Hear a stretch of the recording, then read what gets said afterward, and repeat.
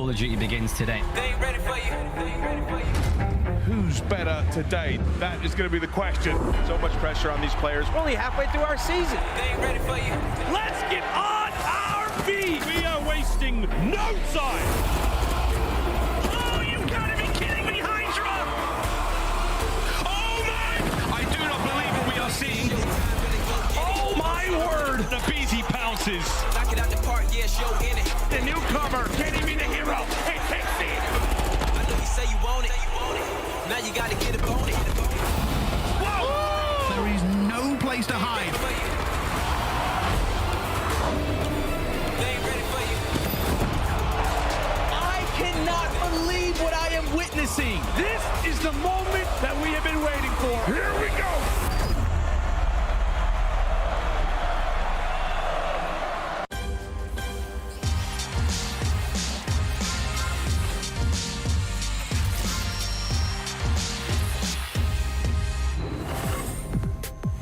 We are live. Welcome in, everybody. It is officially time for Major 4 of the 2023 Call of Duty League season.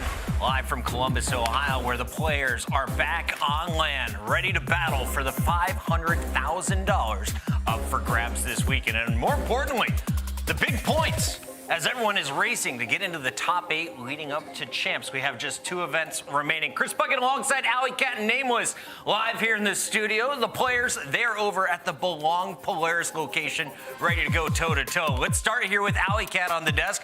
Allie, we're kicking off Major. This is Major 4. What are you looking forward to most on the first day of each Major? The players are so close, but so far away, Chris. But I'm looking forward to seeing which teams really show up again, like you touched on. We only have 2 more Majors until champs. Nameless, we've had an exciting run so far. 6 different teams in all of our finals. Who do you think is the top dog coming into this event? It's got to be OpTic Texas, right? They're definitely the top dog coming into this event. And, you know, day 1 is always special. We have that winner's bracket that you fight so hard to make it in, but will you capitalize? That's what we'll learn today. It's going to be me, Allie, and Nameless here on the desk throughout the weekend, but we're not the only ones partying in Columbus. The flank is here, and my man Zuma is live from Belong right now. What's up, Zuma? Ladies and gentlemen, what is going on? I'm here at the Belong Arena in Columbus, Ohio. Looking around, the setups look absolutely incredible. The pro players are starting to roll in just now. We got a lot of amazing matches coming up this weekend, so I'm ready to tune in and lock in. The competition is at an all-time high, folks. Anything can happen this weekend. Desk, back to you. I love that guy. Going back from watching him in Ghost, now seeing him taking over Hollywood, crushing it on the flank. He's going to be joining our show live. We also have Scump and Methods and crew here in Columbus this weekend, Allie. Yeah, they're all up in the same building, and hopefully we'll be able to check in with them throughout the weekend. It's going to be a blast. Remember, day 1 is all about the winner's bracket. And what's different about this winner's bracket? Well, for the first time in franchise history, Las Vegas Legion are inside it. Let's talk about this squad because they've got a new look. Clayster joins this team. They start gathering fans. Then they pick up Standy, and they start gathering wins, Nameless. Yeah, I mean, this franchise was in a whole different country, a different continent. They still didn't make it into winner's bracket. Now they added Clay and now Standy. They have finally landed their spot and currently in the top 8. So if it ended today, they'd be qualifying for champs. So a huge turnaround for this organization, and they did it through S&D all year long. They've been ridiculous at that game mode, but they added some firepower, and Standy haven't skipped a beat, search and destroy, and the respawn looks much better. We're talking about a team that couldn't win a control, now won back-to-back expos and are unscathed on that map. So Vegas Legion poised to be the dark horse of this tournament. Vegas Legion going to try to work with that 5th seed. Meanwhile, the number 1 seed belongs to OpTic Texas, who have been a perfect 5-0 in our Major 4 qualifiers after going to the finals at Major 3. I mean, they have simply been built diff since that elimination run at their own home Major, now looking for some serious blood heading into Major 4, and it's either going to go one way or the other. I feel like either they're going to continue this dominance here on land, or we're going to get taken by surprise by one of these teams. So huge ups heading into this weekend. Keep your eyes on OpTic, one of the top favorites entering the event. When it comes to underdogs, Minnesota Røkkr, well, they have had nothing but struggle since the start of Major 3, with the small exception of playing in front of their fans. They opened up with a 2-0 count to our qualifiers in Major 4 with their home series wins. After that, though, 3 straight losses despite taking teams to a Game 5. I mean, to be fair, it is against Florida and LAG that they got those 2 wins against, but when it comes to the team teams above them, they've been seriously struggling. So there's no better time than now for them to make a huge turnaround. The biggest shocker was Vegas getting into the top 8. That meant one of our top 8 squads had to fall outside. But no one predicted it would be the team that just locked up $200,000. Champions of the Texas Major, Toronto Ultra. Just 1-4 in this qualifier. Nameless. It looks like the curse is real. Yeah, you know, I had some time to speak with these guys, and there's a lot of struggle losses. I mean, you're talking about a ton of search and destroys that they lost in either round 10 or round 11, thinking about the clutches that happened versus Las Vegas. But this is a team that is still very strong, and, you know, the sentiment in that camp is like, teams have made the run from losers round 1. Why should it be no different for us? We just won the last major. Yeah. So don't be shocked if these guys come in looking like the major champions once again. Game 5 losses to Boston and Seattle for Toronto will result in a 9 seed and a losers bracket start. The teams in the top 8, though, they're all starting in the winners bracket today. Boston, an 8 seed, takes on OpTic. You'll see that at the top of your bracket, but there's no better matchup for me than Surge versus FaZe. Last time it was at a major, Game 5, round 11, and these two teams just played a week ago with a 3-0 going to the Surge. Yeah, I mean, the Surge clap FaZe. I don't remember the last time I saw FaZe get clapped 3-0 like that, right? So if there's any time for a wake-up call for Atlanta, it is now, and also for Slasher. I expect a big bounce back. It's going to be a great day, and of course, this is Major 4 of 5. At the end of the 5th Major, it's all about COD champs, and we just announced we're going to Nevada for it, Las Vegas. Look out, because here we come, June 15th to the 18th. We're taking over Sin City. Yeah, we're going over to Vegas. Shout out the fact that Vegas Legion might be in the top 8 as well. We're all going to become fans of them because there's no better place to have chance than possibly being the home team. So shout out to Vegas Legion, and hopefully they can make a crazy run. Can Vegas get home field advantage? Well, they got to finish in the top 8 of our season-long points run, and let's take a look at where they're at right now. You can see it's a tie at 130 points with Røkkr, but they do have the tiebreaker advantage. So if the season ended today, they would be playing at champs, but we still have a lot of games left. We have a lot of games left, man, and both these teams are in the winners bracket, right? So you got to try to get that first win. Also, don't forget teams like Boston Breach, 168 safe. You still got to get some points, so the bubble's getting heated. Today is day 1 of major number 4. Before this, though, we started with 3 previous majors that featured 6 different teams. There's been no consistency when it comes to the finals, but let's take a look back with how we got here, because it was a shocker at the start of the season. Back in Raleigh, no one saw New York and Seattle being the 2 teams in the finals. Both squads with lower seeds making miraculous runs, and it was the Subliners raising the trophy first. Yeah, and then right after that, you know, the Subliners took a little bit of a dip in performance. The talking point was like, can FaZe get a championship yet again? Yeah. And they went on that flawless search and destroy run where they get their championship. Following that, we had the Toronto Ultra run. And what's so funny is every one of our champions have kind of fallen off their way after lifting up that trophy. At first, it was York Subliners, have been a little bit mid since then. The Atlanta FaZe are now not really in my top 3 conversation heading into major number 4. That's and rude. Toronto Ultra is 1-4 in the elimination bracket round 1. So maybe you don't want to hold the trophy at the end. Yeah, just wait till champs. Wait till champs. We haven't seen a team make it to multiple grand finals, but that might all change this weekend if OpTic keeps playing the way they have in hard points. It's game 1 and 4 of every best of 5, and OpTic 8-0 in this game mode in particular. What's been the difference here for this squad? It looks like they have new life in the second half of the season. Yeah, well, I mean, they have the best 1-2 punch at the SMG role right now. I mean, these guys are unbelievable. When you talk about, like, in the beginning of the season, Shotzzy was playing pretty good. They bring in Huke, and now this guy's the route man for this team. On rotation, he is making plays. And then also, Ghosty has brought a lot of discipline to this team as well. It's led to so much hardpoint success, and you can see some of their stats right here. I mean, they have been ridiculous, unscathed at 8-0. I talk about the ARs. Dashy seems like a role player now. He doesn't have to go out and get all the kills anymore. Yeah, last time me and you were watching, we were like, is Dashy rotating right now? Like, this is a new look for this player. But I also love the point you made about the SMG duo on OpTic Texas, because this was kind of the game maker when it came to their wins. And what I love about the duo of Huke and Shotzzy is I feel like they are very interchangeable in their roles. I feel like if Huke is popping off, Shotzzy does a very good job of kind of taking a step back, being a little bit of a playmaker, going on rotation, and Huke is also capable of that as well if Shotzzy is having a good match as well. So I think the dynamic between those two is what sets them apart from the rest of the duos in the league. What shocked me was the fact that they are outslaying their opponents by 96. Oh, yeah. The next highest seemed to be about 10. So OpTic is getting the job done in slaying, especially in hardpoint. When it comes to control, though, there doesn't seem to be a team more organized than the LA Thieves. The squad is looking at a 4-1 record across the league's most difficult game mode, at least the most inconsistent when it comes to records. Yeah, and that's the swing mode. And when you talk about our grand finals, control is the most important game mode. It's the game mode a lot of teams struggle in, and there's also 2 controls in that series, so it changes the entire dynamic when you get to that best of 7. And for Thieves throughout the stage, 4-1, Chris, but on top of that, 14-3 round count. They 3-0'd everybody outside of that loss that they had 2-3. So, I mean, this is a team that's been ridiculous there, and it comes down to a lot of fundamentals and a lot of killing. And what has changed with the Thieves throughout the stage, we're getting better individual performances, right? Like, they honed in on the fundamentals and the communication. All those aspects have always been great. This team won the World Championship. It was about when will the players step up, and we've seen Envoy, and we've also seen Kenny step up huge, and Octane looks like he's one of the best ARs in the world, so they can absolutely make that run. First in captures, first in defense. LA Thieves, your favorites in any game number 3, but it takes more than just a control and a hardpoint win. Everyone is going to have to play search and destroy, and if I'm looking at this game mode historically, I'm thinking that the Thieves, they're okay at it, but they still have room for improvement. We caught up with Kenny to talk about it. Here's what he had to say. I think it's just getting comfortable with the maps. I feel like we have some game plans on, I guess, Embassy. We're really good at that map, as it shows, but I feel like other maps we got to figure out mid-round adjustments and what to do in situations, and I feel like that's something we've been working on in scrims. It's just not executing it in matches, and then I feel like a lot of teams play so differently that it's like, in matches, it's a completely different game, S&D wise at least, and we just got to find a way to adapt.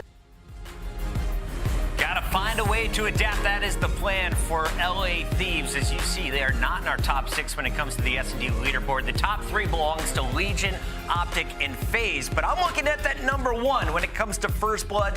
No one beats FaZe and aBeZy when it comes to getting first picks. You can't not talk about that 8th in the conversion, though. It means they're getting that blood, but they're not even capitalizing on the fact that they put themselves in a favorable position. The Atlanta FaZe, I mean, if you had asked me a couple weeks ago, the best S&D team in the game, obviously it would have been then. They were on a 15-map win streak at some point, but since then, 6-4. Not exactly terrible, but it's been the only game mode that they have been able to guarantee in some of these series, and we've seen a lot of teams make them a little bit more human on maps that they were literally dominant on, and especially with the way that their hardpoint has been looking, we're gonna need to see a huge turnaround from the Atlanta FaZe if they want to make a run in Major 4. FaZe, am I tripping? I have you in the top 3. Everyone else is thinking this squad has fallen off. Chat, let me know, where do you land on the FaZe discussion? Because they're sick at search, and we've seen that this team can drop some numbers. When we look at underdogs of the tournament, though, I think there's no denying the biggest underdog in the winners bracket has to be Vegas Legion. This is a squad that hasn't had success all season, but then they picked up Standy, and now it looks like they have that slaying power they were missing to compete against the Tier 1 teams. And they look great. I mean, they're the #1 search and destroy team. We saw it on the graphic earlier, and we remember when they were also #1 before Standy was put into the squad. So not only do they still have those maps 2 on 5, they're also starting to win a couple of respawns. Now, we probably won't see Expo anymore when it comes to that map number 3, but there's always opportunity. They know what they are doing wrong. I mean, it is a control mode that they haven't been able to win all season. So at this point, it's just getting past that mental block when it comes to that map number 3. Las Vegas Legion is going to be a fan favorite with Clayster and Standy at the helm, but Seattle Surge seems to be a squad that the rest of the community may be sleeping on. Despite recent success in back-to-back qualifiers, Surge, they finished in the top 6 last event. How high can you climb here in Columbus? You can climb all the way to win the championship. I mean, they're 9-1 their last 10 maps. These guys have been lighting everybody up. Ramadan Lamar has been leading the team in statistics. The search and destroy, they've been converting a lot of their first bloods, picking up a ton of them as well. So I think, I mean, this is Seattle Surge, team that, you know, last year they won a major at this time of the year. They can do it once again if history repeats itself. Everybody's looking confident on this team as well, which is very important. They have FaZe in the opening round of battle today. Let's take a look at the full schedule because 4 matches kick off our epic Thursday. This is all winners bracket round 1. Allie, I'm looking at that 6 o'clock. What else are you looking at on today's docket? I have to be looking at that 4:30 simply because the loser of that is going against the Toronto Ultra, our previous major winner. So that's got to be a banger. Big shout out to everyone in the chat who is here early. Remember, games kick off at 1:30 and we still got a lot to break down and you got a lot to earn. rewards are now available on both YouTube and Twitch, so be sure to log into your respective accounts while you're tuned in to earn special drops, including weapon blueprints, calling cards, stickers, and XP tokens. We're headed to commercial break. When we come back, we are getting ready for the first battle of the day. You don't want to miss it, ladies and gentlemen. Don't go anywhere. This is Major 4 LA Thieves versus Minnesota after this. Call of Duty League Pick'em is back. Bottom the bed, a few more points, and then we'll be it. Pick the winning team. Pick the final score. Now with 2 new features. Fan Insights are here to give you real-time intel. Feeling good about a pick? We now have double boost points and point matches. Bonus picks, extra points to rank you up on the leaderboard. So as you get hyped for the weekend, pick, watch, win. Ooh, it's getting good. Oh, we're on the road. Here comes the rain. So we're here in Southern California. We're about to do some off-roading. I feel like it's always joked about gamers need to touch grass, but I feel like it's very, very needed for professionals.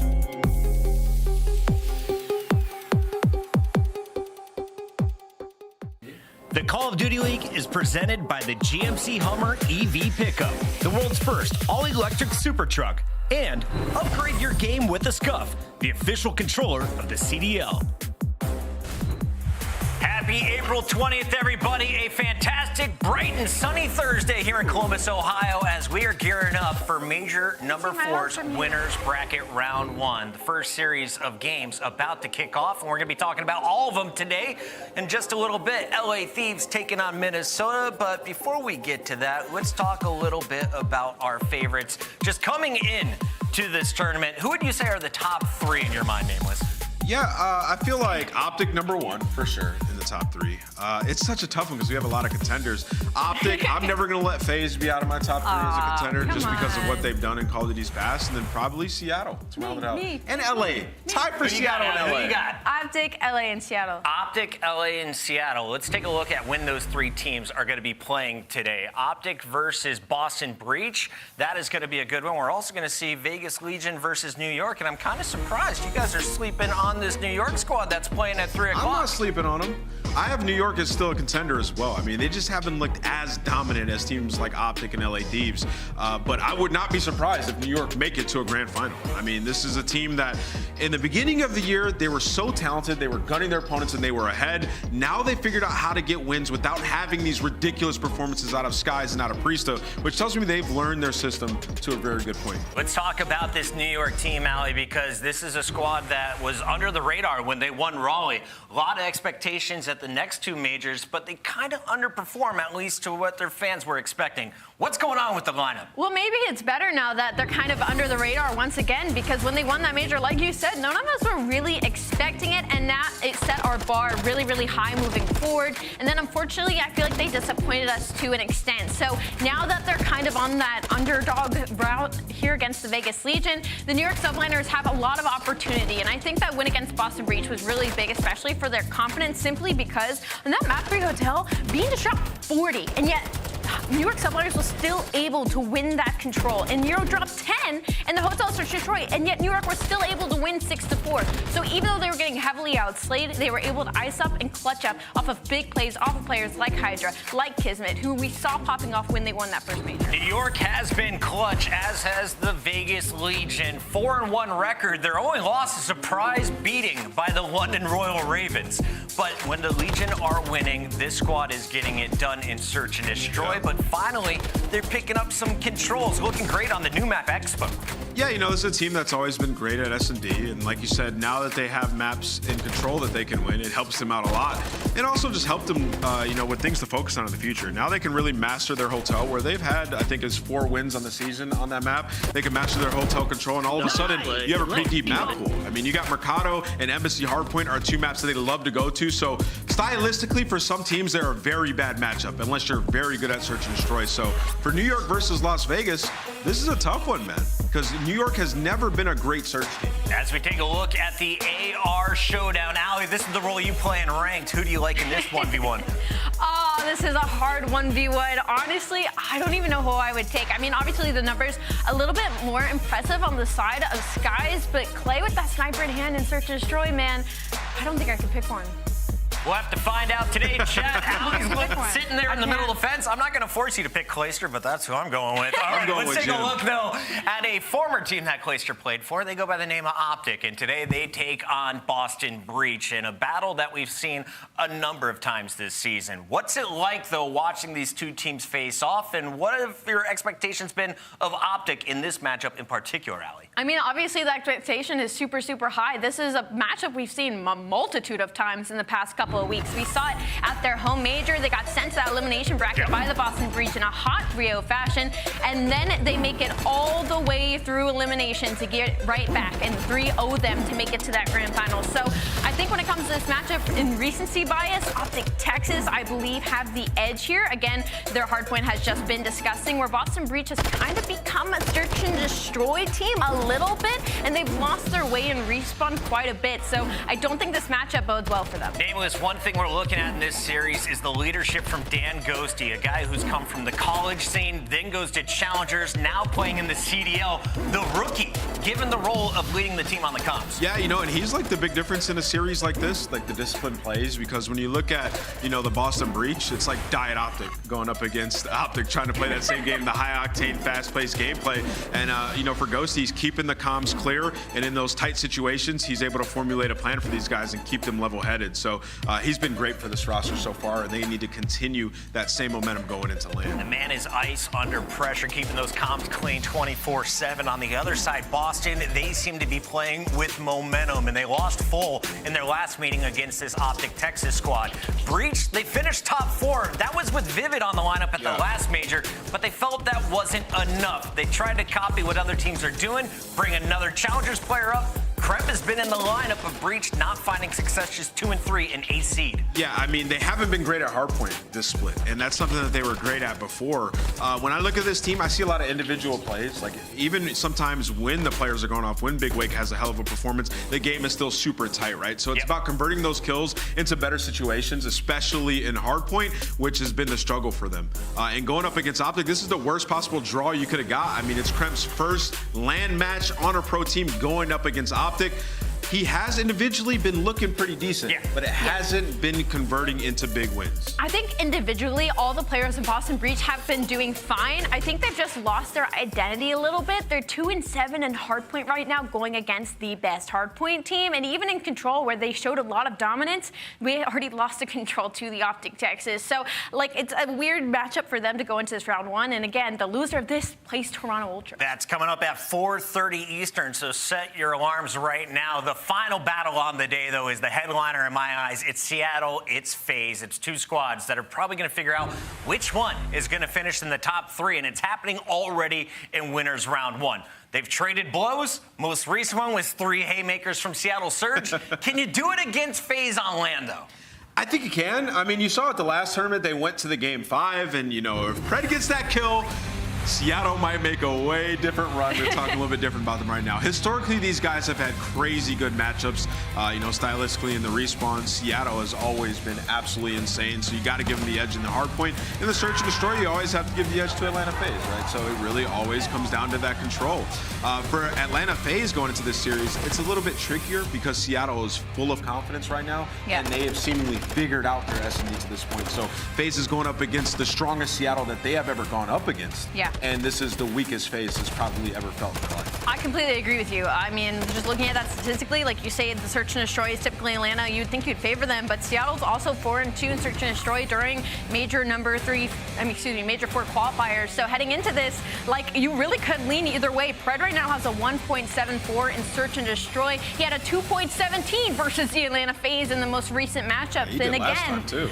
And again, that's when Atlanta FaZe allowed a map like Fortress to get through. Rather than playing a map that they were comfortable on and that teams were afraid to play against them, they allowed Fortress to come through for Seattle Surge. So I don't expect we see that today. We're going to game 5.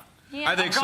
We're going game 5. We're going to a game 5 to close It's out the FaZe. show. Chat, are you guys excited? I know I'm pumped up. Big shout out to everyone tuning in. Remember, games are kicking off in just a moment, but it's not the only games going on here in the Call of Duty universe. World Series of Warzone is back, baby, and this time it's bigger, badder, and madder, all concluding with a live in-person final for the first time in history. Check out WorldSeriesOfWarzone.com for more information or scan that QR code. Make it easy on yourself. Just pop out your cell phone, that little box at the bottom, scan it and go. And of course, big shout out to everyone who has been following the Call of Duty Endowment, an awesome program that is putting veterans back to work. We have already over 1 million followers, and we want to see that number keep climbing. Follow Call of Duty Endowment on Twitter today.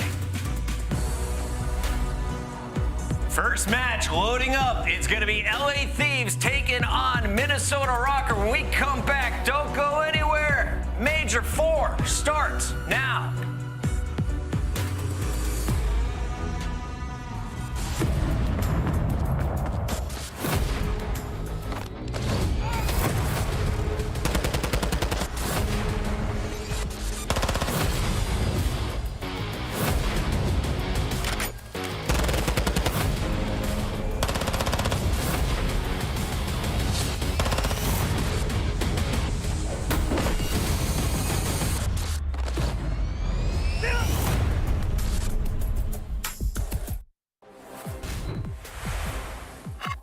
The Call of Duty League is brought to you by the new series Citadel, premiering on April 28, only on Prime Video.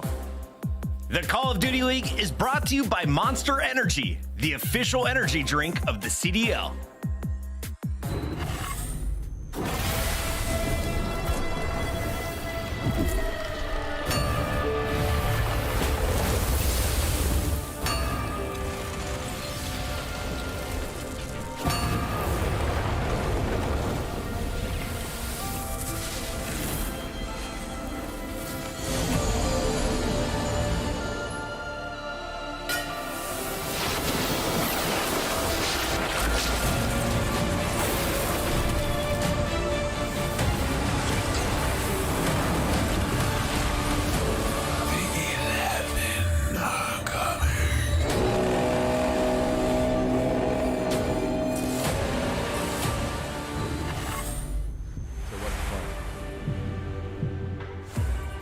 Same crew, but this time we take everything. Envoy and Dylan Adam has picked up 3 in a row, looking to take care of the entire squad, and he's done it. Boy, this is a big moment. LaRue is cooking. He comes out of the break. I think he did. You can see the arrow comes. Here it comes. Oh, by the second, Huke runs into front. Oh my God! Defense of the world. Kenny on the flank. Kenny on the flank. Kenny!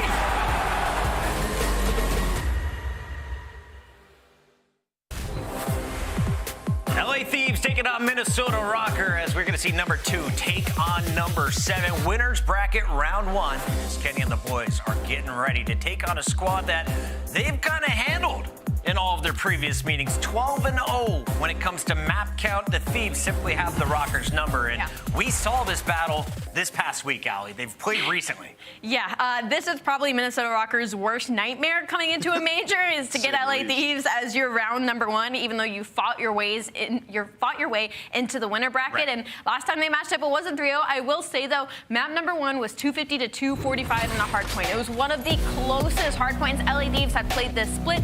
LA Thieves are the second best hardpoint team following the OpTic Texas. So maybe some opportunity there for Minnesota Røkkr, and they've also been decent at control. But again, they got 3-0 last time they matched up. I'm looking at these numbers. Kenny was back in a big way, a 1.46 in the hard points, 1.4 on the match. Octane doing his job.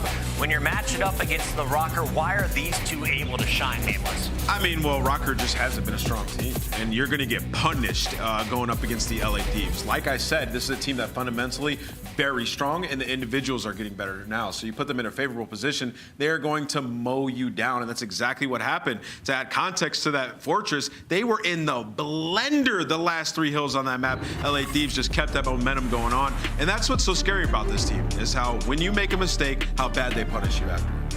One of the only teams that really doesn't make a roster change ever since last year. I mean, we're talking about the back-to-back champions. When they looked their strongest, it was in the respawn dominance. That is their identity as a team. They still struggle in that search and destroy, but in best of 5, I mean, it leans a little bit their way, especially because they're the #1 control team as well. And it's been off the back of Octane. I mean, everybody individually has been doing well, but he has a 1.32 overall, #1 for this split, and a 1.75 in control. So you can see that line number 2. Lantane just needs to continue to fry. I like that. Big shout out for the energy today. Monster coming on board for major number 4, and we love to see it. Those are our Monster Energy pre-game keys to victory. Our player to watch, though, he goes by the name of Sam.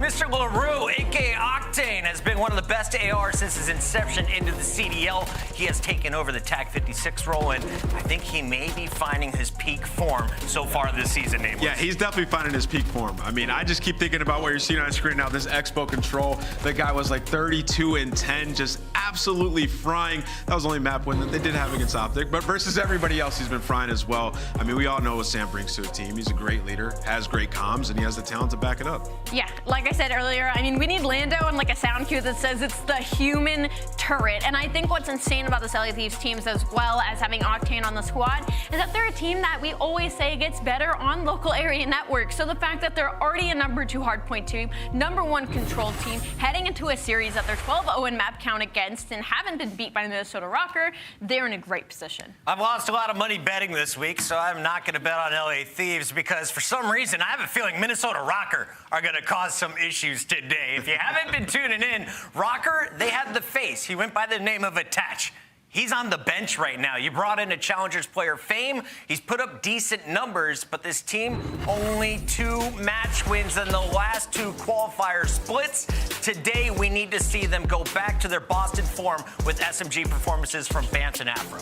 Yeah, I mean, yeah, that's really when they only had success, was when the 2 SMGs just had ungodly, like they were going crazy. The best performance I've ever seen from either of them.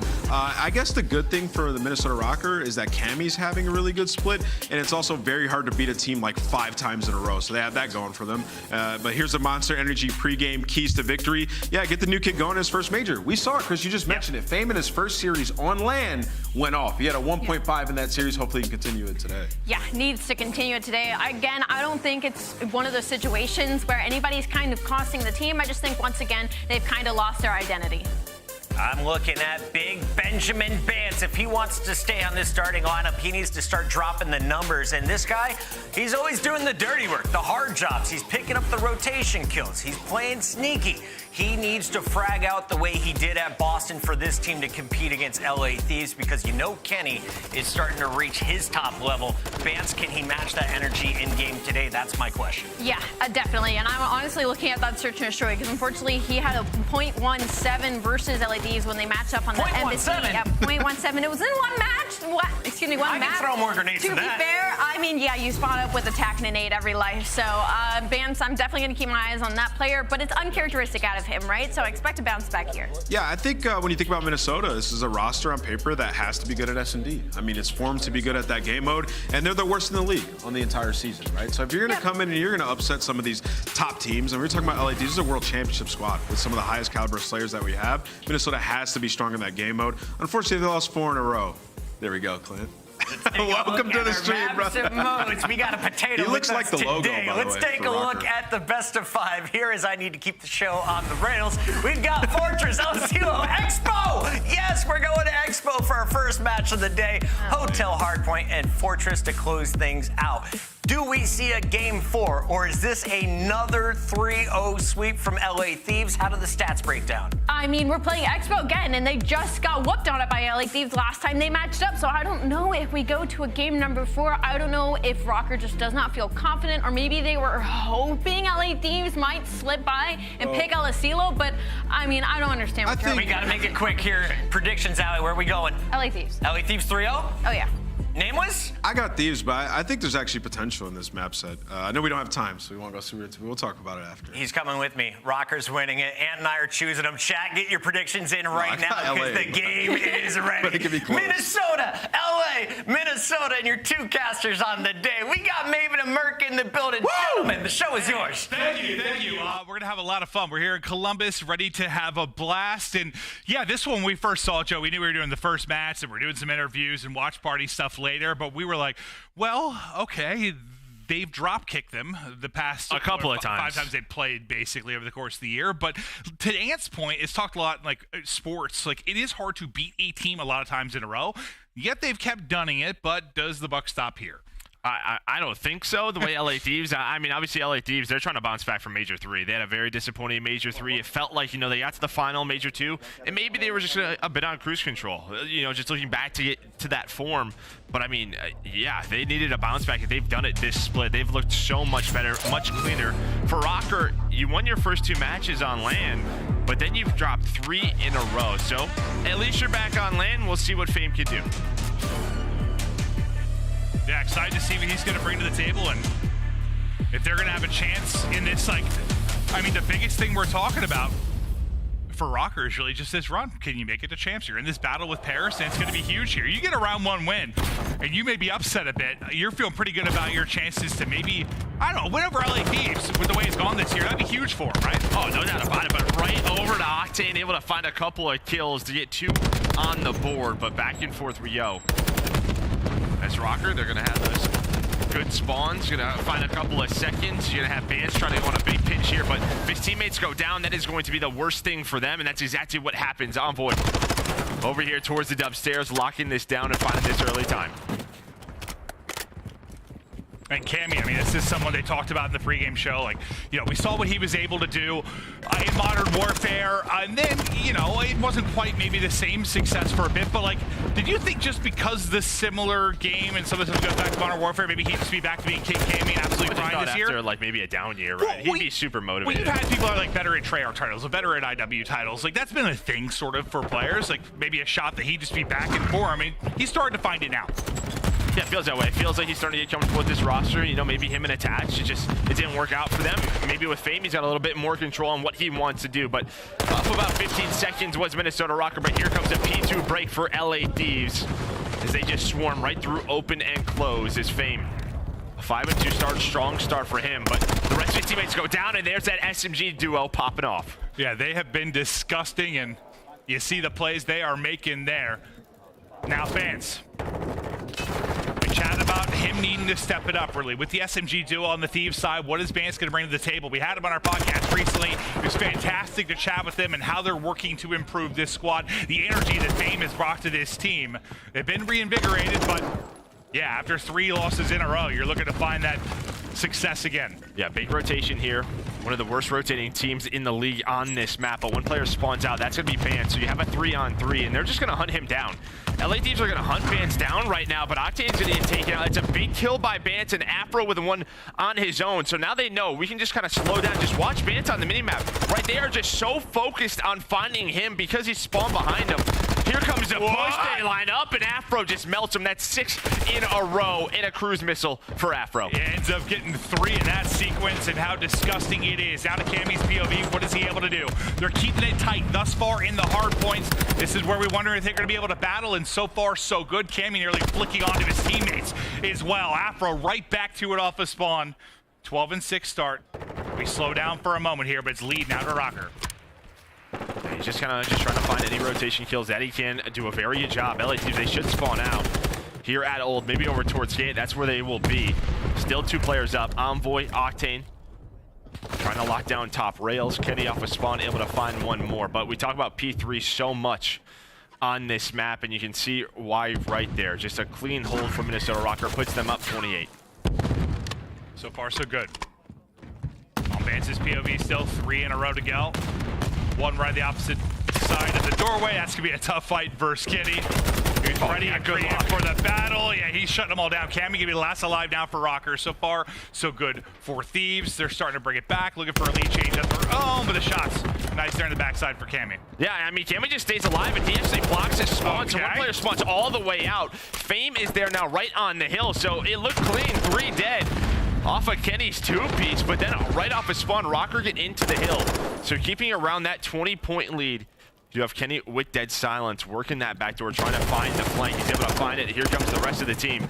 But Cammy staying alive. Another cruise missile to work with for Minnesota Røkkr. It's one thing you were maybe worried about with Thieves. You've had these big battles in the first round, right? You played FaZe, you played OpTic, right? You've had these tough battles, and you've dominated this matchup. Almost like a playing down to your competition concern, or like one of those trap game type scenarios? I mean, potentially. I think it's a trap game, but again, because of their disappointing performance in Major 3, I think they're just trying to, you know, get started here in a winners round 1. I don't think they want to go down to that losers bracket early in the tournament. But Drazah, he's going to be able to find 2, as now Minnesota Røkkr right up around 40 points. Well, we talked about the cruise missiles. Afro and Cammy, they both have one. The first one going to come in, probably getting blocked by a trophy. Unless they take care of that, well, they do. They're able to find one. So Afro's going to take down Octane. Now starts the rest of the break. If they can find it, it's so tough behind that statue. Get little snakes behind it, and well, there we go. LA Thieves able to hold on. All right, Afro, what can you bring to the table here in a crucial moment? Just a 20-point advantage. Seconds winding down, getting ready to worry about an upcoming rotation. We'll swap it over to Bance. Just locking it down for now. New hard point. Here we go. Big time now for Røkkr, but big time for Thieves, and maybe try and get a break. There's going to be an opening. It's the sub duo. They get a pick on either side of it. Now, can you respawn? If there are 2 players remaining for Røkkr, Afro goes big and at least able to get 2, but into the point go Thieves. They're able to swing and combine those together. Yeah, you also get the spawns as well for P2, but you do have one player, Bance, just kind of lurking top dark right now. Bance is just trying to stay alive, set up that pinch, but Envoy, Octane able to find multiple kills. Octane, maybe you know, a slower start than what we expected from what we've been seeing online, but a big comeback here. P5, what a hold from them. Now into P1, they have the lead. Up to 11 points. It spawns for P2. Is Kenny able to drop 3? And this is that trap that we talked about, right? This is what we saw at the end of their online match. Can Minnesota Røkkr get out of this? Yeah, and just in general, like Røkkr have played people tough at times, and they just not have what it takes to close it out. The ice hasn't been there in some of these big moments, and Kenny is just tearing them apart. That's going to be 6 in a row now. Just trying to get up in the box. Please, game, let me mantle. Able to snap back and take another one. The streak will stop at 7, but lovely stuff there. Now a streak in from Cammy. Afro was able to get one with his earlier one. The problem is 2 of his teammates go down to Envoy, but he's able to pick up 1. Bance threw on the kill feed as well. Now they look for this big break, because biggest advantage we've seen now for Thieves. Yeah, and I like that from Cammy, right? I feel like a lot of the times, you know, you're always doing for that player on the hill. He actually goes for Octane back truck. There's not a trophy back there, so he's able to find it. Røkkr down 30 points. Let's go to a listen-in with Røkkr. He is new. Yeah. Take your time, man. I'm one shot. I'm playing P1, okay? One's going P1 or probably like low up maybe. Go through. Make sure they're not top boat right. There's one key break, boys. You guys go through. You guys go through. He's not top window. Left it in the truck. I don't see anything in the... They're playing tight. I think they're playing tight. Yeah, they will be. Let me check maps quickly. Do we have equipment or what? Yeah, I do. We're close right probably. Let's play front then if we have equipment, right? I'm streaking it. Oh, no, I'm not streaking. Sorry, I'm fucking nading close. I need close. He's weak on the boat. Weak on the close spot. Alright, 3. I'm waiting for you guys. He's angling. No, top fucking cages. Top cages. He's top time. He's top time. Top cage left side. Top cage left side. I got it. I'm waiting here still. Oh, go again. He's gonna go maps, okay? Yeah. Kenny. Still top time. Do you want to play this time? Top. Dead. Right. Yo, Envoy's there. He's on the gate. Weak. Really weak on the box. I'm time weak. Use equipment now. This is a very hard point to break, hard point to break into, but like it seemed like, I don't know, like the comms were a little bit off there. I know there was somebody misspoke about a streak versus a nade, but the timing of it, you know, it's hard to break regardless, but it seemed a little bit of a cluster when they were first setting it up. Yeah, I liked it though. It's a little bit unique though, right? Just timing that equipment, talking about do we have the nades? How are we gonna break? The problem is just P3 so difficult to get into. Røkkr able to hold it the first rotation this time. Thieves made sure they had it on lockdown, and now you can see the biggest lead of the game for LA Thieves as they are only 35 points away from closing out map number 1. They've really taken over the second half of this game. What do you have left in the tank if you are Røkkr? Can you do something nuts? The tail end of this stretch. That'll be 2 kills through for Røkkr. Still locking down the hard point. Plenty of time here to earn. Bance trying to stay alive, but he stays alive just long enough to get help. Make sure Drazah couldn't pick a second one. That's going to be Fame that gets 2 on through. So far, so good. You get this time, watch. You're down about 15 or so points. You're right back in this game, and we're looking at maybe a nutty finish. Now let's see what happens. Kenny's still with that cruise, but he knows that playing Envoy, Octane. It can just be difficult on this hill, right? I mean, with those sort of close spawns that you can get, you can see right now, you go through the back door, you hit the side. If you time it together, it's so tough to lock down this hill if you're not able to push out. But this is nice time for LA Thieves. The rest of Minnesota Røkkr are actually going to rotate. A nice kill there from Bance to, give them a couple of seconds. But to me, it comes down to this. Well, I think the good part is, like, you did enough there if you're Røkkr that the time you get if you're Thieves isn't, like, necessarily you're in desperation mode. Like, you need 19 more points, not like 5. So you've got a chance to set up here, maybe get the time and then think about the next rotation. Not have to do both, but that is a problem. I thought the trophy was going to deal with it. Not going to happen. Oh no, the missile comes through, picks up 2, that's 4 dead, and everything I said about Røkkr's chances just got blown up. Yeah, we're always surprised when cruise missiles actually work. So there we go, the 2-piece comes in from Kenny. It pays off, a couple of more seconds. They take this map. Envoy just trying to stay alive. Him and Kenny going off on this map number 1. We talked about the form this sub-duo was in. Online coming into this major, they are keeping it up here in this map number 1. Well, it's just a matter of time now, unless there's an absolute miracle here for Røkkr. That's 3 headshots through on the feed for LA, and that will do it. Thieves strike first. They get on the board, and what was kind of a gritty early game. Like, you had a 20-point lead here for Thieves, 20 points for Røkkr, like really back and forth. They kicked it into another gear late in that game. Well, it's at P5 and P1, right? At the end of that first rotation, Røkkr had the lead. You use the streak, the trophy obviously blocks it, but then the LA Thieves held on, right? They held on. The slaying from start to finish was just so good. The Dex talked about Bance, right? When Bance and Afro were going off in Major 2, that's when this team has looked their best. Bance, a rough map number 1.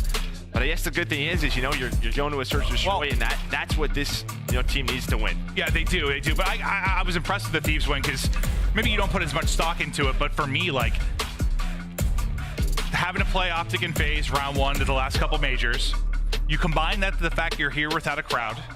You combine that with the fact that Røkkr is also desperately trying to make a run because they're in the battle with Vegas. Like, I thought there was a chance you maybe are a little flat to, like, come out in the map 1 and Røkkr catch you, but they don't. Speaking of rock, we're rocking out right here. There we go. This is good. What are we doing here? Yeah. This is Maven's loving this, but yeah, there you go. I mean, this first P3 was fantastic. You'll see this lead grow a little bit for Minnesota Røkkr, but then it's all LADs, and they just don't allow them to get right back to the game. Kenny, from start to finish, he was unbelievable, and then that streak, the second P5 to break the game wide open, to put it away. Yeah, because if like that doesn't hit, well, I was trying to say, like, right before that, like, when we talk about this, it's such a narrow lead, like 5 to 8 points or something, and you've got to, like, get the tail end of that time, but also with the rotation, it's so hard to do. You kind of had that little window, but like Røkkr, if they had a nice hold, like, you had a chance to then worry about the rotation, maybe get a break and win the game. But then, yeah, Kenny hits the streak and take everything back, threads the needle, gets the 2 kills, and that'll be the end of the story for map 1. Yeah, but I think for LADs, I mean, obviously you have that loss to OpTic coming into this, but yeah, I think just after Major 3, it just had to be motivation. It had to just be so motivating to get back into it. These last couple of years with them, right? Like, we talk about it a lot, but it's like late in the year, it's usually around May or June or something, they're starting to hit their form. But with us starting the league 2 months earlier, like, we're in that right now. This is where Thieves should be starting to hit form. And well, we thought they were looking at hitting form in Major 2. That's how they got to a final. Yeah, true. Well, I guess I kind of thought, like, they continue to maybe improve. Exactly. Like, get better. Yeah. But we got some stuff to chat about with the Expo Map 3, but wait till we get to the control. Now we'll go to the search and destroy, and you were saying, like, this is where, you know, Thieves have struggled at times. Like, this is where, if you're going to catch them, Røkkr's got to do it here, right? Yeah, no doubt about it. I mean, Thieves, that feels like their identity is always around the respawns. If they can clean up, if you win 50% of search and destroys with this roster, I think you're feeling pretty happy about it. But yeah, when you look at LSCLO search and destroy, they've had like 4 round 11 losses. That's Octane's entire career. He's had a bunch of round 11 losses on this map. Like, it's a map they played a lot of. There's a lot of repetitions for LADs. It's just if they can clean it up. They're one of the best teams at finding first bloods on the map, but I think they're like dead last with that first blood advantage. So yeah, we'll see if that gets better here. Yeah, I just think about the number of times I said that over Sam's career. Like, oh, this team he's on, whatever it is, LG, or they win 50% of their searches. They're probably winning the event. Like, it's always been a thing. It's just wherever he's been, man, they've been able to make the plays in the respawn. Just can the search click? We're, I think, just getting maybe game ready for the map too from our production side, so we should be hopping into it for those. I can't wait to head over there, dude. Like, I imagine the trash talk's gonna be pretty awesome. Oh yeah, no. They are literally like they could fist bump. Yeah, so we Joe wanted to. We're like in a cast here at the production studio each day, and then we're basically headed over there and doing interviews, hopping on the watch parties, you know, joking around the players. So it's gonna be a fun time. We hope you guys at home are enjoying the show. Yeah, there you just get started. LA Thieves 4-10 on this map, so a ton of reps, 14 times, but again 4 round 11 losses. Those go the other way. I mean 8-6, and that was pretty good. It's a much better record. Yeah. That's just not the way things work. Certainly it's not, but I'll tell you what, you know, I was like struggling to like wake up and get going today. It's a little different when you're not walking into, you know, the major with like the crowd and people are coming up to you and stuff. But the rock music, I'm ready now. You're ready to go. I'm ready. I am running through a wall. We got some new music. Ah! This is brand new to us. Yeah, right, brand new to us. Well, Afro tries to tuck into the corner. He's able to stay up.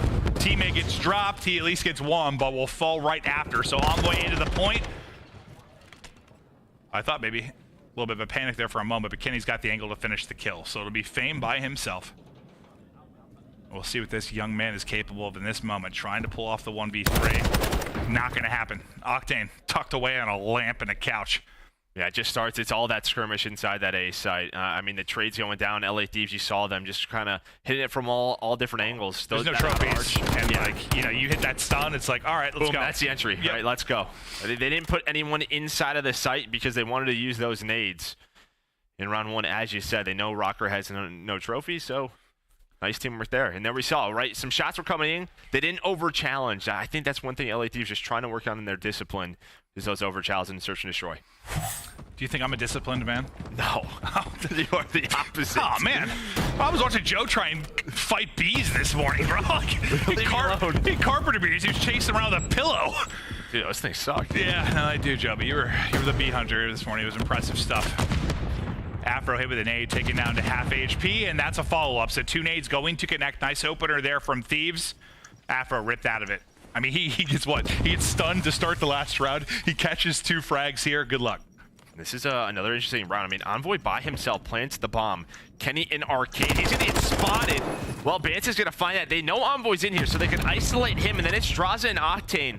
This is very similar to the way FaZe plays this map, right? They work the A-bomb and then on the ARs to kind of clutch this round out.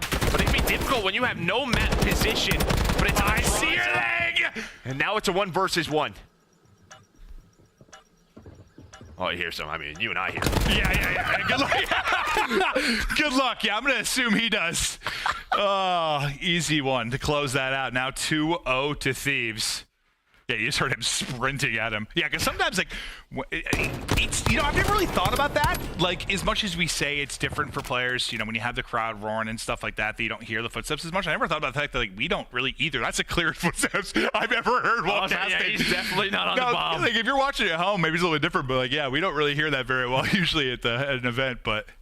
Yeah, I heard him stomping there. Drazah now 3 in a row, 4-1 start. Thieves up 2. But that is all just set up by that bomb plant, right? I mean, where Envoy plants it, set up for the clutch with the AR. Drazah able to find that first pick, the second onto the player going for the defuse, just able to play his life. Nicely done there. Now LA Thieves up 2-0.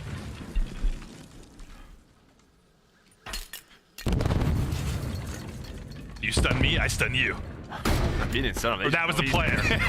Worried he's going to get pushed, but now just biding his time. Envoy playing the site. Drazah waiting for the push, but you can see Cammy is working all the way out tower side on X-Ray or the mini-map. And I like that Envoy, you know, he opens up that door in case these fights go down. He can quickly help out his teammate. But there you go. There's a first blood up to 5 and 1 for Drazah now. Has a nade. You gonna peek this? Afro was thinking about it, but he's gonna back away. Cammy still trying to find an opening. Trying to work that flank. And we've seen this from time to time. You can wrap all the way around to B. The problem is the clock. 25 seconds left. These are gonna know something is up sooner or later with the info that they have. When you put multiple deadies into this, you hope you at least get a kill off of it. There's one, it's Fame. Plant going down. That'll be done. Cammy's able to find a pick, I think at the tail end of his deady, or the spot that he was able to get to. Numbers now to Røkkr as they find the picks. Remember, it was Drazah with that first blood. Røkkr trying to clutch up, and they desperately need a round. Envoy, I think, gonna get caught. It's a tough gunfight, and he will fall. Røkkr, you win the 3v4 in a round that you needed. You get one on the board. Yeah, and you know, again, that's an option when you have so many players inside of that B area. They just wrapped all the way through. But yes, the deady helps, right? Because they invest the deady. Yeah, two or three of them, I think. LA Thieves, they don't know exactly. They could be right outside of that B site, ready for the clash, but they just go right on over to A.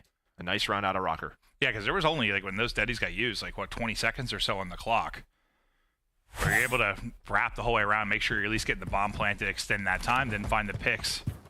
They do a beautiful job of that. Drazah's still leading the way on one side. It is a very balanced affair for Røkkr. It's just about everybody sitting at 2 and 2. That's what we talked about with Thieves. The worst first blood conversion on this map on the year. So there was another one of those examples with that first blood. Bomb going down. Bance trying to work the flank, but Drazah, the timing goes his way. You saw the frustration on Bance's face. Cammy able to clean it up and find that kill. Well, this is another first blood for them, though, right? Let's see if this time they can do it. Deady still going for Envoy. Nice snapback. That was beautiful. I thought he was caught, but Envoy, a freak on the sticks. This time, Thieves behind the first blood, they close it out. And that might go differently if Envoy loses that gunfight. I thought, what was it, Afro? Like, I thought he was about to get first bullet and catch him, but he looks back at just the right time. What's crazy, too, is, I mean, that resets the deady, right? So Envoy, I mean, he just knows, I can go on a big flank here. But nice patience out of Kenny and Envoy that round. The first offense for LA Thieves, it was all about the ARs clutching up right there. It's all about that sub-duo on the site. But yeah, Bance just getting caught. I mean, it's just one of those things you're hoping to catch the timing. Drazah, he must have just, it's one of those things, picked up that angle at the right time. Is that all 4 first bloods now? But what was the first? Oh yeah, first time they hit the stun and got it. Yeah, I'm pretty sure it's 4 first bloods for Thieves. And there's another one. Had it. Yep. Octane putting damage to just about everybody. 2 are going to drop, 3 are going to fall. They're getting mowed down like you mowed your lawn this morning, Joe. It's a beautiful day for it, honestly. Nothing like a cup of coffee and mowing the lawn. Whew. A beautiful sunny day, but LA Thieves, as you said, mow them down in that round. They were all trapped bar side. They just collapsed with the stuns and the nades once again. But Drazah really going off. And I think it's just big for him because he really struggled Major 3. Like, he did not individually have a good tournament. And he's like, didn't play a whole lot, but yeah. I mean, well, that's just one of those things. I mean, yeah, he wanted to bounce back. We know the type of player that he is. He loves to put that time in. Well, it's been a weird, like, past few months for them, because remember, they went in the major, they got to a final, like, they didn't scrim beforehand because, like, Kenny was having his migraine issues and stuff, and or whatever. Vertigo. Yeah, vertigo, sorry. And then they were able to scrim and then didn't do well, and now you're trying to rebound. Now it's just been a little all over the place. They hit another nade. Remember, it was the second round, I believe, they connected 2 to take Afro off the map. This time they connect again. That should be 6 straight first bloods, but Bance with some movement. He was at 1 HP, so he might have died to a rock. I'm not even sure he got shot. Might have tripped and broke his ankle there. No, Kenny definitely I know. He was on 1 HP after that fight. Hey, don't give him any ideas. You never know. Take your 1 HP away. We've now added realism here at IW to the point where blades of grass. You hit enough of them, well, 2 damage. Deal with it. Stuns for Vanguard. Those things used to do a ton, but there we go. LA Thieves again. just very decisive. It just feels like they've really focused on their search and destroy in practice. You just see how quick they are, kind of where the setup's going to be. The nades have been on point, and, well, 6 first bloods. That leads to a 5-1 lead. I mean, yeah, you can't even... It's one of those things where even if they are the worst at converting first bloods in the league, if you get every first blood in the game... Now, granted, they've been efficient in this one. They have. It's 5-1, but still, you don't usually win search and destroys where you get 0 first bloods. I'm sure it has happened, but it's not typically a pattern for success, Joe. No, it is not. It is not. I saw a little head, said, nope, that's not my fight, and it's Cammy, though. Finally, there is a first blood through for Røkkr. That's your pal's dead body there, but now we're shooting teammates' bodies. Drazah, sick. Just trying to find his gun. I think he actually dropped it. Yeah. He had Deddy, so he was just trying to, you have the Deddy pop, just trying to make that play. Now he's just got to wait. But now Bomb's starting to work in towards that A site, so it's going to be a retake for LA Thieves. Van's not going to find anyone. The rest of Røkkr is going to wait. Oh, well, Cammy again. Adios. The second one. You die fast. Couple of headshots, that's it. Yeah, just gone. We have 30 seconds left on the clock. 3v2 for Røkkr. Obviously a crucial round for them and a crucial map. They're going to win every round if they're going to get this done. That looked good. Yeah, at least 1 or 2 of those. I thought he's got to be just bamboozled. Like, bamboozled. Like, I shot there. It's a reinforced couch. No, I've definitely, yeah, you can get wall banged through that. I don't know, just the angle. It was close, though. Not able to connect onto him, but still, the time was the worry. It's like the for LA Thieves. Whatever you call it, the idle sway. It's like, it just feels like you're on it, but with the bounciness, like one of those just missed. I thought for sure he should have got 1-hit marker. Much around. This is what we talked about, right? Cammy just really stepping it up this stage, playing better and better, looking more comfortable. But problem is they have 3 match losses in a row. Lucky to start in the winners bracket. Luckily there's a 5-0 team. There's 3 or 4 4-1 teams. Lucky to have a home event during the qualifier. Yeah, nothing on land in front of the home crowd. Yeah, I mean, it started. That's where you get your 2 wins. But since then, struggling. Octane. Oh. Right as he takes the scope off, he gets out. The pinch comes through. Take out 1, now 3 versus 3. At least Afro able to find 1. That's going to be bombed down, but Kenny with the chow, he was ready for it.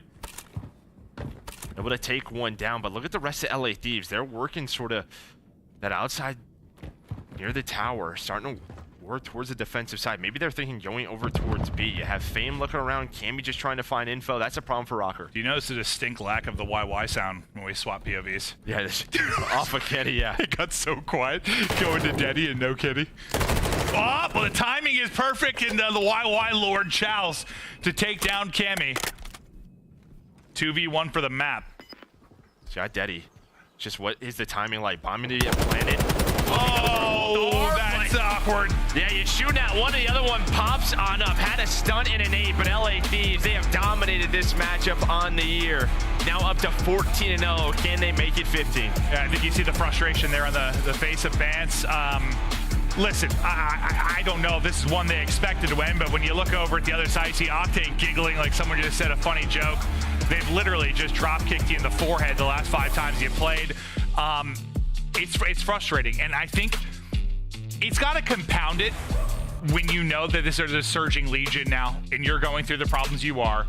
Might have felt okay when you were up 10 points, but now that you're trailing in the overall standings, I just feel like everything gets multiplied. It just does. Yeah, pressure's on. We're at the end of the year. They have another stage. You never know, but LA Thieves on the other side, they are rocking and rolling so far throughout this match. 9 from Kenny, 9 from Drazah, that duo, but just a very controlled map from LA Thieves. They had a game plan coming into this.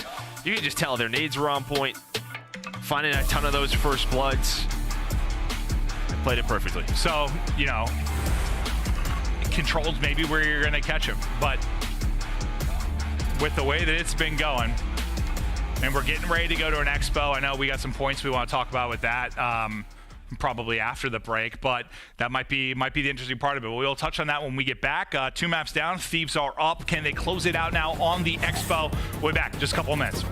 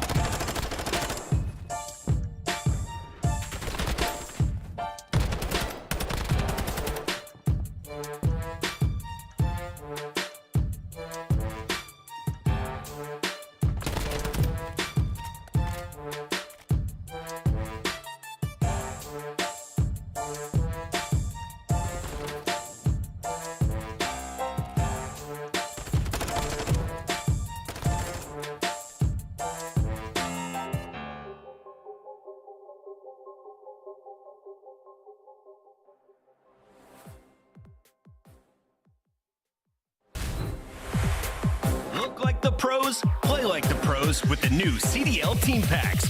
We've got it all. Home and away, male and female versions, weapon camos, emblems, and calling cards for your favorite squads. And stay in the loop by signing up for the Call of Duty League newsletter. Keep up with breaking news, event discounts, and more. Scan the QR code on screen for more information. Minnesota Røkkr desperately trying to bring, you gotta muster up something. I saw Looney coming out to chat with the guys. You know, Looney, I think we respect as one of the smarter, unselfish players we've had. How is he gonna gas these boys up, get them ready? Well, I mean, it's always just like, what's the discussion, you know, after being down 0-2? I just feel like it's kind of one round, one map at a time. Let's just refocus, forget about those couple of maps. You can tell Bance was just frustrated and just got to brush it off. It's tough to do in that moment. Well, it was interesting because we had JP, you know, coach of OpTic, on the podcast recently and sort of asked him, like, what do you tell the guys in those quick little intermissions? Like, are you giving them sort of stats of something upcoming like that? And he's like, what do you say? He was like, no, not really. Just like a quick little point, little reminder about maybe a trait or some way they like to play the game. But talk about. He's like, I don't want to give them a bunch of stats in their heads. They're about to go play. Yeah, but speaking of control, this guy right here, Octane, he has just been popping off in this mode. He has been unreal, and this is a map that is in their map pool now, right? Added into this stage. Fortress, we'll see you later. We will not miss you. Control. And what's it remind you of last year? Yeah, so for me, I just think you and I were talking about it. It kind of reminds me of when Berlin Control was brought into it. And as soon as that happened, these kind of dominated the game mode. It was difficult to beat them in Control. And to me, it's kind of the same thing. It's just, where do you want to play them now? Is it going to be Hotel? Is it going to be Expo? They get better at a CLO. It just feels like these are some maps that LA Thieves should be good at. Yeah, no, 100%. Drazah just looking. Where is he lurking? And there he is. Gets eyes on. Can't hit the shot. So 1v1 across the hall. He's going to get tagged up. Octane there to help him. I'm not sure if he connects the nade onto him or his teammate Octane, but Octane ultimately will pick up the kill. Yeah, so your B's going to be done, and this is typically what you'll see is the offensive teams. Sometimes you see them go towards A first just because it could be a bit of the tougher zone to capture, but they're going to find this early time over at B. The key for the defensive team is going to be number 3. That's going to be Fame. He is blocking an offensive spawn over towards that top street side. So as long as LA Thieves don't have that position, it can be difficult to work over towards A. They're going to have to flood through Globe, through Bar. But Drazah and, well, who is that, Kenny? Just kind of working the spawn. Trying to just waste the lives. They have a lot of time to work with. That's going to be their play. But the other side of the map, Afro, he's going to take down 2. Bance, the other 2. So they'll clear them off the board for now. Except for Envoy, who's just going to be here lurking. Octane actually ends up getting the kill. The tag's in, though, from Envoy. And that's the player we're talking about. Fame, they had to get out of the picture. They're going to pick him up. And now, as they funnel through the backside, you've got that position to work the point. Yeah, that's going to be 3 dead now. You have restaurant control. You still have Octane, who's just controlling top street. Just making sure. And now, Kenny, he's just cutting off the reinforcements from top bar with that tack. They're going to try to cut him down, able to do so. So the good thing for Minnesota, you haven't had anyone on the point, at least. And they were able to retake control of that staircase. So now you have Bance working over towards that bus. But Envoy, he's just going to try to stop the clock. Maybe work this position a little bit. Yeah, you got, what, about 60 seconds here to work with. Nobody on the point for now, just playing his kills. He's able to do just that. Trying to keep them from getting set up in the back again. Now onto it we go. How much progress are they going to be able to get here? Yeah, you have one player lurking, Afro. As a sub, it can be pretty difficult on this map at times, but this is one of those key areas. It's right on fun this to have, point. yeah. Yeah, it's fun to have. Yeah, you can just make plays of finesse, but a quick trade out of Octane. Kenny there as well. Just keeping that life advantage, but that clock starting to tick down pretty quickly. They're trying to find Kenny. He's trying to work up. Whoa. Yeah, the Spa's on the outside, but does get taken down. So very strong defense here so far for Røkkr. 30 to go. They got back into their spots for a second, but the nade able to connect on the Bance. That's going to open up the backside of the point. Working to get in. That'll be Envoy. The pinch coming in from either side. You kind of got players all over the place now for Røkkr. I thought for a second Drazah might have the big play, but he gets dropped, but his teammates step it up and get the rest of the kills. Now onto the point you go. It's going to stop at 15.9. 8 lives remaining for Røkkr. 9 left now for Thieves. Kenny's just, again, watching that cross, making sure nobody can get to the outside, but he mantles up the timing. If he just holds that, maybe that's a kill. Here comes the rest of the retake. That's going to be 3 dead. Now, quickly out of connector. They get right onto that point, so still 10 seconds to work with. You pause the clock. You almost have the second take. A nice win from Octane. He's up to 10-5. One player on the pinch. That's going to be Afro. Maybe the hero for Røkkr to win this round 1. It's looking that way. Time's dwindling. I don't think you're close enough to go. Point man will be Envoy. Not going to get there in time, or is he? Not quite. So you hold on if you're Røkkr. And You did a good chance, or did a good job, because you had to retake, like, well, what? It was the first, like, minute where you held really well until Fame dropped, and then you had to retake 2-3 times. And you did an excellent job of it. Now, if Kenny doesn't mantle there and gets one on the cross, maybe it plays out a little bit differently, but that's just, I mean, we've all been there. It's just like you mantle most of the time when you don't want to. Or he's just thinking, I'm going to move up a little bit, just, you know, check a different angle. Maybe they're not just going bad that timing. way. Just, yeah, tough guy timing. But, again, still got 5 ticks if you are LA Thieves, so a nice offensive round. But a couple of chances there for them to win it.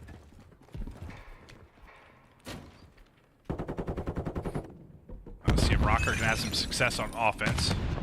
Similar to what we saw on the other side. To B we go. Thieves push through the backside of A.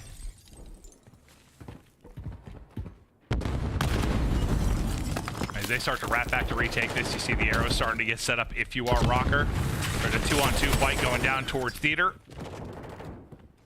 This is what will be interesting, right? When you're only leaving 1 or 2 players on this zone, if that defensive team can work up those stairs over towards top globe and kind of put you in that trap, that is when it is just a little bit scary. But Cammy able to find 2. It's 3 in the round, 3 in a row for him. Fame with another one. So there's that progress over towards B. You can kind of see, though, what Drazah is doing. You're kind of trapping them in. Just can they find these kills to keep them in that spawn? Yeah, how long can they pin him in? Will just come down to lives. Such a tough fight to get the smoke dumps from the nade. Can't spot where he is exactly. The chow comes out and he will drop. A flurry of kills through for Thieves now. And they'll continue. They just go. They just fly. They just leave it. They leave Cammy and they say, we'll just trap the other 3 players. You see the position that Kenny and Drazah were in, just trying to get in the face of Minnesota Røkkr, but they do get taken down. And now Cammy's in that spot that Kenny was in. A very strong position to deal with those players off of spawn. He's able to win 1.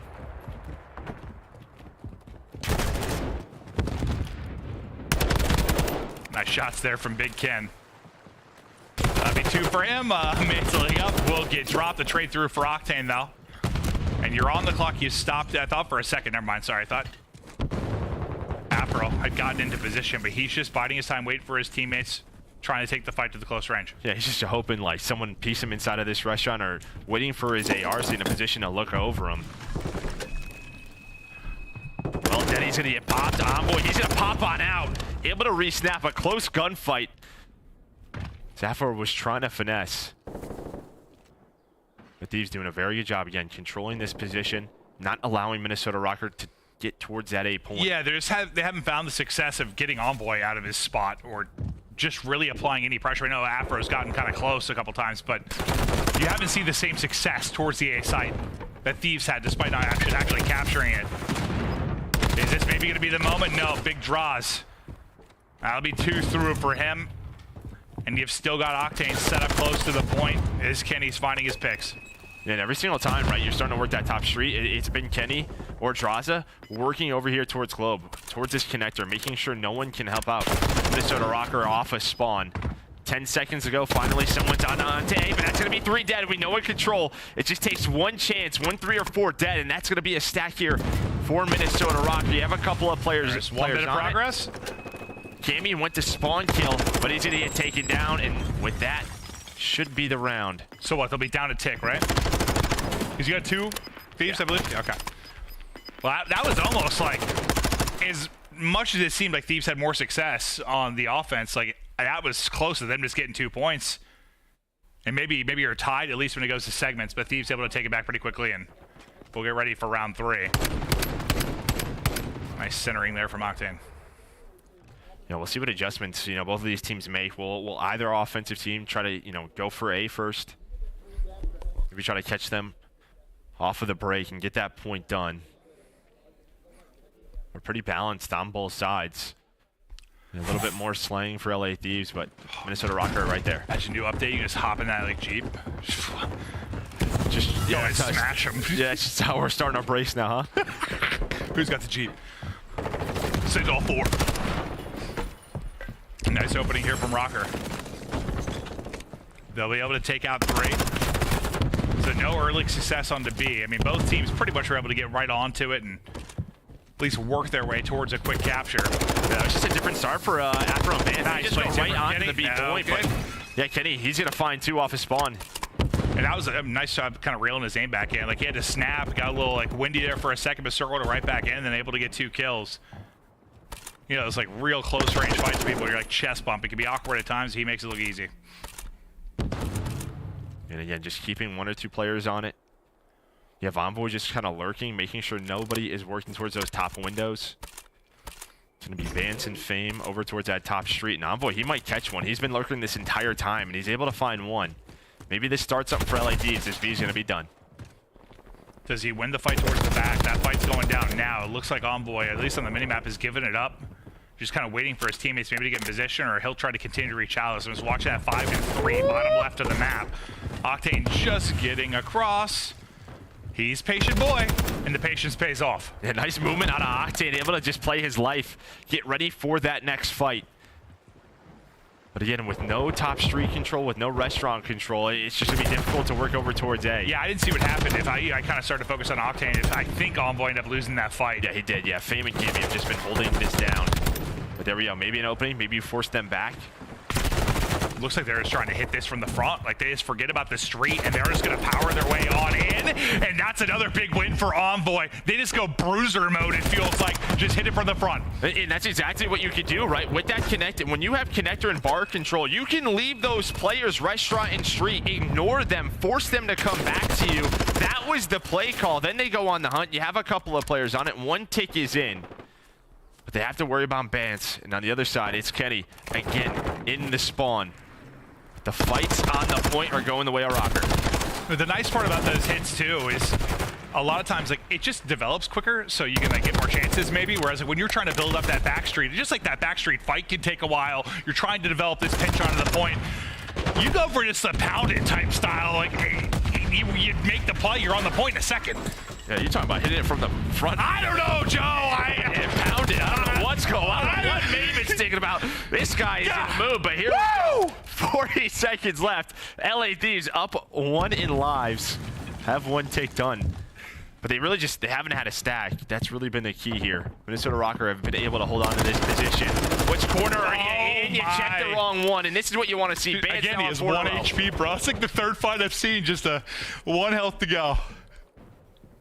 Guy's a miracle, a walking miracle.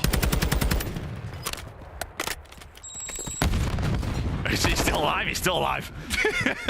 He survives through it all. 8 seconds left in this one. Lots of tags in, can't finish it, but the feed has been all purple. 5 in a row for Bance, and they hold on. A moment again where it's like they really got a shot here. A little more similar to maybe Røkkr's offense. He only got 1 shot, but like, I basically perfect kind of retake there from Røkkr. I mean, they get all the kills around the point once they get set up. Dude, I think this is a zone over towards A where you can kind of play it very, kind of with just what we talked about, very messy, just always stacking the point, forcing a lot of fights. But, you know, in typical LA Thieves fashion, they're trying to keep 1 on it, slay around it, right, get map control. Then once you get 3 or 4 dead, then you go on the point. But, you know, just so far, there's been 1 or 2 kills that have gone Røkkr's way that have stopped all the momentum for LA Thieves. Whatever, it's not Fortress, I don't care. Same. It's a beautiful looking map. Yeah, it really is. It's like a nice expo. It really is.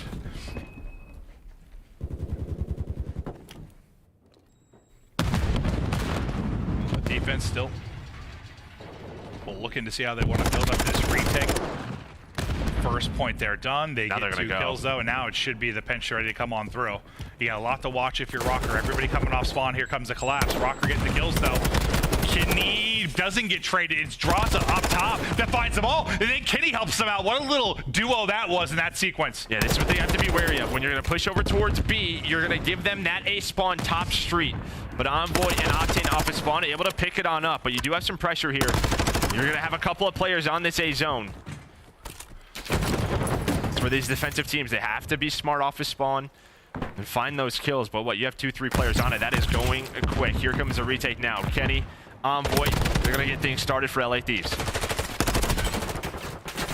Are you able to get this one first? Is it possible? Afro, right back to it. Still knows he's contesting here. It's Octane right on the other side.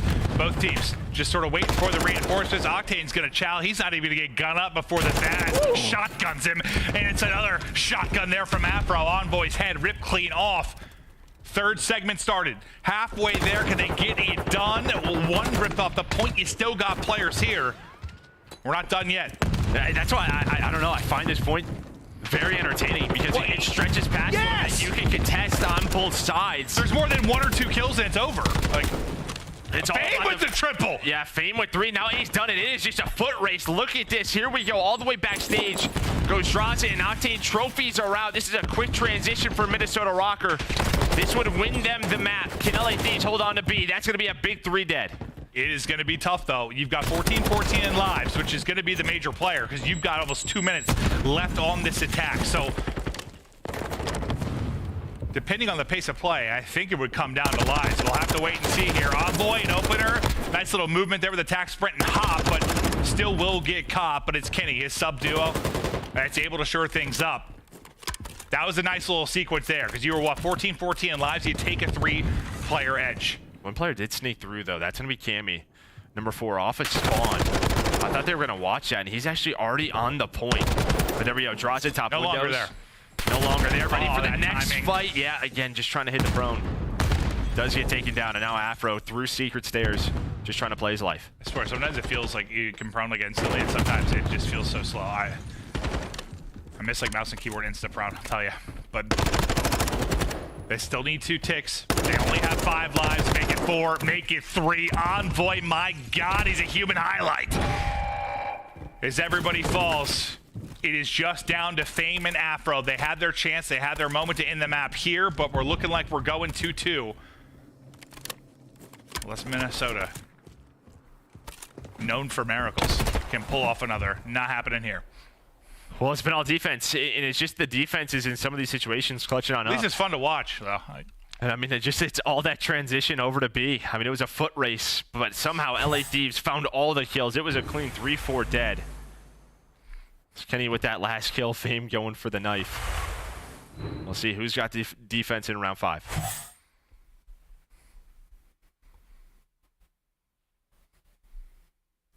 Yeah, I was thinking of him running at him with a knife. I was like, where are we headed here? Just having some fun, but it's going to be LA Thieves on D. Well, I kind of figured if it was like close, he'd be playing more for some kills there versus running out with the knife. So I mean, like somebody's counting. Yeah. Yeah. I certainly wasn't. Math. Well, actually, kind of is my forte, but when I'm live, not so much. Okay. Bance, steady pop. Let's hit it, kid. Well, he's the other way. He drops Afro through for 1, but you get 2 on the board if you are Thieves. And, well, I mean, for the offenses from Røkkr, you see a little bit of everything, right? You've seen the efficient B cap. When it got messy, you saw them able to transition over to A.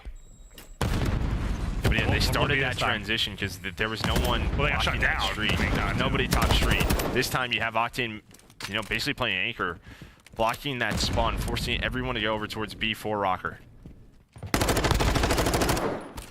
Is that a situation where you invest a little bit too much into the retake and locking down B and just open something up for Røkkr? Yeah, but I mean, it worked. I mean, they still won the round. Yeah, no, true. Yeah. Well, they got one player here, and Afro on the other side of it. Oh, he just keeps shooting.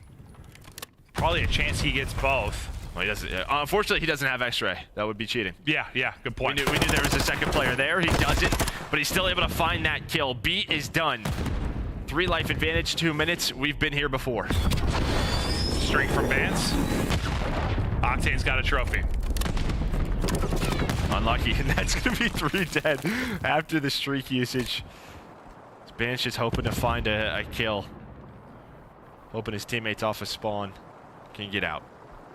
And even if, you know, Røkkr win this map, still a ton of work to do in this series, but you want to just give yourself a chance to go deep in the series, to clutch up, to earn those crucial CDL points, consider your position and the overall leaderboard. But I mean, you're talking about a minute here. Otherwise, you're right into losers and things seem kind of dire. And then you're just praying that Vegas choke. Well, not choke, but they fall into losers and get bounced. Because you lose this and if Vegas gets to win round 1, you are sweating. But here we go. 3 go down. You have 1 player on it. You at least stop the clock for now. Afro, he's trying to get pushed up towards those spots to find a couple of players off a spawn. Envoy, he's hoping his teammates will get here, but this might be on Envoy. And what he's going to find, that's going to be 3 dead. That's going to be all 4. Now maybe a stack for Minnesota Røkkr. This might be the map. Second. Point of progress done. Røkkr should be able to do it. You've got to fly right now. That's going to be 2 dead for both sides. Why are we Another peeking? It's 3. There's 1 there. It's contested. They're getting dropped all over the place. They don't just act. They try to take the fights. Maybe think it won't finish in time, but would they have? His Envoy's just laying there. A nade's able to hit, and they will close it out. It's chaos at the end of the point, but Røkkr, enough damage done that the next wave of players gets on through, and they stay alive in this series. That is all Afro and Bance towards the end of that game. Afro able to get in this position. We're seeing the best play. Once he gets to this spot, that opened the map up. That opened up A for Minnesota Røkkr. And well, we talk about those moments. That was one of them that they needed. Now can they carry momentum forward? Yeah, that's why I started to paint the picture. They got a map. That's why I started to paint the picture like a minute before that, dude. It's important. They need to get 1, push it deep. And they got it. They were able to do it. Okay, I gotta watch my phrasing. What am I doing today? Dude, deep in the series. Okay. Woo! Lock it in, Clint. But it's a big win. Now, is it a big one? The scheme of things that they lose the series? No, but it's like you could see Bance's face thing after the map too. You saw their frustrations. They've gotten 3-0 stomped the last 4 or 5 times they played.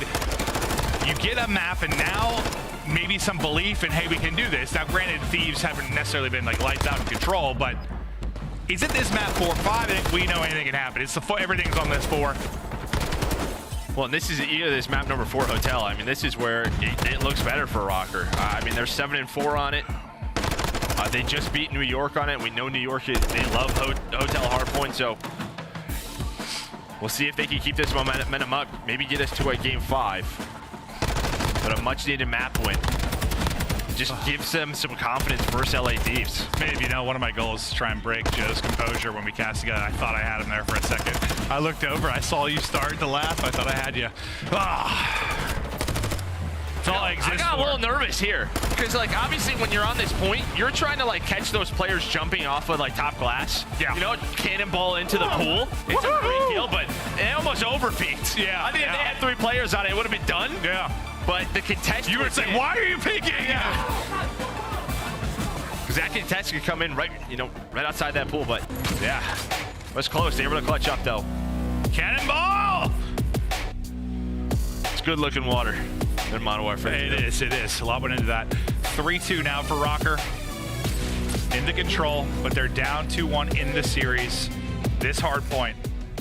So big for them in their run this year. Can they get it done, push this to a map 5, and then may the Call of Duty gods above bless us with a delicious map 5. I wouldn't be mad about it. I wouldn't be mad about it either, Joe.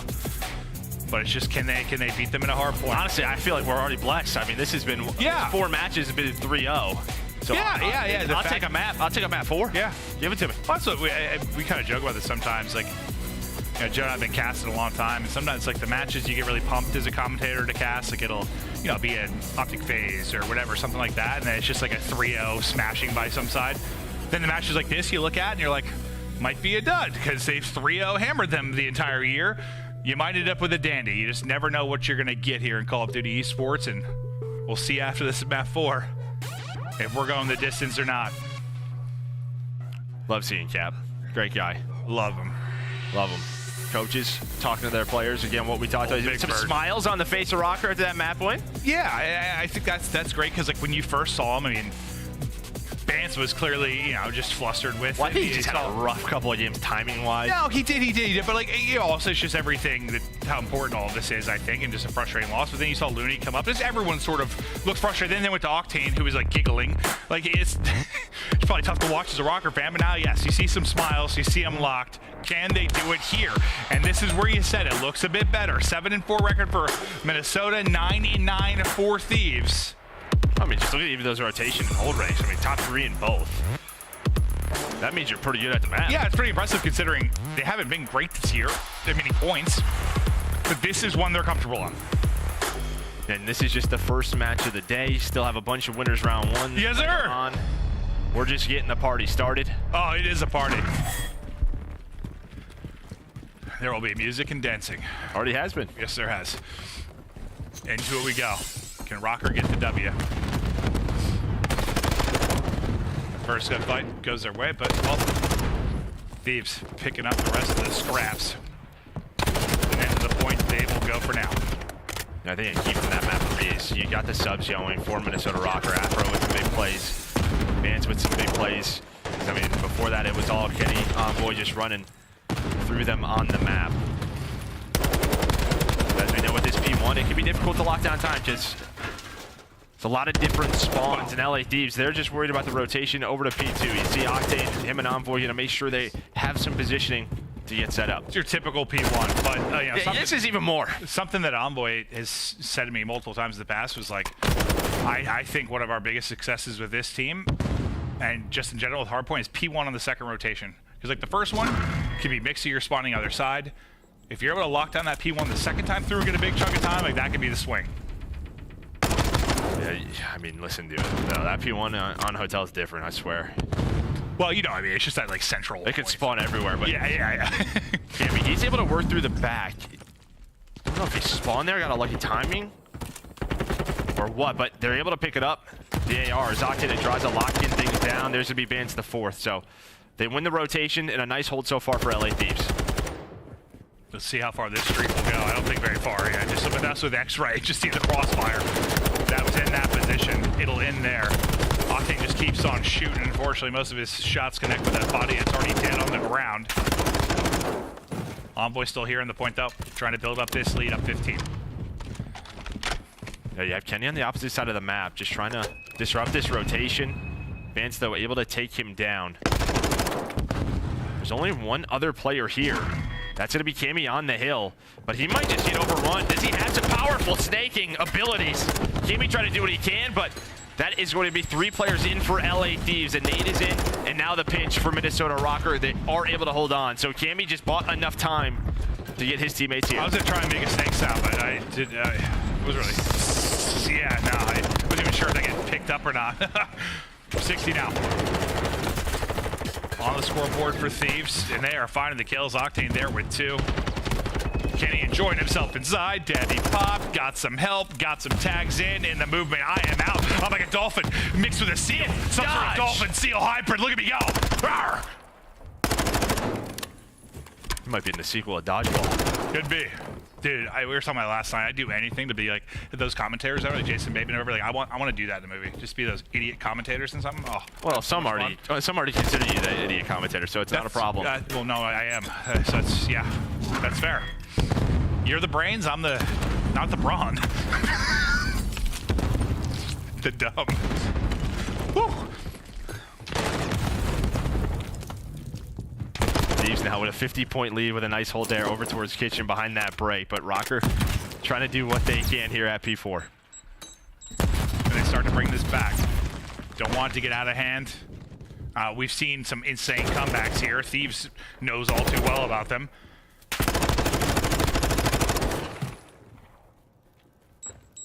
Didn't get a whole lot of aim assist on that one. No, we did not. No, we did not. That's why I like casting with you in person versus we had to do this online. I see your like head shaking around, like you're like moving with that. Like, a little windy in Columbus. Yeah, a little windy. When the aim assist does not hit, yeah, you be shooting them circles. Over the 100-point mark, now go Thieves. Bance now. A little bit of a snapback, but Drazah ready and waiting. New hardpoint popping now. Thieves will be inside and a chance to extend this lead even further. They're going to be up about 40. Cammy How much more can they put on this? Yeah, Cammy found a time. Oh, stay down, young man! Just able to stay alive. That is huge. But now a 2 versus 2. Fame off a spawn on a 5 spree. That is going to be all 4 dead. I thought LA Thieves were able to hold on. That's a big break, though. This is where that could have been that separation, right? Where you're looking at like a 90, 100-point advantage if you were Thieves. Now Røkkr a good shot to bring this back. Yeah, they also have spawns 4P6, and Cammy keeping up a solid series here. Able to find 2 more. Cruise missile available for Fame. Yeah, well, that's where you would use it, on this nice hill over towards Patio. 20 seconds left in Thieves. They might just be thinking, let's fight for this scrap time, push through Kitchen, try to get to that spawn. But it's been all Minnesota Røkkr here. This has been an impressive hold these last couple of hills. They're still down 10. Lead change not quite there yet, but this will be the moment. Give the last couple seconds over to Thieves. You set up for the next point. And here we go. Afro ready to party. He gets one, drops instantly after. Bance through, though, and he is able to take down two. The read, the comms on point now for Røkkr. Chance for a lead change. It is getting tight. Great stuff here from Røkkr, and in the lead they go. And now with the spawn, you had one player, Afro, spawn kitchen, so they know it's all about the front push, but they're just not ready for it. One player, I think that was Drazah down low. He was just able to finesse and play his light. They were all focused on him, and then through bedroom come his teammates, and well, that should be a break there for LA Thieves. Yeah, you know, I gas up their lead change. They go up 1 second, and then right after that, Thieves, they break back in. Just trying to figure out where he's getting shot from. There's like smoke from the nades low. Thinks it's coming from there. It's from up top, and Cammy finally falls. Thieves just steadily build this lead again. 19-9 out of Octane so far in this map. He's having himself one of those maps where we saw throughout the course of this stage, just dropping pub-like bombs. Trying to take a route there. Up 25 seconds. We head back towards that P1. Drazah with a nice pick to get Bance off the hill time. Again, just making sure they have spawns for P2. That was the focus on the first rotation. The focus here. Tickle. But Bance with 3 off spawn. All right, and then he's just Benjamin. gonna run forward. My guy is twisted. And that's what I mean. I mean, they just spawned in 3 different spots. So Minnesota Røkkr are like, where are we at? Did one spawn P2? No. That's what they think right now. But Envoy, he is here, and he's going to take down Bance. Yeah, the 3 or 4 downs is where it really can get wonky in these recent titles. And that will be the case there. Gets a little crazy, but they still hold on, at least for now. They'll worry about the upcoming rotation. That's going to pop in about 10 seconds here. Envoy lying at the corner. 23 HP. It's Drazah through on the cross that's got his help. Just nade out to back him up. Trophy there for protection. Drazah, my man, sitting tight in the pocket. Nice shots. I mean, that is just unbelievable reaction from Drazah. You know, able to put that trophy down, knows it'll soak up that nade and then wins the next gunfight. I mean, based off that play, no one's gotten close to the hill for 15, 20 seconds now. Just as simple as it was, he's able to find one more, but now the rest of his team are ready for the pinch. And that is going to be 4 dead for Minnesota Røkkr. LaRue still going hard in the paint. 22-13. Drazah still winning fights. Another big moment for Røkkr. If they're going to make a run, it's going to have to happen now. They need a big play. Somebody to go off in this next hard point, because that's a perfect hold there from Thieves. You got to answer if you're Røkkr. Yeah, I mean, last time through, it was just a break for LA Thieves. They cannot allow that to happen once again here at Kitchen. As LA Thieves up 2-1 in the series, 40 points away from taking this one. Let's go to a listen with LA Thieves. Freezer, Ken. Call you. I'm looking mid. Freezer, Ken. I have mid. Boys, dagger time. Hey, I go. Nice. Look at Cat. Back P6. Just play tight. P6. He's caution. P6. Hey, I shut the door. Hey, you're in that room. Hey, I'm Sundor. Hey, Sundor is dead. Two Sundor. Two. Oh my god. Caution. Yeah, Okay, last guy. Only guy. Right here. We're good. We do went up the road. On time, freezer. Nothing. I can 8 time. Freezer. Two. It's 4 dead. 4 Thieves we come out of it, but they were getting hyped. I mean, you talked about kind of Sam's comms and gameplay ability, what he can do. You heard it all there. He was piecing. Well, yeah, I mean, it was great when Drazah, he 3-pieced him a couple of times, but then after that, Cammy came right back and was able to break the hill. They had a chance to win it there, but it all started at the beginning of that listen with Drazah finding 3 kills. Fame trying to we're going on a ride. Where are we going? I don't know, Joe. He was trying to take us on a trip around a hotel. Not sure where that missile ended up, but LA Thieves here at somewhere P4. on a fortress. Not really sure. Map done. Series done. I am just confused. I was got car sick there with the missile at the end, but I'm actually some like 8 cruise missiles where like they're taking it out for a circle and going for a ride, but I don't know where that one ended up. Not entirely sure, but where we ended within this series is another Thieves victory over Røkkr. Maybe some improvement for Røkkr in the sense you got a map, and a lot of the maps outside, the hard points were pretty tight. I mean, it was, 60, 70-point victories. The search, not really all that close, just the first blood's insane there for Thieves, but I don't know what to add to this. I mean, it's kind of what we expected, honestly, within this series. Thieves, they handle business. I was worried if maybe it'd be a little bit of a trap game, but they came to play. Oh, it absolutely did, yeah. Nice showing for LA Thieves. First match of the tournament, right? Can always be a difficult one, but finally some momentum in a winner's bracket for LA Thieves. You saw the flank getting ready. Yeah, I don't know if you just saw that on TV or it was on the broadcast too. I've got no idea, but it's going to be a lot of fun this weekend. We're going to have multiple watch parties going on. You can check out, I think, the commentary and some of the desks are going to be hopping on to hang out with those guys as well. But I mean, Sam had himself a map. You can see the 3,000 damage Drazah right there, really with it. Well, he stepped up the second rotation, right, from that P2. Yeah, because it was. I mean, Sam was leading the way pretty clearly early on, but and then it broke kitchen. I mean, the 70-point difference, and they had both kitchen breaks. I mean, Røkkr had the rotations both times. If they convert that into time, they might win that map, or at least a lot closer versus LA Thieves. But LA Thieves, as we said, you know, one of the best hardpoint teams, not the best, that's been OpTic. Oh yeah, Rock this stage, OpTic, but showing it right there. But the only team that looks maybe close to a chance to kind of battle with them might be this Thieves side, maybe Seattle. But you get that first win, and there you go. Because if you think about what it's been like for Thieves in these first rounds, I said it earlier in the series, but you had to play OpTic, you had to play FaZe, you had really tough matchups, you end up in losers, and one of those events you were able to make the run, but you haven't really come in. Doesn't always work that way. You haven't really come in. I mean, online's online. We know there can be issues with online play, but like, you haven't put yourself in like a great winner's bracket spot in the sense of what your matchup has been. You just sort of like squeaked by a lot of the time, so you haven't got that sort of like comfort round one. Here they do. Now what can they do with it? Yeah, we'll see. Because they got to have a tough winners round 2 matchup versus FaZe or Surge. Yeah, that's how the bracket's nuts. That's what your winners round 2 should be, though. 100%. They've just been having that winners round 1. But yeah, they get it done. They're looking good. I just don't know how. I never know with this Thieves team how far they can go. They got a chance to win the whole Major thing. 4. That's. I mean, we know. This is usually when they turn it up. Yeah, no, you're not wrong. But thanks for watching that first match. That is it for Joe and I here for the commentary. We're going to get back over to the desk. Puckett, take it away, pal. Thank you so much. LA Thieves coming out with a 3-1 victory. Nameless, you called this one coming in. You knew Røkkr were finally going to end the streak. They were going to get a map. They pulled it out on Expo, but even that was a little bit dicey. Yeah, I thought it might have been that game to Asilo, but, you know, LA Thieves came out with some different breakoffs. They had, I think, the first 6 or 7 first bloods just lighting them up. In that series, though, I mean, LA Thieves and the hardpoints, it was beautiful, man. You talk about that hotel. That last P2 hold was one of the best, if not the best P2 hold we have seen all season long. Each and every time they needed a big play, we saw it. Drazah's 3-piece in the back of kitchen was beautiful, followed up by what, Allie? A Vaznev 3-piece from who? From Octane. I was like, he's running around with that gun like this way y'all get to shoot with. The Vaznev is diffy, but so is Sam LaRue. It doesn't matter what gun is in his hand because in that map, he went 28 and 16.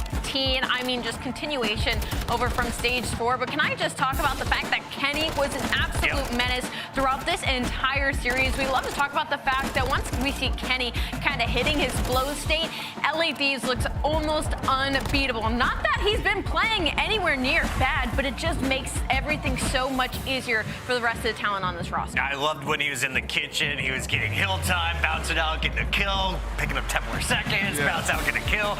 Kenny was having fun. LA Thieves once again finding success against Røkkr. That is now 5 straight matches in their meetings in this title. As we take a look at the numbers, Kenny, the 3.0 in Search and Destroy, a 1.02 in Hardpoint, and a 1.1 on the day. Yeah, I mean, like I said before, when teams make mistakes against Thieves, they pounce on it. And each and every round in that Search, Chris, what you're seeing is like just a flurry of kills. Every single time they were getting that first blood, they were proceeding to follow that up with teamwork, trading it out, playing the buddy system. And then the respawn, same thing. I mean, they're hitting their normal rotations, they're doing what they need to do, but when you give them that first kill in the back, you're getting broken down. And we saw it each and every time they got an opportunity in this series. Allie, final thoughts on this one? I mean, on the bright side, Minnesota Røkkr, you know, finally won a map against LA Thieves, although a 15-to-1 conversion rate isn't anything to boast about. They got one! They got one. Tough road for the Røkkr, but LA Thieves are moving on to winners bracket round 2, and we got Octane with the flank. Gentlemen, take it away. Wait, we got a delay or no? Yeah, little because we're direct feeding. Ladies and gentlemen, welcome to the live stream. We got Octane joining us from the Los Angeles Thieves. Sam, how you doing, man? You doing all right? Odds, baby. 20 CDL points. Yes, sir, Sam. 20 CDL points. Sam, you guys actually didn't drop a map to Minnesota. I think the map count was like 13-0, and you finally lost one. How's it feel to give up a map to the Minnesota Røkkr? Especially on a Hemi Expo, dude. It could have been like in a CeeLo or something, but... What's going on with Expo? You like the map? Do you enjoy it? Yeah.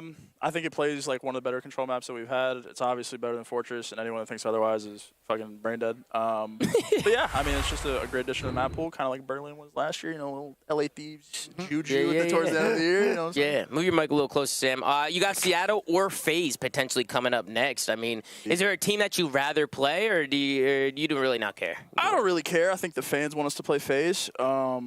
Seattle did just recently beat them, so I don't know if they're going to get their land buff as they normally do with regard to FaZe, but I mean, I'm cool with whoever, to be honest. Yeah, for sure. Chris, go ahead. I got actually an interesting question for you. So I've noticed that you've been doing a lot more content recently. I've actually been tuning into your live streams, and you've been doing a road to bronze to top 250 or iridescent, right? Solo. Yeah. So with you guys playing Røkkr, and we all know how bad that record is. We all know how bad that record is. What's actually more difficult? Soloing from bronze to iridescent or playing the Minnesota Røkkr? Because right now... Oh, man, that's not It's not looking close. What type of question is this? I'm getting baited on the flank. Yeah, that's crazy. That's crazy. The Minnesota Røkkr, bro, they're a CDL caliber team. It requires intricate amounts of teamwork and gun skill to beat them. I don't care if we're 15 and one map. That's great. PR answer. It is true, though. They're very talented.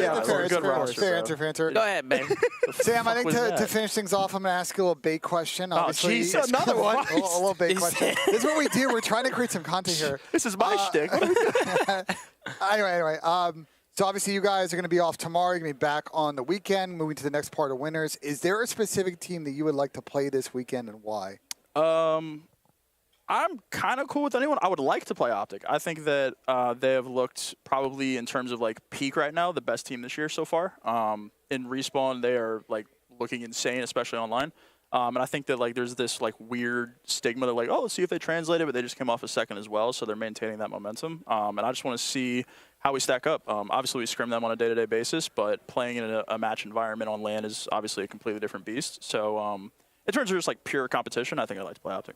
Nice, man. I got actually one more final question for you, Kenny, man. What is this guy eating, bro? He's like hitting form right now. I feel like he's definitely end of the year Kenny buff, bro. Yeah, that's what we were saying. I feel like it always, whenever it hits that like midway pack of the year, he just gets to go. He's scaling. He's a scaler, bro. Scaler, I like that. He starts. He's our late game champ, bro. He's Nasus with 1,000 stacks. Yeah, sir. How's it feel playing in a venue like this? There's no fans here, right? It's a little quiet, a little different. Bro, it's intimate. I don't hate it. Obviously, would prefer the fans, but yeah, I mean, I don't really have an issue with it. I got second last time I was here, so hopefully we can improve that. Cool. That'd be great. Well, Sam, listen, man, I really appreciate you hopping on. Congratulations on a big dub. Fuck yourselves, bro. Sam, thank you so much for hopping on, man. I appreciate it. Good luck the rest of the way. And, yeah, man, I wish you the best of luck, man. Not leaving. Good luck, man. Sam, I wouldn't leave either, Sam. Hang out with the boys. The Flank are live, and make sure to check out Zuma and crew throughout this event. Also, shout out to Scump and Methods doing a watch party live from Columbus. But LA Thieves walk away with our first victory, and the chat, well, 90% of them called the right answer. So they're crushing it on predictions. Did you see this one coming, though? It's your Scump play of the game. Who's the player? It's not Octane, it's not Envoy, it's Drazah, the Alaskan powerhouse. Walk me through this one, Allie. It's a 1v3 clutch. Yeah, it's a 1v3. Obviously, he knows he has to check this bomb, and two of the players from Minnesota, unfortunately, were right in the line of sight, and Cammy tries to go for this kill with only 9 seconds left. Drazah gets that kill as well, and, you know, I was worried about this destroy would have come to LA Thieves. That's usually been their weakest point, but against the Minnesota Røkkr, it was just another day. Man's got hip fired, bro. By attack. Hip fire. We got, of course, another battle for Røkkr. That'll be in the losers bracket tomorrow. But if you're a fan of the Røkkr, they are going to need you at the next home series. We had a party in Madison, and if you haven't heard, Minnesota Røkkr is hosting a live in-person event during Major Fives qualifiers. And Røkkr is flying in London Royal Ravens and Boston Breach out to compete against Minnesota on stage in front of fans. They did it a few weeks ago in Madison, and it was nutty. This one is going to be even better. The second Minnesota Røkkr Home Series event takes place in Minnesota's capital city of St. Paul on Saturday, May 6th. Tickets start at $20, and they even have hotel deals if you want to fly in. Of course, we also want you to pick up your collection. Start your digital collection today with the 2021 Call of Duty League trading cards by Upper Deck, the official trading card partner of the CDL. Collect your favorite teams and players on UpperDeckEPack.com or scan the QR code. And of course, Golden Blossom time. Serenity awaits with the Golden Blossom bundle. We've got 3 elegant tracer weapons that have both depth effects and laser effects. Be sure to get yours today. Chat, let's get rowdy. We've got drops on YouTube and Twitch TV. Link your accounts during the commercial break. When we come back, it's the second battle of the day. Can Clayster and the Legion get past the Subliners? We find out after this.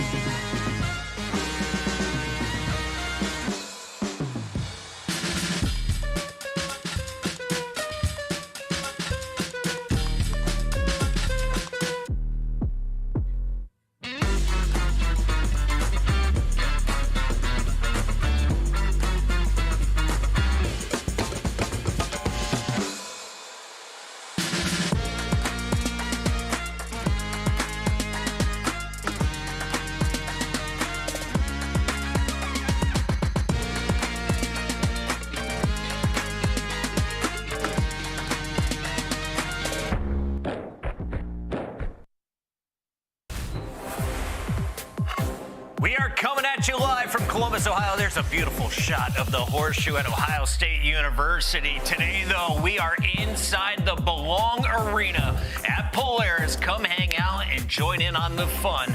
Belong, the home of competition for Call of Duty today, Nameless. And I just got told that we've got this next matchup ready to go. It's Vegas Legion going up against the Subliners. What's fun for me is Vegas, they were as high as the number 2 seed. When they finished their final 5th game of the qualifiers, they had a 4-1 record.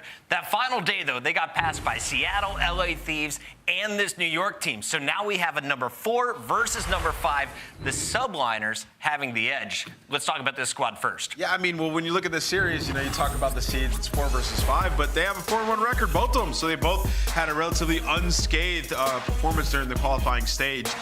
Talking specifically about New York, we've seen improvement in a lot of areas, namely the teamwork, especially in the hard points. When you talk about this team, they started the year off great in that game mode. Recently, though, they've taken a dip, especially on some of their better maps, like their bread and butters on Hotel Hardpoint, and they figured it out throughout this qualifying stage without needing players to go above and beyond. You look at the statistics, nobody's really going crazy besides HyDra, and here are your Monster Energy pregame keys to victory for the New York Subliners, like Veto Expo Control. Yep, that one's out of there, so we're not going to be seeing that, as that's the only map Vegas has had success on throughout the qualifying stage. Yeah, again, like I said earlier, we were probably not going to see Expo anymore, but it is a weird situation where we're going to be hopping into an LSTLO. We'll break that down a little bit later, but I think what's interesting when it comes to the matchup between New York Subliners and Vegas Legion is I think as the rosters stand now, the roles match each other incredibly well. In the HyDra versus Standy matchup and the TJ and KiSMET matchup, I think the second subs are going to be the win or die here for both these teams in this series. Let's talk about this Vegas squad. There's a look at the captain, Clayster, the old man, oldest in the league, still competing and still looking to lead his team to a championship. How are they going to get there? Well, they got to stay clutch. They've been doing that, but I'm looking at that top one. Keep allowing Standy to roam and slay. That's been the difference maker. Finally, they have a player who can get behind enemy lines and cause chaos. 100%, and they got some of their best maps in the series as well. You're starting off on a map like Mercado Hardpoint. Submachine gun player can be very deadly on the maps. They're going to need him to have a big performance. I mean, you talk about Standy. I mean, he's the #1 SMG throughout this split. 1.3 in Hardpoint and a 1.6 in Search and Destroy. Yep. Also the highest first blood percentage on his team. So not only has he taken over the slaying for the squad and the respawns in that sub role, he's allowed more space for guys like TJ and S&D. And that's why they've gotten better at Search since the acquisition of Standy. So these guys are feeling good. Can we get a Wandy in the chat, please? The man is keeping the stash for all the fans. After he dominated with the stash in the most recent matchup, he's bringing it here at Major 4. As we take a look at the 5 maps, though, Nameless, let's talk about who has the edge. There is a very important Game 3 coming up. Yeah, I mean, well, a ridiculous stat that Tim dropped on Twitter is that when New York wins Game 3, they are 19-1 in the series. When they lose it, they are 1-11. The caveat in this series, though, is on LSCLO. These are 2 of the bottom 3 worst teams on a CeeLo control. That map's going to be interesting. 19-1 when you win Game 3 if you're New York. Terrible record if you lose it. Let's see how this one goes down as our casters are ready to go. Match 2 of 4. Take it away, gentlemen. Awesome. All right. Thank you very much. Yes, again, we are looking forward to, for everybody, looking to see how Vegas do get on. Now they're in the winner's bracket. For New York, an opportunity maybe not to go out top 12. They're looking to do better as well, Tug. Yeah, of course, for both these two teams, it is a very, very important game. New York looking to try and get things up and running again. For Vegas, their first time in the winner's bracket in what seems like, well, maybe it is actually forever. Can they get something done, though, up against New York? I think, honestly, if you are the Vegas Legion and how they've been playing, typically, I don't think New York's a terrible matchup for them whatsoever, but that control stat that Ant just talked about is going to be a scary prospect. They've been telling us, though, in the background, control has been improving in scrims.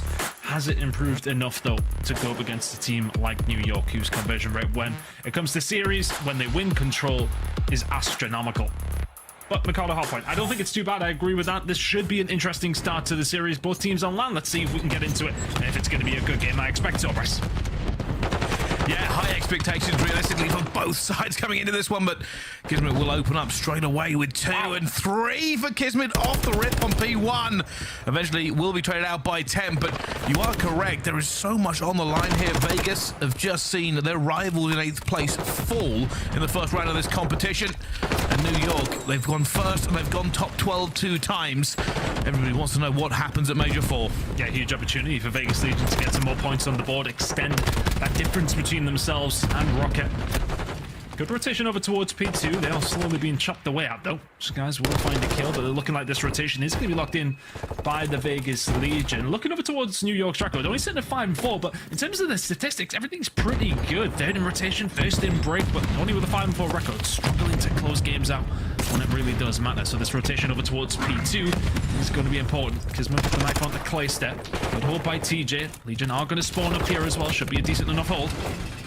Already a couple of kills going down. It's going to put New York on the back foot, but they need to win the rest of these trades. HyDra is coming through and eventually will be taken down by TJ.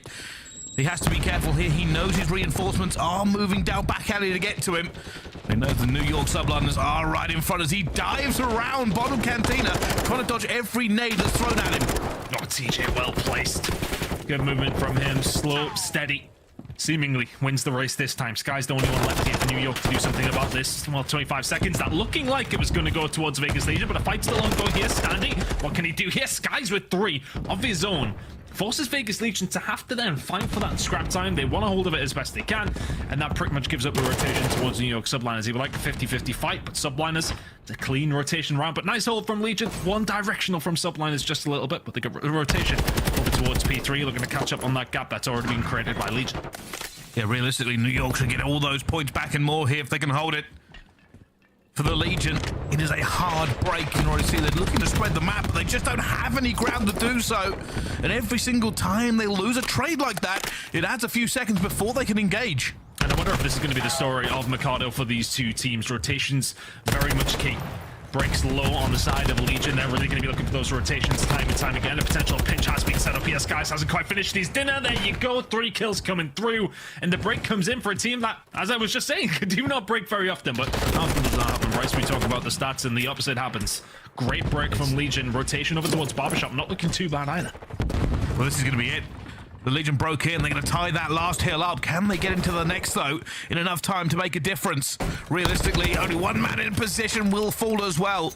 And New York will be in those power positions. They'll be exactly where they want to be. First up is Cantina and Skyz. Oh, that's a big gunfight win. Temp actually just falling before Claystack can deal with Skyz. So a little bit of Cantina control. New York going to be feeling the squeeze now. Car park control is there, but Vegas Legion hit from the alley. Here we go, huge stack coming through. They're waiting for it. KiSMET first up, going to try and find it. Finds the first. Temp a little bit slow with that second shout. KiSMET says, all right, thank you very much. I'll have 3 again, please. One by one from Legion. Not good enough from their standpoint, but it's such a small choke point that you really can't get caught up in. Bodies start flying in there. It's hard to realize who's a teammate and who's not. Priestahh just locking down the car park now as the transition over towards Tim once again is ongoing. Big fight going to go on over there. It's going to be Skyz to win the first one as New York will give up around 20 seconds or so, but not quite. Scrap time looking like it's going to go New York. Rotation just about looking like Legions, but New York are a little bit closer. Some of these rotations have been cut and dry. New York here to fight over this one. It's about a 10-point lead for them. 10 with a huge kill has secured them this. The score is going back and forth between them. Not really any daylight to speak of. New York looking to go for this now as they try to get in position for it. Skyz going for a jump, just checking over. He's here, flies out towards it, finds Clay, and he's going to find the second. Unbelievable there from Skyz. Flying into the position, gives New York the break they needed. Skyz by name, Skyz by nature, jumping off the top of the wall, finds the 2. It's a wonderful break coming in from Subliners. TJ Claystack trying to answer back though for the Vegas Legion, and break after break. Teams coming in and wiping out the other just far too easily. It's making for an entertaining game, but the coaches will be pulling their hair out of this one. 25 seconds left on this hill. Vegas Legion still in control. Looking like the rest of it's going to go their way, and is 20 seconds now. New York Subliners on the way over towards Cantina. They will spawn up there and will get a good hold, but for Subliners it was a nice break coming in, but the mid-map control wasn't quite there. Legion forced their way through, pick up the remainder of the time, and still have a lead by the time we head over towards Cantina. It's a big first kill by Claystack. Trying to see if they can capitalize at the moment, but they aren't really. getting into a position they want to be in as New York hold it down for now, but a pinch is on the horizon. Let's find out, though, how New York are dealing with it with the New York Subliners. Listen in. Banana one shot. I left him. Yeah, but top right now. He's picking the window. By himself. One more top, Clay. It's one shot. One shot. One shot, top again. Top, I'm holding it. I'm holding it. Back. Here's the sub. He's weak. TJ on time. He's like left side time, I think. Yeah, time. Yeah, take it time. We need to bump this. We need to. Wait to the stairs. One with the Bottom. He's bottom in time. Right side. Bottom. No, top. Stairs. Yeah, top. Wait, top. Yeah, I'm looking back. Yeah. Close. I'm waiting for you. Nice. Go through. I get top too. Weak. I'm pushing out. I'm leaving. He's on the steps. He's dead. Nice. Fall. They can be on new P4. Shit on. Nice job. Take your time. I'm laying down here. Yeah. Nothing banana. They're spawning new. One's inside. All 10 side. Yeah, leave me long. Go press it. Go. How be long? I'm saying light parking. I'm holding your P4, right? Yeah, I'm gonna work mid here. You guys hold that. Yo, he's on me parking. He's laying down Teach. He's full left laying down. People dead. One more. Lucas. Other guy's still long. Locker's time and long. I spawned left, bro. Backside time, one shot. Long. Hey, backside time? Yeah, he went to the left side. RV dead. I stopped my seven. One's long. One shot. Long. Backside time. And New York spitting comms. They try to just keep a hold for the Legion. But Scrappy is the name of this game, not just a player on Ultra, as both teams keep trading blows. I think for the Vegas Legion, that previous hill is a big win. 30 seconds of P7 going over, though. They haven't had much going on here, but the rotation was there for New York. It was pretty clean, but Vegas Legion made it scrappy, as you say. What has not been scrappy, though, has been P7 so far. This has been all Subliners trying to take the lead. For what feels like the first time, it has felt like Vegas Legion have been the ones really driving whatever is going on here in this game. New York Subliners have found a way back into it. It's a brilliant hold over towards the car park side. Now Vegas Legion looking to reset, to push through hedges. They'll potentially get them P2 control, but it's not going to be easy with Skyz locking down the map. 24 and 12, 4 spree from him. It's really been that guy for Subliners so far. You can see Vegas trying to just get through here, but Skyz isn't missing. Now going to be playing for this cruise. Maybe bait out his teammates just a little bit and play a bit more passively. Wants to see if he can find a player down there, but nobody giving him the shoulder to take off. And the Legion are bleeding time here on P1 time as they look for positioning. Oh yeah, Skyz really doesn't want to throw his life away. TJ kills it. Big kills coming in from Vegas Legion, but yeah, definitely feels like it was a slow and steady push. Big win from Standy as well. Had a stand-up performance himself previously up against Ultra on this map. Hasn't quite found that form here today. 11 and 16 so far, but a lot of hard point yet to be played. Rotation coming in over towards the Cantina side. You can see New York are the ones spawning over towards the hedges side. Vegas Legion very much in control of Alley. TJ with 2 kills, though. They're going to break it wide open, but keep an eye on KiSMET. And TJ's been pushing the tempo here for Legion. They need to get rid of that dog that has slipped in the Cantina. They have the rest locked down, but they do not have him, and he already finds the first. A little bit of chaos now in the Legion camp. They're looking for the player that's broken through the line. KiSMET again is going to try and find another kill. His teammate will pick it up, and Legion were here first, but they did not clear it correctly, and it means New York are in. He just lingered on the stairs for far too long. It's such an easy break in the end for New York. KiSMET, yeah, okay, maybe only finds 1 kill there, but the distraction is more than enough. It is worth its weight in gold for Subliners, who can just pick them apart from the outside whilst they look for KiSMET. Here for Vegas Legion, you're trying to find a route back into this hill. 30 seconds remaining on the hill. It's about 30-second lead for Subliners. They're starting to stretch their legs and just get away with this one a little bit more. 3 for HyDra in the feed, and that's going to be Subliners every single second. The scrap rotation's ongoing. Vegas Legion have to lock in some time at P3. And the Legion will need to find another gear. A big hold here brings them back into the game, but they could lose another rotation off the back of it. But first, they have to hold and keep them away, because New York are just outslaying them across the map. Clay still with a big 2 down towards the back here. Players still pouring through the mid-cut. And they've got to be careful just to keep them on the back foot. They must not let them get close. These players in the middle of the map need to win these gunfights, because it's not going to help your teammates out when you're spawning so far away. If you're Temple though, you need to lock this down. Temple find 1, TJ another. Still alone inside the hard point, just trying to do what he can do. But that perfect hold that we talked about that they needed, it's not falling their way. But TJ is trying his best. Has he held on long enough for Standy to find a way through? Not quite. HyDra will slow that down. Subliners, they're 30 away, Bryce. It's a disaster. New York have just found every single kill. HyDra with 2 inside as well.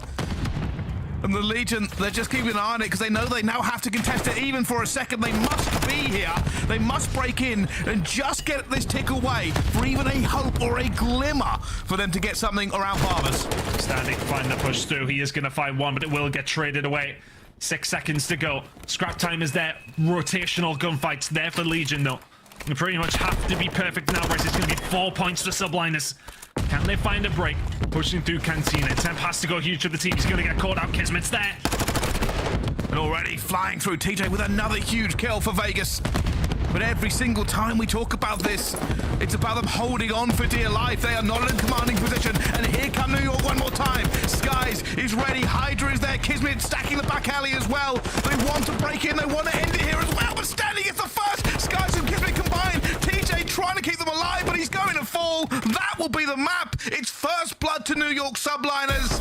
And they walk into the major with a W. Nicely done. Just a couple of occasions those breaks come in really when they needed to.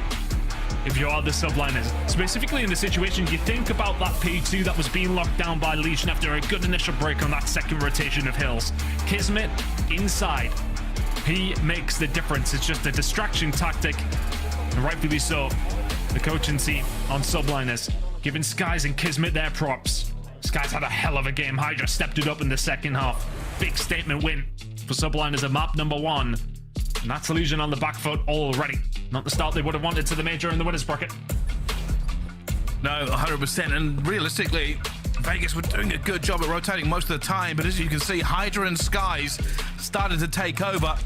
Temp 13-25 just wasn't able to win enough of the key kills they needed around the map, and it does mean that New York get this first one. Fortunately, there is a fallback here for Vegas. They are very good at search and destroy.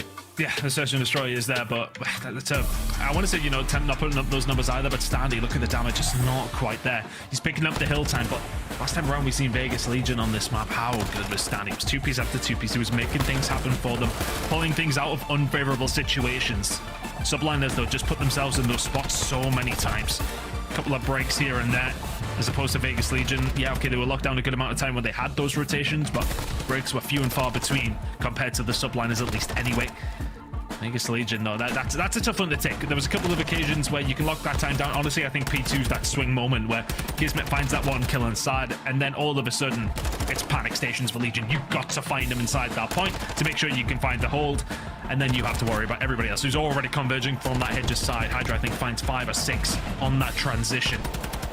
Here's the 3 that came up in the feed. I think it was 5 before he does get cut down on rotation over towards P3. TJ does a good job here to lock it down for as long as he can, but damage was already done by that stage. Bryce, Subliners need 4 points for the win. They're always going to get it at Barber. It's always hotly contested. A deserved win for the New York Subliners off the back of some creative breaking from KiSMET in the box. Yeah, and that's kind of the point here. We knew it was going to be close. About halfway through we went to listening. We were expecting a very tight finish, but a few mistakes there from the Legion and a few good plays from New York. That made the difference of 50 points in the end. But as we move forward here, obviously Skyz, incredible stats as well as HyDra. Vegas have a chance to clap back in the S&D, and S&D they must take because their control record, well, they've won one recently, Ton, still isn't very good. Yeah, I was curious whether or not Subliners were going to concentrate in terms of their control. You know, maybe wanted to play the games that they want to play. We haven't necessarily seen too much from them from Expo, but more than likely just want to prey on maybe the side of Vegas having that downfall in control. It should be an interesting one when we get there. I think out of the 14 times both those two teams have played LCLO control, we have 1 win between them, so it is really nothing to talk about in terms of their, I want to say, ambitions for LCLO control. But LCLO Search and Destroy coming up before we do get there, which should be interesting. Both these two teams with decent enough records. Of course, Vegas Legion we have seen notoriously look pretty solid on this one, but New York with not too bad of a record either.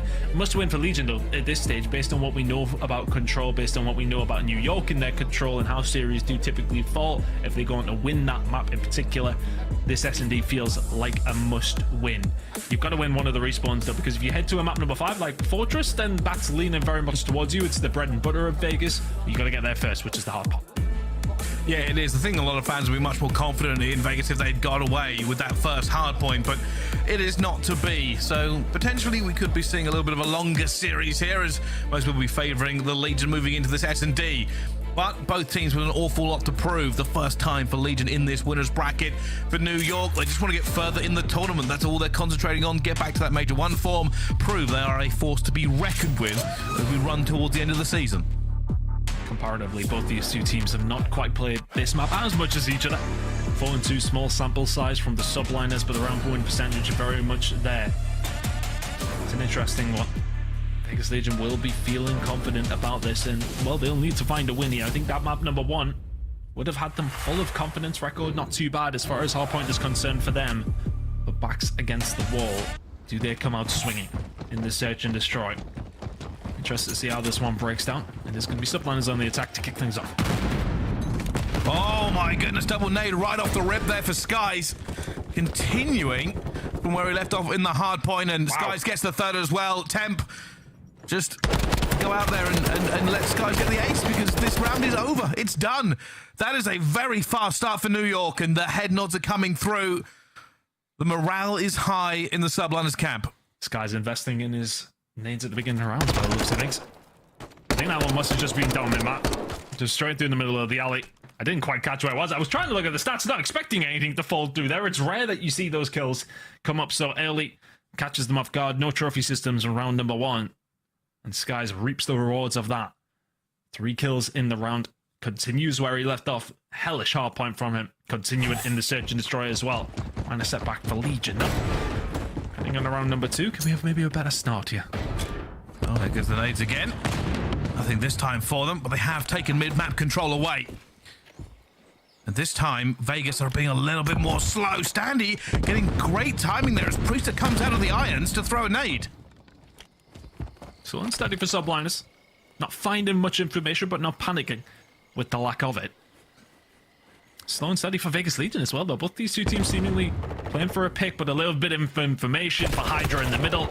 Find the shots onto TJ. Priestahh could do with surviving. Temp can't clean up the kill. Subliners with first blood. Subliners with the lead. And HyDra inside of A is never a bad place for him to be. But now they've got to get through so many players here as well. Stanley has the angle, finds HyDra. KiSMET going for the chow already. He's going to get it. Takes that trade down.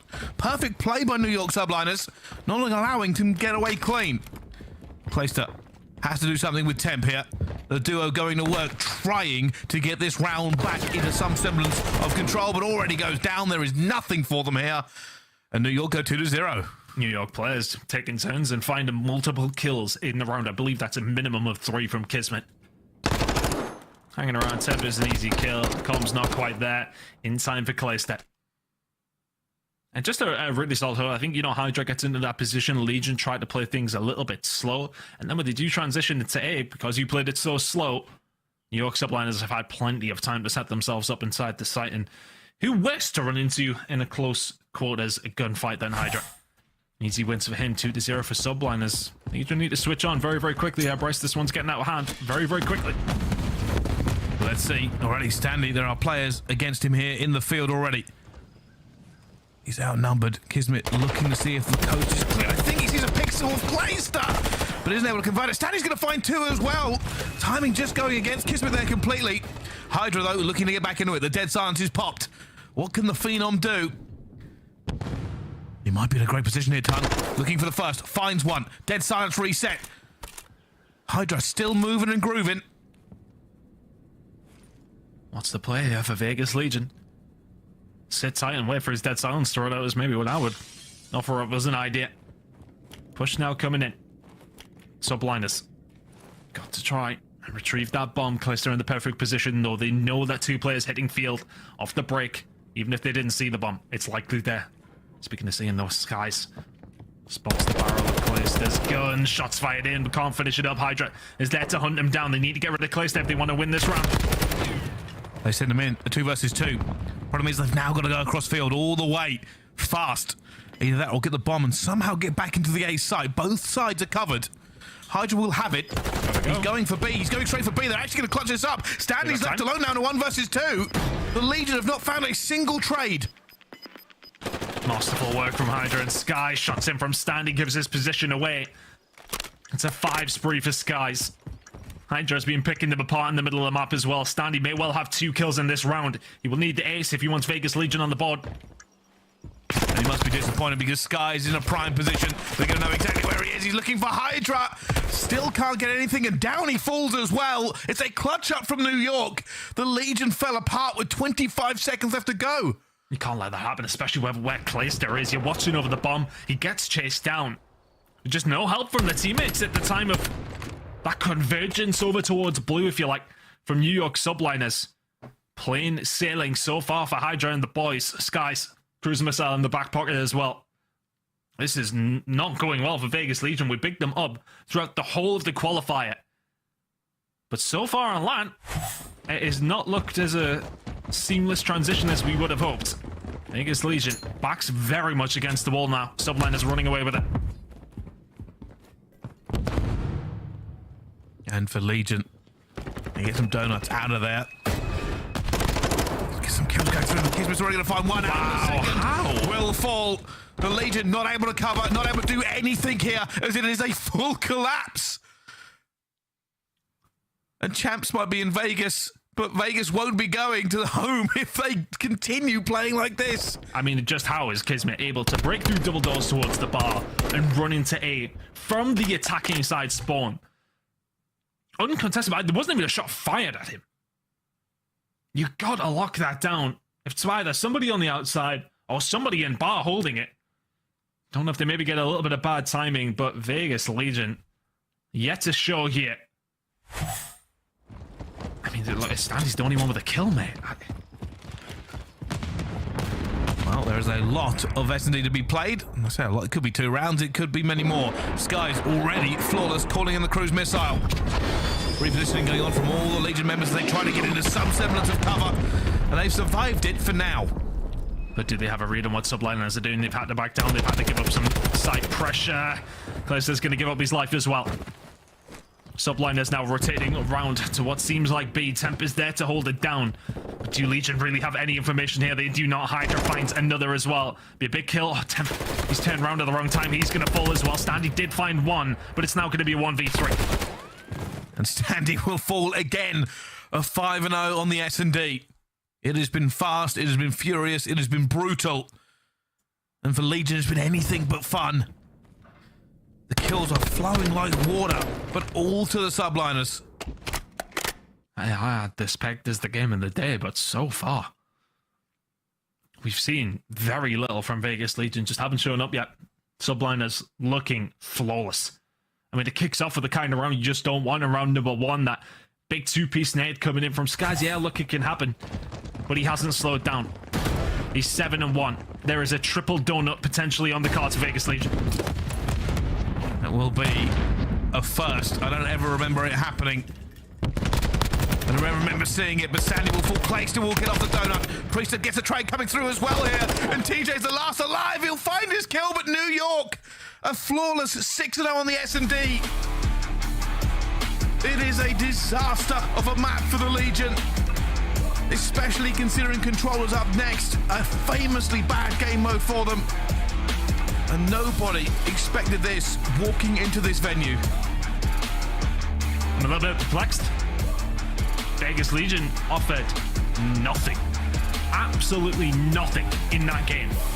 And it might sound like we're criticizing them massively, but these guys are a good search and destroy team. That was as bad as it gets. 6-0 for New York Subliners. They ran through them like they weren't even there. Flawless performance from them, mate. Like, honestly, I don't know what to tell you. Skyz and KiSMET. You think about that 1v2 scenario. It was that before Clayster and TJ find those kills in that last round, we were staring down the triple donuts. Hey, New York came to play. New York came to play. HyDra 4-2, Skyz 8-2, KiSMET 8-1, Priestahh 4-1. Barely a foot wrong, barely a problem. And I think the biggest shock for us has just got to be that we expected this to be Legion's rock-solid point, the point that does not break. It's where they base their rounds off. It's basing everything at this event for them. And I don't know whether it was miscommunication. I can't even talk. I'm so flabbergasted by the fact that we have just seen the Legion completely fall. I mean, we talked to the coaching team on the side of New York yesterday. They said their search has been looking so much better. Yeah, you reckon? I mean, that was so good from them. In terms of the aggression, finding those first bloods continuously. And then you think about that clutch-up situation. That's such a swing round, right? Standy finds those first 2 kills. You're looking at a 2v4 for Subliners, and yet they still pull it out of the hat. You're looking at maybe a potentially very different search and destroy if Legion can get a hold of that. But I mean, just nothing worked for them at all. Subliners very much countered them at every single aspect. A solid search and destroy win, and as you said, we're heading to control now. Neither one of these teams have won once all season. The Legion haven't won it yet. It would be a hellish time to start doing so though, Bryce, because 2-0 down, that losers bracket you've been in all year at the majors, you're staring down at very, very quickly here at major number 4. Yeah, and last major, Legion made an incredible comeback on Hardpoint. Can do the same thing in this series. But before we go to a break and the control, let's jump in now to Spylights, of course, presented to you by Citadel on Prime Video. We are going to have to get you to name this pro. Here are the clues. Finished 4th at 2019 CWL Champs, won 4 Challengers Cups in a row, and was a major MVP this season. Who is that pro? Get your guesses in, put them in the chat, put them on Twitter, and we will be right back after this break for more Call of Duty League.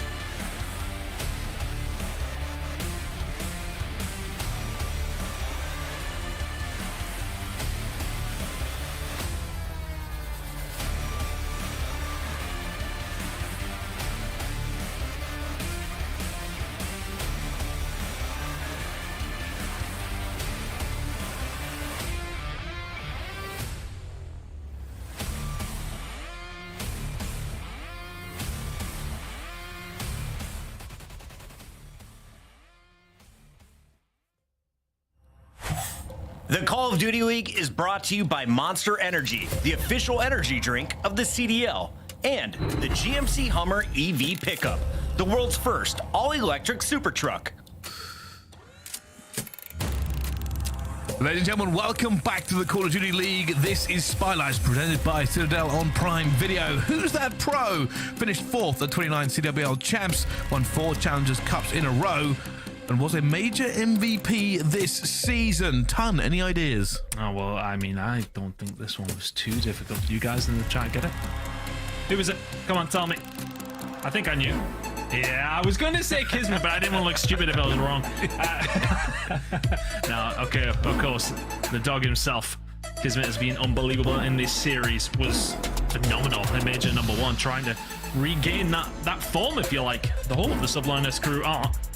And well, so far so good at Major #4. I mean, this has been a flawless performance up against Vegas Legion so far. Nothing to write home about if you're the Legion. York Subliners are cruising at the moment, Bryson. We got Control coming up, so they got to be feeling good. They certainly have, but let's come back to reality. Let's bring our emotions under control. Let's start to see what lays before us. A control for both these two teams on this map. Statistically not great. A little bit more of an even playing field. And while disappointed Legion in the S&D, this is not over yet. There are always miracles at the Major. Right now, though, New York getting a fast attack in the way. Yeah, looking like a big A-hit coming out. And both these two teams, of course, the records really do speak for themselves. They haven't had too much luck to talk about when it has come down to LSC or Control. And well, that's a good start for the side of Subliner. Somebody I'm looking at for Legion, though, is Temp. He's really had quite a poor series so far. The last time around when these two teams faced off, dropped to 1.27 in Control, albeit for the loss. But we need to see some more numbers. Oh, Donnie Temp, but right now, Subliners just seem to be everywhere on the map. Pushing over towards B. Good progress in it. It's a nice start from the New York boys. And right now you can see the New York team are just putting pressure on them. They are trying to keep them bottled up completely. Skyz knows players are looking for him as well. Clace is going to fall at the same time. He is slowly but surely going against them here, but there's nothing from Legion in the kill feed. Both sides are open, both sides available. I absolutely love that from Skyz. The team's putting the pressure on to B. They're causing issues on both sides of the map. And Skyz knows that Vegas Legion are going to be clutching at straws, thinking about, okay, let's try and lock down A if we lose B. Thinks that push is going to come in over towards the top tower, finds the kill, locks down A, and the team still have pressure over towards B. It's been flawless from New York so far. But this is where the difference comes. Fortunately, the Legion didn't lose that second tick on a B. I thought they had, but with that done, they have an opportunity. They can hold this. We've seen teams do it before. They need a little bit more map control and a little bit of kills, and they should be in a great position. Priestahh, though, already making 2. Oh, Vex struggles on Control, being shown there, but KiSMET will find those kills. Important that they do so. Pushing forward into the middle of the map now, and it's a little bit more of a staggered push coming in from Subliners.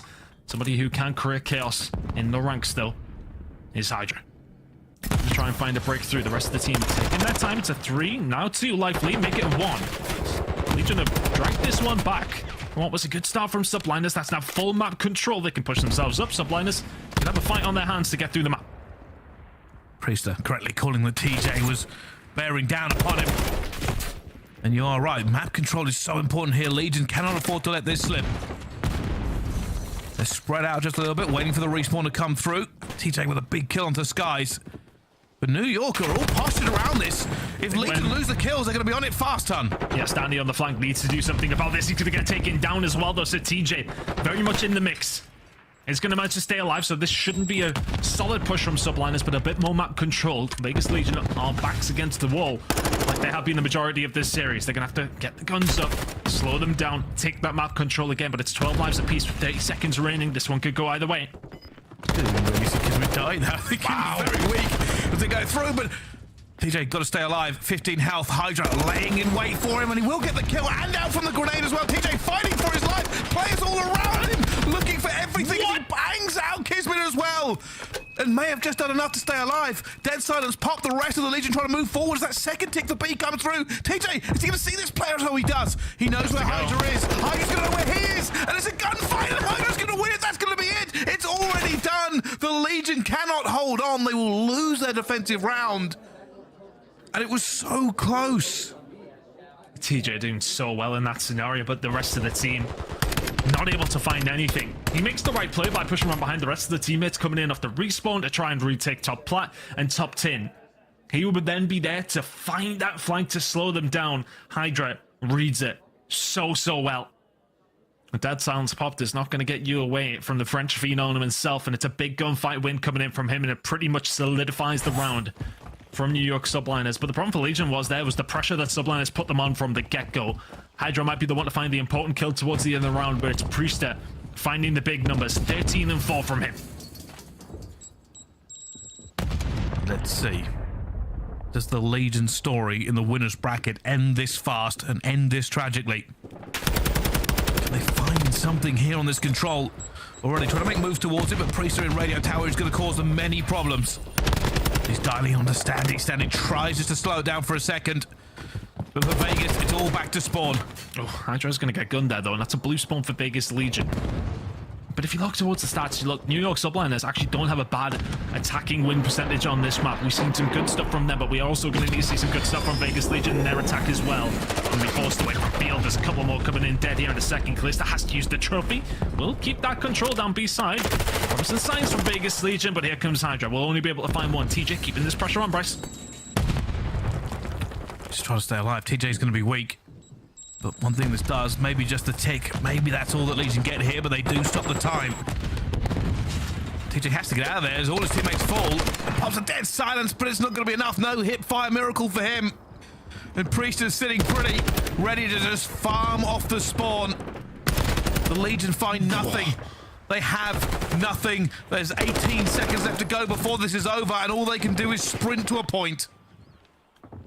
Priestahh stepping it up for the squad. 17 and 5. Biggest Legion.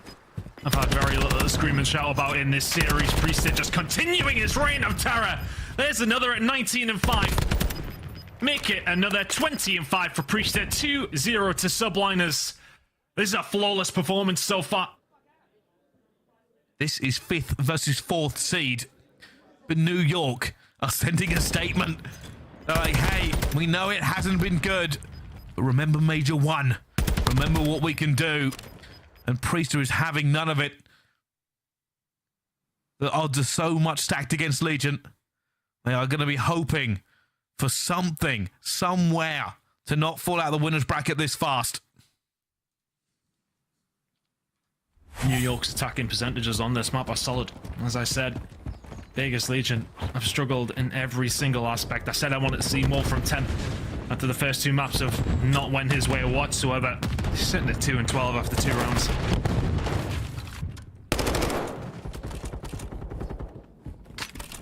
And we'll see. Is Vegas made of sterner stuff? Can they come back from this point? They say this as HyDra just goes to work. He's on a streak. Skyz gets another one. They're on to B with numbers. And there are trophies in number there as well. Priestahh's not even stacking the point. That second one is going through. He's actually on it, sorry. The third one should be in pretty surely. Not really anyone here from the Legion that should be able to stop it as they fall. B is done. Priestahh is on his own 5 streak as well. And now for Vegas Legion. This could be their last roll of the dice, their last chance here in the winner's bracket. They have to hold A. That's an important nade coming through.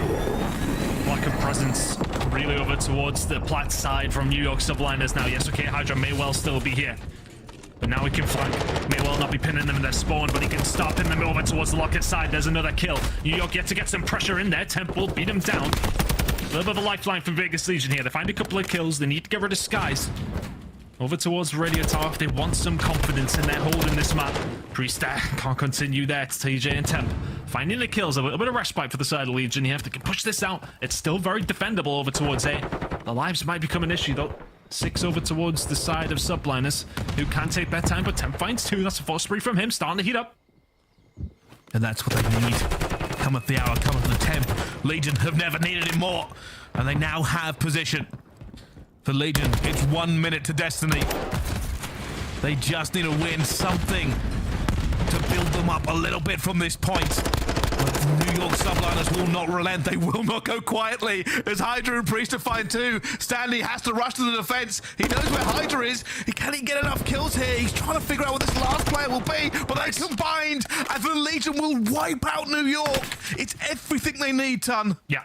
That's the kind of start to a defensive holdover towards A that you absolutely need. If 4 subliners away, they're doing well with this defensive hold. Standing inside of bar has pushed that pressure as best he can. Subliners have not had much luck since they have, well, got a hold of B. Vegas Legion have been doing a good job of being a nuisance, staying alive when they need to, Standing finding those big kills over towards it. Subliners only a couple more rolls of the dice here, 30 seconds to go. And TJ is in a very important position. Already knows where one player is going to be. He does find him as well. And the Legion have not rolled over. They've not given this away for free. Now, right now, in a position to hold this. New York. Maybe one last push in them. Players all around. Skyz will find the first as well. Sandy's trying to hold. New York are trying to get in a position for this. They cannot let anything slip here, Legion. They are knowing the players are coming through them as well. Sandy will go down, and it's on the point. They are on the point. New York have found a couple here as well. It's going to be Clayser up top. Has to just make sure that nobody can cut down his teammates before they arrive. Oh, they've got them as well. This is big. Clayser gets wiped out. Priestahh is here as well. Oh my goodness. Has it happened again? One more tick, Bryce. And it's going to be over. It's ticking. It's over. It's over. It's New York. Clean out Vegas Legion. It's a hot 3-0 on the control, on the actual game mode. A 6-0 in the SMD. It has not been a great game for the Legion. The winners bracket already says goodbye, but New York get that W and move forward. Impressive performance from New York. Looking a little bit more like that team we've seen at Major #1. I mean, we've seen them last time in the Belong Arena. They enjoyed it. Well, we've seen them enjoy it here today as well. 3-0 statement win against Vegas Legion. I look the hard point into control. You say, yeah, right. That's a decent map pick for the side of New York, but for me, it's the S&D. A 6-0 against Vegas Legion. Any teams doing that's impressing me. Big win for Subliners there. That's a statement towards the rest of the competition, Bryce. It really is. It's a re-evaluation of both of these two teams. New York stock has shot up to the stratosphere. For Legion, it's gone down into losers bracket, realistically. It's not what we were expecting. It's not what our analysts predicted. It's not what the fans thought would happen. We were expecting a close game, maybe even a game 5 between these two Titans. But hey, 4-1 in the qualifiers, 3-0 against them in the major. Wow. Today it started off incredible. Just not the way I expected it. Honestly, I really thought that Vegas Legion, I mean, I picked them when it comes down to my picks. I thought, you know, especially the Search and Destroy, I said, map #1, it's a 50-point game and hardpoint against a solid team against New York. Yeah, look, that's excusable. But the 6-0 in the Search and Destroy has caught me off guard massively. And I think, honestly, it feels like they're mentally choked at that stage. If you're not winning your Search and Destroy, you're heading into control. I was saying it the whole way through because that's how it felt. It was backs against the wall, but just a mightily impressive performance from New York. That Search and Destroy will cause a lot of, I want to say, rifts in the CDL now, because a lot of people will be looking at that Search and so saying, well, okay, if you could do that to Legion, how strong are you going to be against the rest of the CDL as well? New York are here to play, very much so. Yeah, it's kind of incredible. Realistically, these two teams, it's kind of mind-blowing because it's not what we expected. Fortunately, there are some takeaways from this game. For the Legion, you get another chance. You're going to go into lower bracket. There is still an entire thing to fight through. We have seen teams do massive runs before, and the Legion will want to do the same thing. For New York, though, maybe we need to put some more respect on their name, looking maybe like contenders in this, because the question is, was that a bad time for Legion, or was it just an incredible time for New York? I like to think a little bit of both, but it definitely gives me confidence in the Subliners moving forward, Ton. Yeah, let's see how it goes for the Subliners. They're looking good so far, but the flank will probably have a lot to say about. Let's go over towards Zuma and the boys. Smart taps on what? Wait, hold on. You know how like people will use the claws? Like, I don't have it. Feel it? Ladies and gentlemen, welcome. We're joined by Caesar Skyz here at Major 4 in Columbus, Ohio. Skyz, thank you so much for joining us. It's an absolute pleasure, as always.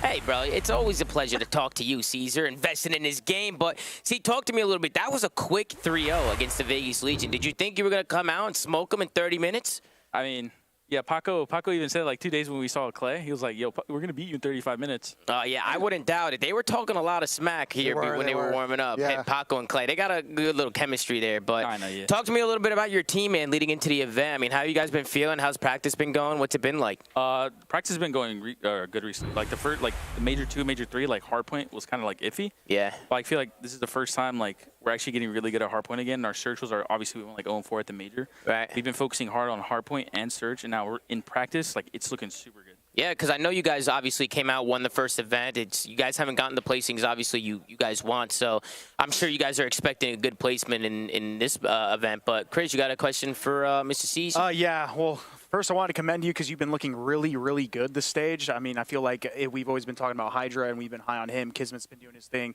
but you have been playing really, really good stage. So great. It's great to see. But I just wanted to ask you guys, like, how much does this first round of winners mean to you guys, like winning, especially in this fashion? Because the last 2 majors we were actually talking about on the couch, you guys have not made it in your first round. You guys have always been struggling there, and then you guys like bow out of the tournament pretty early. Yeah. And for your guys' team, like I just feel like that's kind of unacceptable. So how much does this like win mean to you guys, and at least for momentum, like going into the rest of the tournament?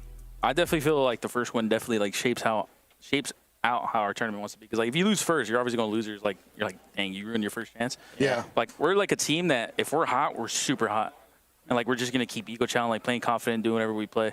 But yeah, the first series, like definitely like our momentum for sure. Yeah. Like all of us have like a lot of energy with each other. So like after that first series, we just have so much confidence right now. Like, especially we won in like 25 minutes. Yeah, Ben, go ahead. Yeah, if you can adjust your mic real quick on your mouth. I hear it not picking up yet. Last question here. I think a lot of people, the last 2 performances you guys had in Major 2, obviously the travel issues. Last major you guys didn't play, I think, to your standards. That your team has been slept on. Do you agree with that statement? And like, has that been firing you guys up a bit to try to play a little bit better during the season? I think we're definitely slept on, but it's the roasting is definitely like, what's that word I'm trying to think of? It's deserved. It's deserved, yeah. Okay, Because that's definitely not what we should never be placing. And like, I guess like the second major, we were like, the travel, and then the third one that's when we were tilted. Like we got to stop making excuses. Like we got to lock the F in. Right. You know, I like that. I like that. I was thinking about it. I was thinking about it. Coming a little rogue the last interview, but hey, Caesar, listen, man, I really appreciate you hopping on, my boy. Hey, congrats on a big win. Good luck the rest of the way, man. Give the team my best, and thank you for hopping on, man. It's a pleasure, man. Having me. Hey, bro, it's a pleasure as always. See, much love, man. Thank you for the gas, you beast.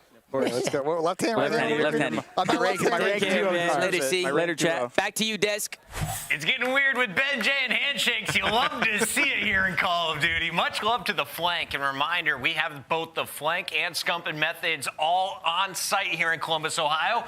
But I heard some sirens going off here in the studio. I don't know if it was we may have a tournament winner warning, this is New York, or if it was fraud alert from the Vegas Legion. They did not show up today. Yeah, they got cooked. I mean, we're talking about in that hard point, it was relatively close, but New York, throughout the majority of that, had control. They had 2 30 bombs from HyDra and Skyz, just ego challenging every single opportunity that they had. And then immediately, round 1 of the search and destroy, a 2-piece nade that proceeds to end in a 6-0. I mean, these guys were just absolutely rolling. You talk about how they played that search, just hitting stuff together, Ali, just doing anything and everything that they wanted.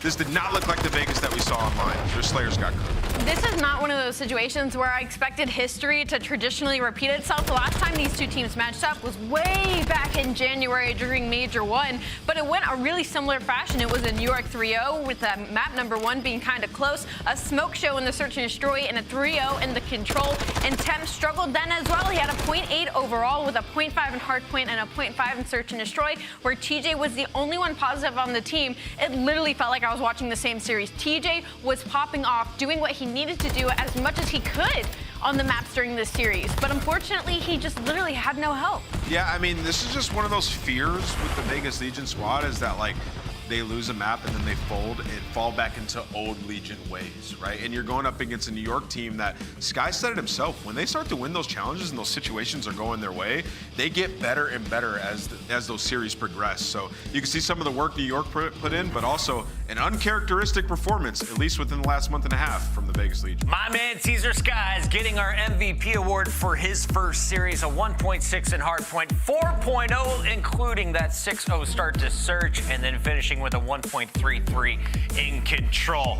But when it comes to our scuff play of the game, there was nothing better than what I saw from my man Priestahh. Talk to me about this man and what he did in that map 3. I mean, Priestahh was a demon, Chris. We looked up and we're like, okay, he has 4 deaths. He only had 1 death in the next 2 rounds of control until like the very end of it. Like, when Priestahh gets going, and this is what we were talking about throughout this stage, like he was playing okay and they were winning games. When he gets going, they dominate, and that is the rally champion. So like he very much is the X factor on this team. You know what you're getting out of HyDra, but when Priestahh takes over, you see performances like that, which leads to a dominant victory. I think I saw everybody from New York really step it up. You know, it was obviously those raising question marks, and I think that interview with Skyz is really well. You know, him saying that they feel like their respawn is kind of finally back to where it was in the beginning, and that's when New York gets really scared, is when people underestimate them and their respawn's on par. So if you've been paying attention at home, that means New York is moving forward. LA Thieves won their match earlier, both of them on opposite sides of the bracket. But who plays New York in the next round? Well, that'll be the winner of our next match, OpTic versus Boston. Before we get to that, quick reminder, pick up your gear. The CDL shop is always open over at shop.callofdutyleague.com. What kind of gear can you get there, Allie? You can get the jerseys. I kind of want to rock an LA Thieves one, so maybe I can shoot like Sam LaRue, the human turret, but make sure you pick up your favorite team's one so you can rock it just like them. Shout out to 80% of my chat. They're killing it on predictions. Keep it coming. When we come back, it's the rematch. OpTic Texas takes on Boston Breach for a spot in our winter semis.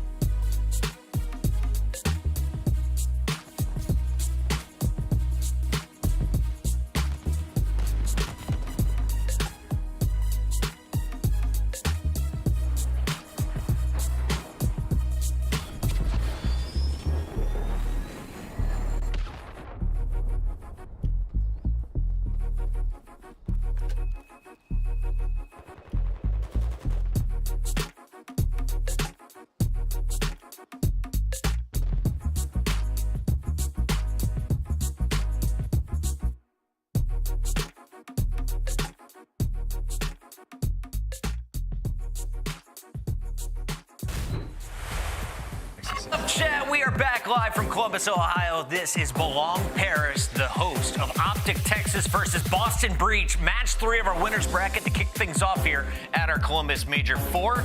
And there's a look at the man who was once competing at the collegiate level, then challengers, now the in-game leader as a rookie.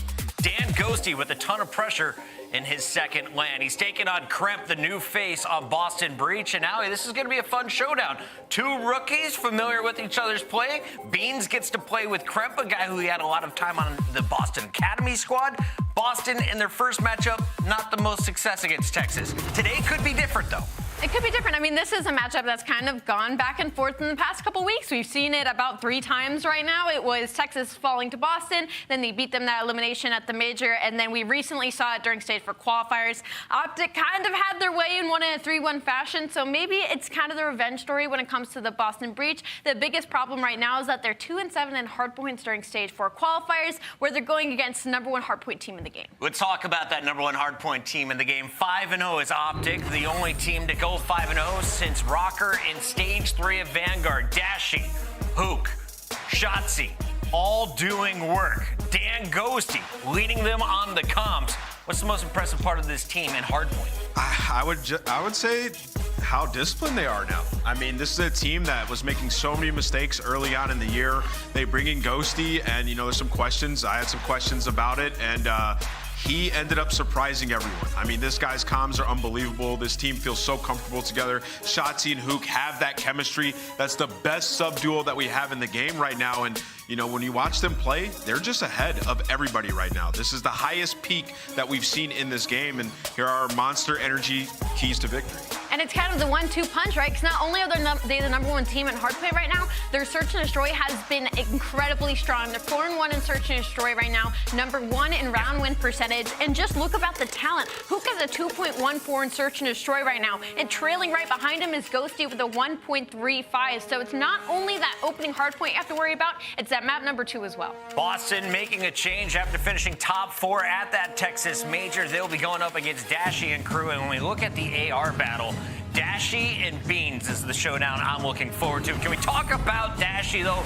What does this guy bring to the team? I mean, last time they matched up, Dashy dropped a 1.22 on them. I mean, in the hardpoint, he had a 1.4, and in search and destroy, a 1.2. So this guy has Boston Breach's number. So historically, we're going to need a little bit more out of Beans in this series. Yeah, like I said earlier in pre-show, if you weren't here, this is literally Boston Breach, which seems like diet OpTic at their least confidence versus the real OpTic when they're at their most confident, right? So Boston Breach can slay with OpTic. They absolutely can, but OpTic, it just seems like strategically are on a different level right now. Everybody's hitting their stride.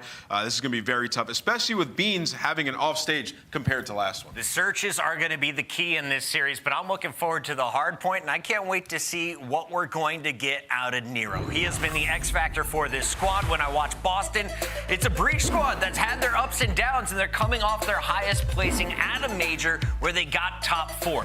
They swap out Vivid, though. They bring in Kremp from the challenger scene, the academy squad. He gets promoted to the starting lineup, and they finished 2-3. Not the best record we've seen from them in their qualifiers. Yeah, I mean, it was a very tough qualifying stage. This is typically a team that's very well-rounded. Here's the Monster Energy pregame keys to victory. Make your kills matter. I totally agree with that. I feel like this is a team that plays very individual at times, whether it be they're finding success when Nero's going on a streak, playing his life in control, or Big Wake's taking over and just slaying the crap out of other teams. Convert your kills into way better situations, and that's what they're hoping for, right? You bring in Kremp sort of to get to that next level, and you're in that process. Are you there yet? I do not think their matches have shown that, but Kremp has shown that he has the talent to take over games. And here's Kremp's teammate Beans. Allie, we were talking about the ARs. Beans, he has to step up his numbers today to compete with Dashy. Yeah, if there's any opportunity for Boston Breach in this series right now, it has to be in that control. They won the control last time, even though they went up 2-0 and almost let OpTic Texas create that little reverse sweep. But Beans has a 1.34 in control right now, so he's up there with the slaying and can certainly hang with Dashy. I think the biggest question for Boston right now in the series is they kind of need to find their identity. I think some of their role playing is a little bit mixed up right now, and hopefully they fix that with the couple of days they had off. We just passed 23 million channel points on the line for this series, with 91% of you going with the #1 seed, OpTic Texas. Let's take a look at our maps and modes and see, will there be anyone crying in chat today? Can Boston pull off an upset on Mercado, aBeZy, Hotel, in a second Mercado? I mean, everything leads to OpTic. OpTic are 8-0 on Mercado hardpoint with Ghosty. They have not lost it. These are the same 2 hardpoints that they played last time that OpTic smoked them on as well. I will say this is the first time that we're going to see OpTic with Ghosty play aBeZy S&D. So a little bit of unknown in that game too. Maybe Boston can get the win there. They're also #1 in plant win percentage on that map. So if you're a Boston fan, game 2, you got to win it. Allie, you're 1-1. Nameless is 2-0 on predictions. It's your turn to catch up. You go first. Who wins this game? What's the series score? I'm sweating. I'm just kidding. I think I'm going to go with OpTic Texas. I just think they're way too strong right now compared to the Boston Breach. I think it'll go 3-1. Going 3-1. Only their 3rd map loss of the major she's calling. Nameless, how do you see this? I think this is a very bad matchup for Boston. 3-0 OpTic. I think they take it. 3-0 OpTic. Chat, you have spoken. They're all on favor of the green wall. But where do our casters lie? Let's go to Miles and his fresh haircut. What's up, buddy? Hey. Hey, darling. How we doing, team? Well, I think we're going to remain extremely impartial here. We've got ourselves a real treat of a series as things are not only getting crazy in game, but apparently out of game as well. We'll find out a little bit more on that later on today. Chance, though, how we doing, brother? This should be statistically a very, very good series, except for that Mercado. Yeah, well, Mercado is going to be the most lopsided map, at least on paper, that we have by far. But it also could be the map to set the tone if you're Boston, right? It's sort of a nothing to lose. OpTic, everybody's talking about their hard point. It's been electric. They're undefeated with Ghosty on Mercado. So if there's nothing to lose, come out with some fire. And I know Kremp did exactly that the last time he played against OpTic. So the potential is there, but admittedly, on paper, that's as rough as it gets. Yeah, well, we'll see. The hardpoint records as we roll into this first map, and I don't know how we got back to Mercado, but we've made it. Ladies and gents, OpTic with a serious advantage coming into this one. Will it translate to land, though? Let's find out. Here we go. Map #1. They down to bound as well off the spawn. Shotzzy gonna dodge at least death for the moment, but certainly a different way to set the tone right from the jump, get that P1 control, and hey, Kremp delivers, actually starts things off with the TAC 56 in hand, gets the double kill, and as far as opening breaks go, right there from Boston, perfection. Delight. They're not going to get too much more of that time. OpTic now surging their way forward, looking at that P2 side of the map. Shotzzy hops up into that top side of the point, looking to find a few more out of this. Nero, not fast enough to sniff him out. It's a slower play out of Boston here. Can Shotzzy keep running him up? No. Kremp and Beans now through the back alley. Nice tags out of Ghosty. Not enough, though. Beans somehow finds 2, and we're about to see a lead change, but it won't amount to much unless Dashy can pick up all these kills. Well, at the very least, Dashy's blocking like part of these spawns, right? So, you know, Boston's going to be forced to flood it in from one side, but when he drops Shotzzy, he's going to get actually just sent in for the kill. I mean, that's a small window of opportunity for him to get in the mix at all, and already going to be causing problems on the rotation. You had Boston, they turtled up, they put so much emphasis on the bottom of the map, and at the end of the day, OpTic, they break it with ease. Beautiful work. Dashy buys enough time to get the boys in. They find the time. Now ticking away. 30 plus going to OpTic Texas here. Huke behind the bar. Here comes the first hit. Awakening. Oh, not taken care of. Beans there. Someone finds another 2 pieces. Boston get the break. Right, that's the sort of momentum you're looking to get back, right? If you get broken on a money hill, you need to make sure you survive and keep things even kilter, and so far so good. Beans inside the hill, his teammates are rotating, but honestly, that's 20 seconds. That's not really scrap time. That's a good chunk OpTic going to be able to get, and obviously a lot of time for them to set themselves up to break down the next hill as well. So if I'm Boston, there's pressure on. You need an immediate response. Gets his first. Nice tag on out. Boston still trying to hold this one. Final 5 seconds. We're about to crack open that new hard point. Here we go. The first taste of that sweet nectar. Did Dashy find it? Yeah, big work on Kremp there. Takes the corner. OpTic now on the approach. And we see anyone get a little closer now. Boston with a little bit of time. Nero's the only man in there. Should be swarmed to take care of. He is. There we go. OpTic Texas running the scoreline. And again, that is just, I mean, it was a bunch of gunfights. Boston held him off for a moment, but then when it gets to the hill, there's so many problems being caused, and now that brand new problem is Shotzzy up top, all but a distraction, and all the trades coming through. OpTic remain on top, and I mean, that is just efficient work. That is the player up top staying alive, doing the little dance, and the end of it, actually with the 2-piece cherry on top. So another situation where Boston, they might have rotated early, they get picked apart. Now they're getting out-rotated to the barbershop hill. This is going to be a tough one. And already, it was, what, 20 plus seconds remaining in that one. Massive 2-piece from Nero.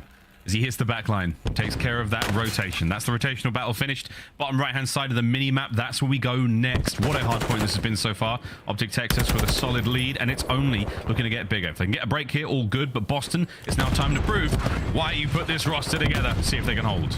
Yeah, almost like a round 4 sort of situation. The next attempt at holding a hill that you can turn into a near full 60, but you see the kill feed already. OpTic just breaking it down from the top side in his patience on the bottom. Owakening just going to get double chowed. Everything done perfectly, and Nero just traded out OpTic like clockwork, but it is still Shotzzy by himself on the point, and Boston with the closer spawns should be here for the retake, and Shotzzy just annoying to deal with. He's over there making plays. He's being real annoying, finally taken care of there, as again the kill feed, it's Nero with the 2-piece, 10 and 10 overall. He's been exciting to watch, just keeping the KD department together. On the other side of the board though, Shotzzy and Dashy are cooking right now for OpTic. Another rotation done, and it is Boston in there once again, chance, but OpTic Texas with those breaks has been solid enough. Can Boston hold this time? They need it, man. I'm almost scared if OpTic ever win a rotation and get a hole. That's where the lead might get even crazier, because they've been fighting off the back foot in still a 60-point lead. But here we go again. It is snakes in the back for Kremp. He is ready for some action. Admittedly, just going to be shooting at pixels. And for OpTic, honestly, they have to control the hill. They don't have to take these gunfights just yet, but now forced to make moves. Boston winning all the gunfights. Shotzzy last man standing. Get rid of him and collect that time. Patience of virtue that not many would believe he has, and he managed to walk away with a big kill there. Nero once again the front line right now for Boston. A 2-piece for him. Here comes the third. Can Nero get it? No. Ghosty around that corner, cuts him down to the point. Beans holding it down himself for now. The rest of his boys on the outside trying to make sure we get some time. In we go, send Kremp, find those kills. Boston with a break. And this is big gunfights as well towards the tail end. Huke's going to get the 2 in the feed, though. And I think, wow, geez, Nero wanted to keep him at bay. Huke had completely different ideas. And once again, that is not really scrap time. That is a good chunk to get for OpTic. They have built their lead up even a little bit more. But the story of the game, Boston, they are ahead of the rotation. They get a setup around new. Can they hold on? Check that corner, Beans. Dashy guns him. The Masters of Mikado now on the approach towards this hard point. 14-7 out of Big Bruce. Here comes Nero, no 2-piece for you. Dashy puts him down, over to Awakening, the man on the point. Kremp backing him up from downstairs. It's a 2-pronged attack now from the boys of OpTic. Good tags out of Dashy. Are we able to get closer to that point as Ghosty finds one as well? Downstairs, Nero, big work again out of Bruce. Now he's inside. Yeah, that's your TAC 56 player leading the charge right there. And if the main AR is putting in some work, there's the help for the trades. Who gets the clearance? And now OpTic, once again, the story of the game, they just get the break. They bully their way through. The trades up top are on point. That is Dashy on a 5. Now he's looking for the cruise. Dashy's on a 5. Here we go, looking for that cruise missile. We'll see if they can get it. We're going to dive now into a quick listen in with OpTic Texas. I got one on right. Y'all should go in. Yeah. You wanna let's go Barber. Let's go Barber. Yeah. What's behind us? Like him. You still Barber truck? It's Barber truck. What's gonna run a middle? Yeah, I'm looking for mid. What's Barber truck and back alley? Barber truck, one shot. You got that? Yeah, one guy's on me. D7. You Barber truck. He ran down mid. Barber truck. One guy's gate as well. Gate truck some time. What's back alley, man? Pretty sure. Yeah. Child this with me. Gate stun. I got him gate. I have their Sky guys. Just running green here. Yeah, one guy's running a mid. One's running a mid. On time, absolute. He's going gate or mid. On time, dead. Another one's right back. Got heady. Behind us, bricks as well. Is he chowing me? Bricks and trucks, yes. Yeah, bricks is needed. Good. One shot back left trucks. Yeah, what's trucks? Bricks. Push out mid. Mid-side bricks. One guy's gate. Yeah, trucks.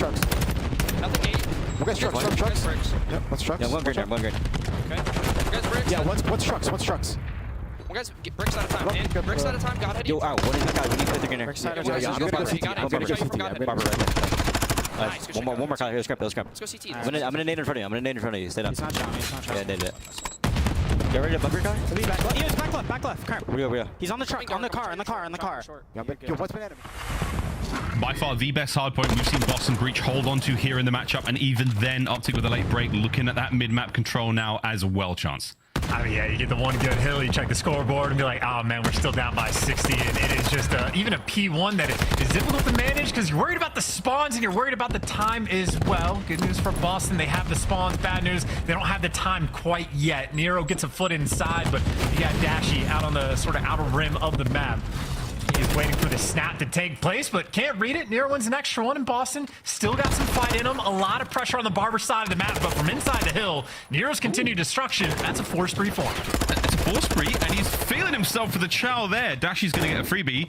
Here comes Huke, now making his way in towards the Cantina side of the map, and this is a good-looking push now of OpTic Texas. Fun a few seconds. You have to hold on. The kills have not worked out. Kremp, all down to you. Big win. Stays alive. Gets himself upstairs. Boston Breach are not out of this yet. Can somebody finally dethrone OpTic Texas here in Mikado? And right now, I don't think so. It's Shotzzy again in the feed.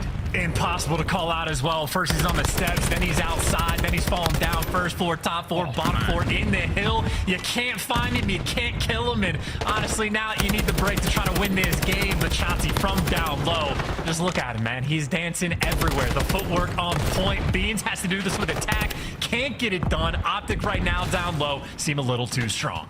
Oh, way too strong and a little desperate now at Boston Breach. You have to get towards that point. Awakening versus Dashy. Can Dashy do it again? No. Teamwork prevails. Beans there in the feed to help out. Last man on the point is Shotzzy. Harder to kill than ever, it seems. 26 and 18 from him. The hard point, though, is not over yet. As Boston have managed to get in there, there's a 20-second gap to close now before this one travels over to the bottom, or the top side of the minimap. Over to Tin. Once again, chance. The hard point, not over yet. And it was such a big win by Huke, though, on rotation as well. Nero maybe an opportunity to cause some chaos behind enemy lines, but Huke keeps it nice and secure. And honestly, this might be the first time the entire game OpTic truly have a setup around the hill.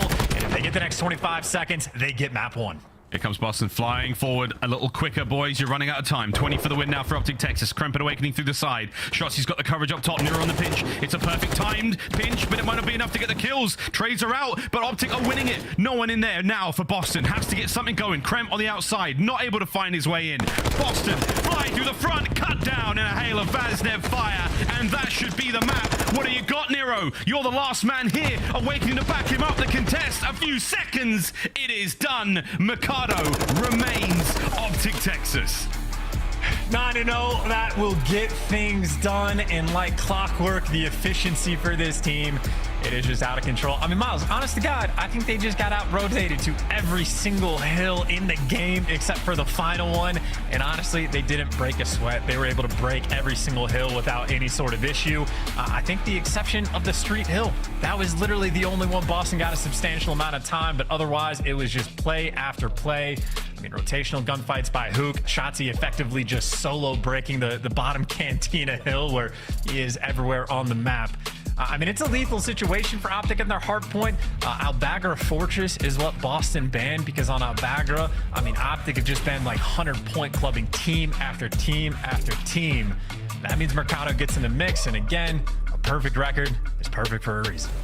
Absolutely magnificent. A look at the stats here again. No surprises there. A wonderful sort of relatively even spread of damage across the board, but Shotzzy really was tough to deal with. Same with Dashy. 21 non-traded as an AR at 25 and 15 overall. Magnificent stuff out of him. On the other side of the board, not a lot to write about for Boston Breach in the kills department. A very tough map to square up on there against OpTic. Highlights now, ladies and gents, from map number 1 as we get ready for the search and destroy. And chance, a lot of Shotzzy. I mean, yeah, he's even doing the correct plays on the map. Like, it's patience in moments like this. There's the times where he's getting it like to top 10 and playing just slow enough for his teammates to get in the mix. So I mean, Shotzzy has elevated his game, right? It's not just movement king, it's not just ridiculous gun skill, also one of the higher IQ players we have in the league at the moment. So Shotzzy out of this world, and I mean, Kremp had some nice snakes, some nice plays in the mix. That was the one hill Boston truly had a decent bit of success on, but otherwise it was just the OpTic show, fluid the entire way through. And I mean, here's more work from Shotzzy. That's the dancing. Man's absolutely twisted. Yeah, these unbelievable string of kills. This was just to hold on to the point and keep those members of Boston Breach as far away as possible. 2 pieces towards the end there. Ghosty in the feed as well. We're not giving him nearly as much love, obviously, as the submachine guns. They were having a good time there on Mikado, but business as usual. Boston now time to bounce back here in the search and destroy. As the Belong Arena, it's full of gamers right now, man. I wish we were there, but aBeZy, that's what's happening next. Hotel control after that. We have a double dose of hotel if we have to get there. And of course, we go back to Mikado, search and destroy. That is going to be game number 5. Now, to quickly address Puckett, if you are hearing this, my friend, challenge accepted. Let's get another search. I have so many questions, no answers, and maybe another question that I will get answered for the map too is, like, on paper for this series, the Mikado basically just an auto win from OpTic. It's just the warm-up match to get prepared for map 2. But aBeZy, this is the first time OpTic Texas have played it with Ghosty on the roster, so that is a massive unknown quantity of how effective they are going to be. And obviously that means on the flip side for Boston, their best opportunity in the series to A, get a map 1, B, get that momentum, and I would absolutely without question say a must-win map for Boston if they want to have a chance in the series. Yeah, that control is somewhat up in the air, and they want to keep themselves rolling here as best they possibly can. Boston Breach, an up and down season for them, especially since, you know, their own major. What a wonderful time that was back in Boston. See if they can't find some success here. What it would mean to Kremp, what it would mean to Awakening, who has been such a dominant force in the league since he joined it in 2020. Don't think he's had as much success since he was on that Florida Mutineers roster way back in MW19 chance, but hey, he's a terrifying prospect, terrifying player to come up against. And Beans, what an addition to the roster he's been. Boundless potential, I would say, with those two, but I think the only success Boston seemed to have in the map 1 was through either Kremp or Nero making plays together. And I know the ARs exactly have to be the ones to step up because Dashy has been absolutely lights out. Like in hardpoint specifically, Dashy has like a 1.35 against Boston. On the flip side, Beans against OpTic has about a 0.83, and obviously map 1, those stats stayed pretty consistent for those two players. But Search and Destroy, I mean, Beans has one of the finest S&D performances of the entire year. He did that against OpTic. Kremp, the first time he played against him, also had an incredible, I think he went 10-6 game of Search and Destroy. If you were at your best, you could take OpTic down, but it's not just the hard point. You had Ali talking about it on the desk. They were 4-1 in Search and Destroy as well throughout the stage. Their round 1 percentage was also out of control. But this has been the one situation where Boston have ever had the edge against OpTic. A small one at that. We'll see if they can get it done on aBeZy. You better not miss. You get one opportunity to take a map that's yours. So we take a very brief pause in between the hard point to roll into that Search and Destroy. aBeZy is going to be an electric one indeed. Last time we had Dashy in this venue, Chance, I think it was a control game where he got like 5 or 6 kills and the team still won it. It might have been Tuscan. I'll never forget. We got some great memes out of that one, but that was back in the Vanguard season. A very different look. We'll see if we get any more magical moments, shenanigans here in the Belong Arena, because let's face it, man, this place has got some great Call of Duty moments in there. I mean, we certainly saw some shenanigans in a previous series, right? The near triple donut in a game of Search and Destroy. Oh my God. Almost came to fruition. So spicy stuff, always potential here in the Belongs Arena, but we have some potential map stats for Boston Breach as well. So we got all sorts of stuff happening, Miles. We do indeed. Well, quick look at the Breach stats coming into this major. Overall, 7th place, 15-14 is that record. And Chance, the good news for them is the Search and Destroy. Even at 20-19, that's 4th overall. It is a good look coming into this matchup, especially as we roll into aBeZy. And that control at 5th place as well, that's not a terrible spot to be in. Big worry though, you don't win either of the Search or the controls, you're in serious trouble, lads. Not only because it's a 3-0, but hey, that's it. Lower bracket, here we come. Well, and you know, I think almost every single person's favorite, like the neutral fan sort of thing, OpTic has like the primary seed. They were lights out, 5-0, absolutely godlike. They dropped 2 maps throughout the entire stage, right? So OpTic is the favorites. The story for Boston in this series, one, the aBeZy, the setup for that is easy. It's OpTic's first time playing it with Ghosty. Search and Destroy, Boston. I think they're tied 3-3 against OpTic on the year, but that's been the one game mode where they can set themselves apart. And for the control, Boston have a respectable record, and like online to LAN, OpTic has been a different team when it comes to control. They've always been kind of average, a little bit mid online, not good on LAN at all. Their record is comparable to Vegas Legions in control. So obviously it's a brand new team from OpTic. They looked a little bit better in stage 3. Now there's no Bagger or Fortress in the mix, so they might be even better after the fact. But these next 2 maps, this is where Boston can make their money. Yeah, indeed. Well, we'll see if they can get it done.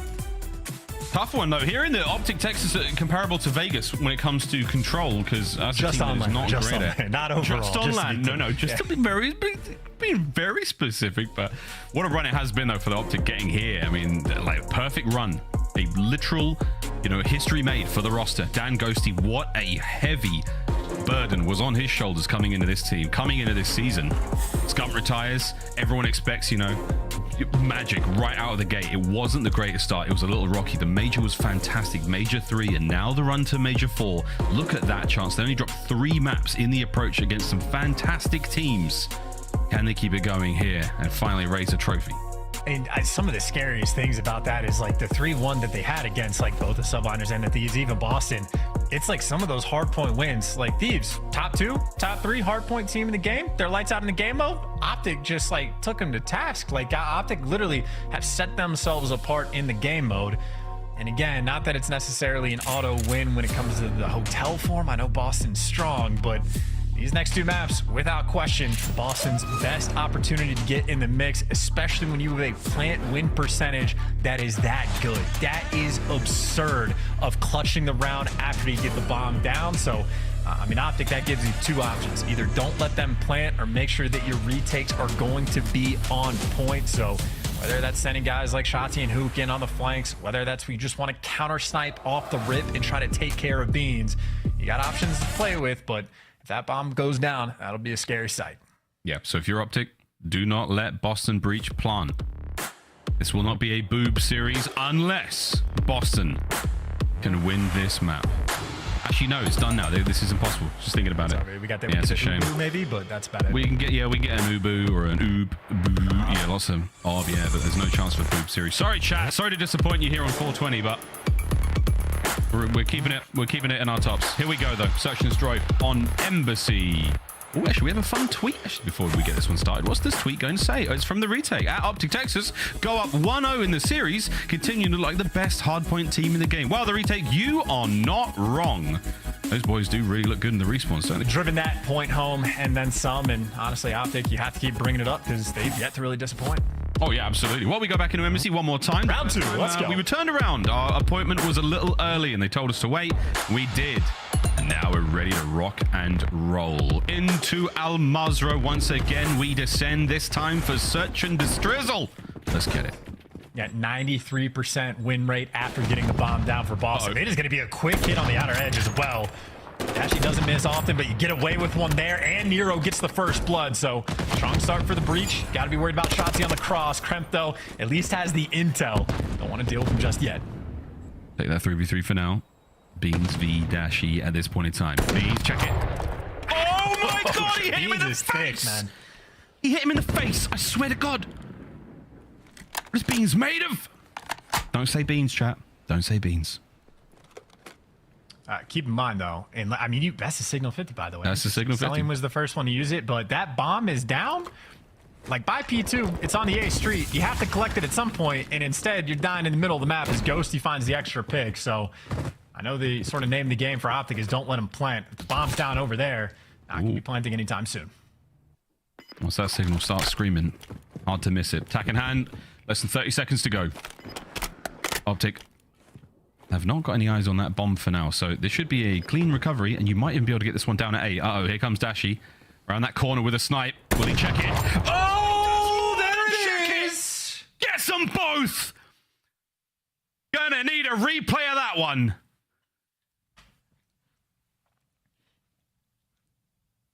Oh, my word. Big Bruce. Buy one, get one free. That might be the NVK challenge as well. That was so close to the double headshot. Shout out to the observers. Caught it in the nick of time because the collapse, always a fun one to catch. And a demoralizing way to start your game of aBeZy. Oh, man. We're getting it all. Somebody asked me the other day if we got many collaterals in this game. Well, there's one to add to the pile. Kremp and Nero taking their positions over by that B-bomb site, and it's about to get lit. Beans bringing the snipe forward. Nero's first blood. Will Dashy be able to strike again? Nero somehow gets another out of this, and it's back over to Ghosty. Tries to do what he can to level the playing field right now for OpTic Texas. 3v2. And once again, Nero is one of the guys him and Kremp have been making plays. That is where you find your success, and Nero delivers. You bomb down in a sweet spot for Boston. You do not have to move. You could just throw shoulders, throw snakes all day long. And Awakening's job is to do the exact same thing. Get the intel, don't get picked. You can watch both crosses. As soon as he senses Ghosty coming towards the trucks, Dashy rather, he repositions, overchows and gets gunned down. Unbelievable shots from range there from Dashy. Daddy popped. He's making a bit of a move here. Trying to reposition. We've got to go get that bomb back, though. That's the difficult part. Right out in the middle of the tennis court. 2v2, clock's ticking. Yeah, you can hear the glass breaking as well. So Kremp just gets to be posted for this one. I don't see dead silence pop on either OpTic player as well. So they're going to be making noise, but having a sniper in the back alley, this is actually a tough spot to be in, and you get the coverage as well. Yeah, you might be able to make a play, but 8 seconds. You got to try to get the bomb down, and there you go. Beans connects with the shot. So no cooking there. Be around for Boston, and Beans maybe get some momentum as well. Gets the big 2 at the end. Big 2 at the end there with a signal 50. That 50 cal ringing out. Gonna get to see it in slow-mo here and hear it. Great sounds. Love the sound on that. Easy on the ears, that one. Good round out of breach. That milkshake will bring all the boys to the yard. Signal. Such a fun time. If you know, you know. That's a very specific, like, day one reference to the scene. It is very, very, very specific. Here we go. Round 3. Dashy back at it with the snipe, I believe. He's going to be checking up top. SPX worked out for him in round 1. Round 2, close, no cigar.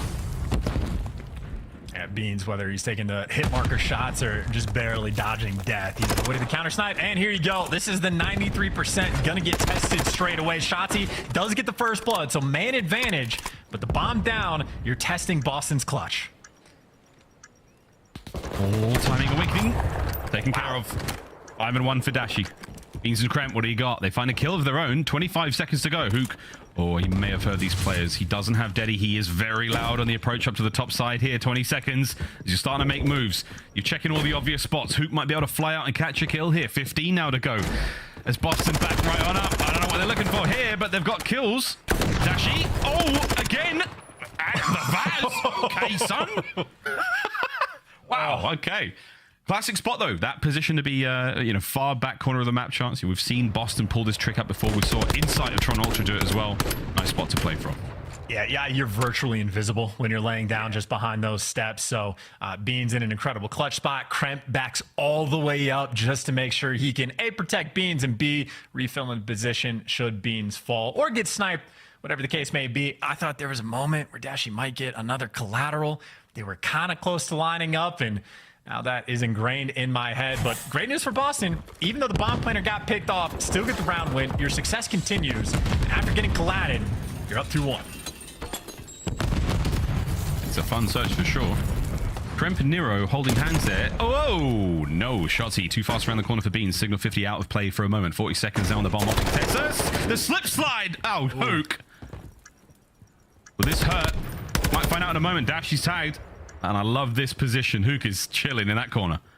Yeah, Ghosty also was able to watch the cross there from Huke, but I think enough noise is being made that A, Huke's going to get that kill, and B, they know exactly where Kremp is. He gets taken down as well. Nice little bounce back game plan there for OpTic. The nades actually completely on point. There's a bunch of stuns and nades coming through on the middle alley to slow down the Vaz devs, and obviously that allows Shotzzy for free to get up to the bomb and then past it to fly at Beans, sniping in the back. And that is worst case scenario for a sniper back alley to have a Vaz snap just flying around the corner. You see he basically has to attempt a no scope to connect it, but fails on that. Bomb gets planted. All the trades coming through. OpTic tie things up 2-2. 7-2 out of Dashy. He is having a wonderful time here at Embassy. No one in Boston necessarily cooking as much. Shotzzy with a lovely first blood. That sign. You get the timing right, you can do a lot of damage. Back over to Beans with the signal, and Huke is up close and personal. Not enough for the pistol. The stun might be able to buy some time for his teammates to get the trade, but they won't. Now 4v2, OpTic, big advantage. Yeah, same thing, man. The attacks and nades have been on point. Kremp actually did find a nice little opening, and he's got dead silence. So, yeah, this is your opportunity. Make a play. Try to even up the odds. And the faster he moves in this moment, the better. He's become the ghost on the map, but he ends up getting caught. Huke with the coverage from range, and for Awakening, that one a 1v3. I'm gonna say Huke stayed there since he found that opening kill. So wonderful patience out of the young warrior. 40 seconds remain. Not going to be needed. OpTic, they win the round.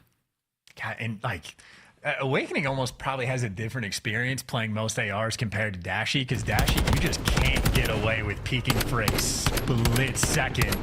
He will gun you down, even the moment Awakening had when he overchowed for a brief moment on that A-bomb side earlier, where Dashy just guns you.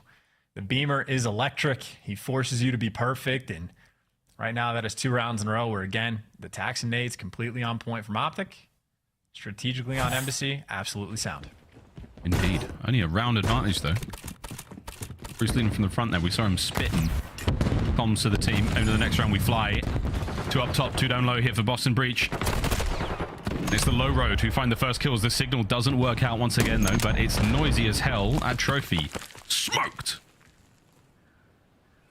Now you got the crosses covered, though, right? Nero does a very similar thing to Shotzzy and has great shots downrange as well. Not easy to do with the Vaznev, but now you get a 4v2, bomb down. You know those players are going to have to cross, and you see Beans helping out Nero a little bit as well. I would say this is a round where you just make sure, don't expend the trophies, don't use the dead silence, do the simple things, take care of business, and that is the benefit of the signal. You can take a lot of shots very quickly.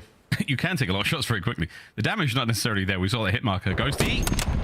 Oh, an unfortunate miss from Beans there. I will say the signal looks good on the Boston Breach colors, but it has not looked good in game just yet. Nero, though, still making it work with old trusty Vaz. Last man up, and it's the pistol, not the signal, that gets the job done for Boston. Another incredibly strong defensive round. Yep, and, you know, almost the sort of similar strat to what Shotzzy did the round before. Just get Nero out in the mix by the sign. Make sure the bomb doesn't go down, get that first blood, and execute after the fact. A micro decision, maybe worth pointing out. Nero did use the dead silence at the very end of that round to get the kill up top PD. So he won't have it at the start. Maybe not necessary if he just wants to fly out to the bomb site and try to go for the plant anyway. I know we still the trophy on Bean, so a potential for an aggressive push, but looks like Boston, this is what they did round 1, leaning towards A.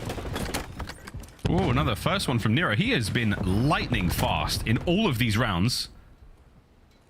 Here comes the Dashy versus Beans snipe off once again. Will Beans' head take another high caliber round?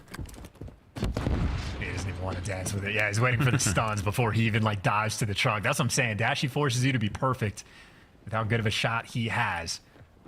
And Huke has a little bit of help from Ghosty, but yet it might have been loud, but able to just pounce on him. Now you just got to trade out Ghosty or just gun them down. Nero going for the ace, dodging the collapse. You are dancing with the devil right now, but they're there to get it done. Being such the shot at the very end. And that is so close to Dashy getting 2 collapse in one game. In the same spot? I know. They got it done, and again, shout out Nero. I mean, that's his, I think, 3rd first blood he has in this game alone. I know on the all-time record, at least this year, it's 3-3 for S&D between these two teams, but Boston has had the edge in the first blood category, 57% to 43. So Nero delivers, and now a 1-round advantage. Lovely 3 kills from him in that round as well. We haven't seen Boston get the bomb down many times in their attacking rounds, so good on Texas for making that happen. That's why the search is so much closer. Statistically, here comes the cruise. What do we see? Eyes in the sky. Oh, no. Yeah, that's a mistake right there from Beans. Ghosty finds the pick as the cruise is getting called in, and that is a cruise being burnt. You get nothing off of it, not even map control, and OpTic have plenty of time in a 4v3. Yeah, on the inside there, they're missing out. They're going to make their way out. Lovely shots from Awakening. Over to Shotzzy. Ghosty is in a spot to contest Awakening here as well. Problem now, you don't have a lot of map controls. Yeah, Awakening's going to abandon this position. He's worried about the ladder. There's no one even vaguely close, brother. That's what you need to worry about. It's Ghosty with a boomstick.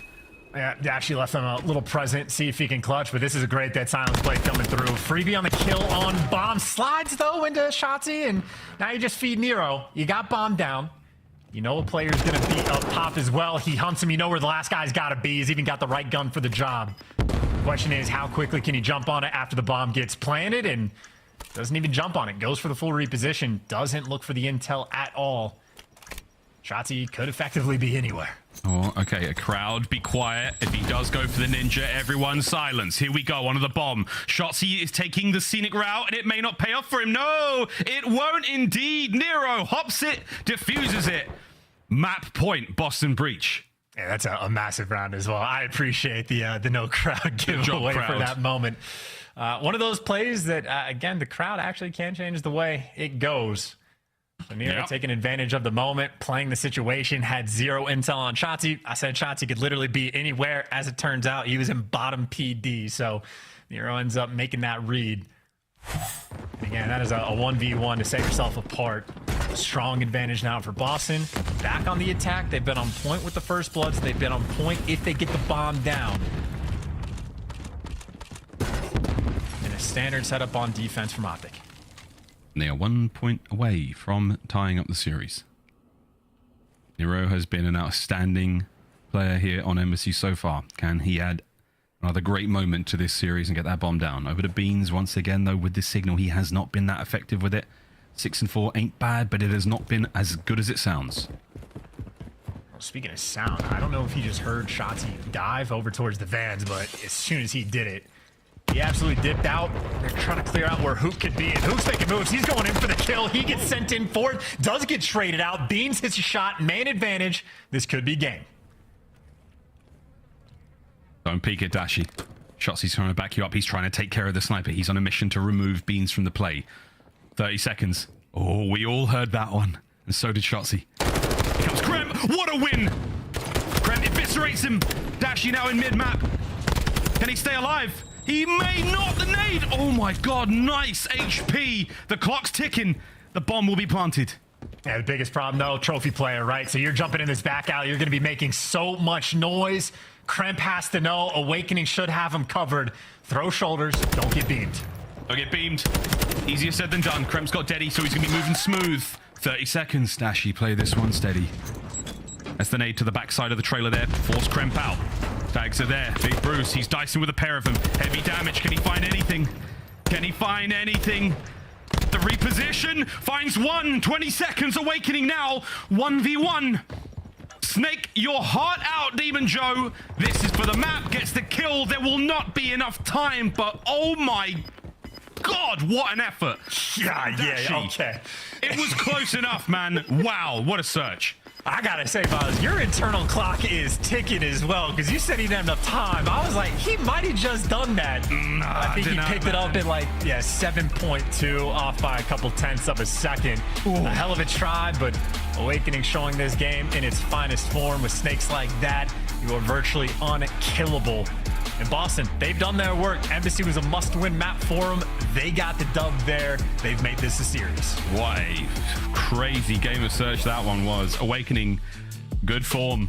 Gotta say it, man. I mean, if Dashy had the nade for that truck instead of flushing Kremp out, but either way, man, what a 2v1. Brilliant work, though, from Boston Breach. Overall, 10 and 7 out of Nero. He was outstanding. The playmaker, the difference maker for the boys. In Boston, they do find success. We'd asked for it, we demanded it, we needed it to really see this series go any further. But that 10.5-minute long game of aBeZy, that was a fun one.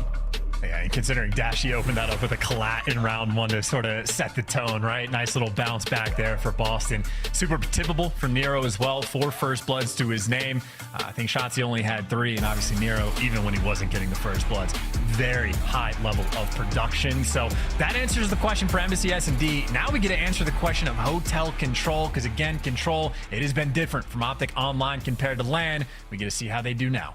We'll see how it goes. We'll see if we can alter the state of any of these players as we roll now into Hotel. Time to dive into a quick commercial break, friends. Maybe get yourself a snack. You might have the munchies on a day like this, but we won't. We've got ourselves a fantastic series. Boston Breach, OpTic Texas, all tied up, going into control. We'll see you after the break.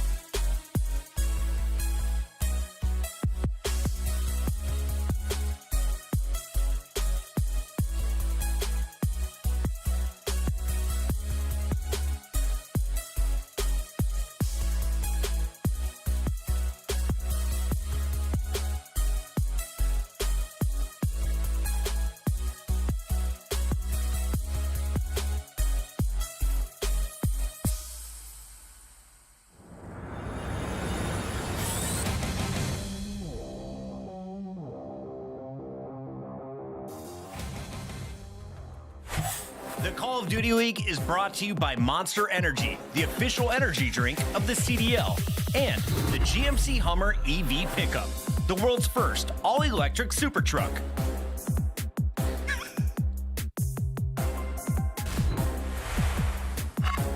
Ladies and gentlemen, welcome back to Major 4, Day 1, and it has already been a wonderful time. We have a very, very green series ahead of us, and it has been sticky, icky, especially in the gameplay. We've seen a wild collab. We got another replay for you, ladies and gents. Dashy with the snipe on Embassy. They don't win the map, but Dashy won our hearts and minds. Ooh, 2 for 1, buy one, get one special.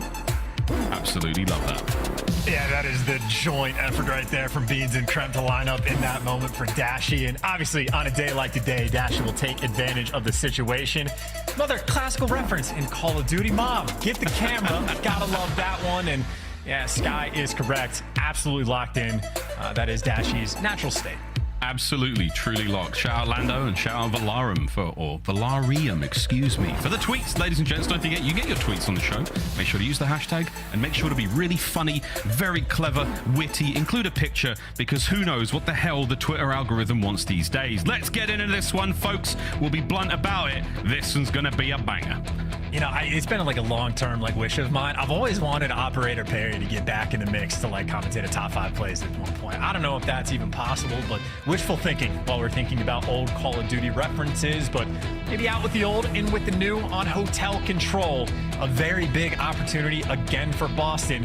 I mean, look, it's sort of the name of the game, right? If Hardpoint from OpTic has been terrifying, you never want to be in a situation where it is a must-win map. So you don't want to have to be must-win in the Hardpoint, win the Control.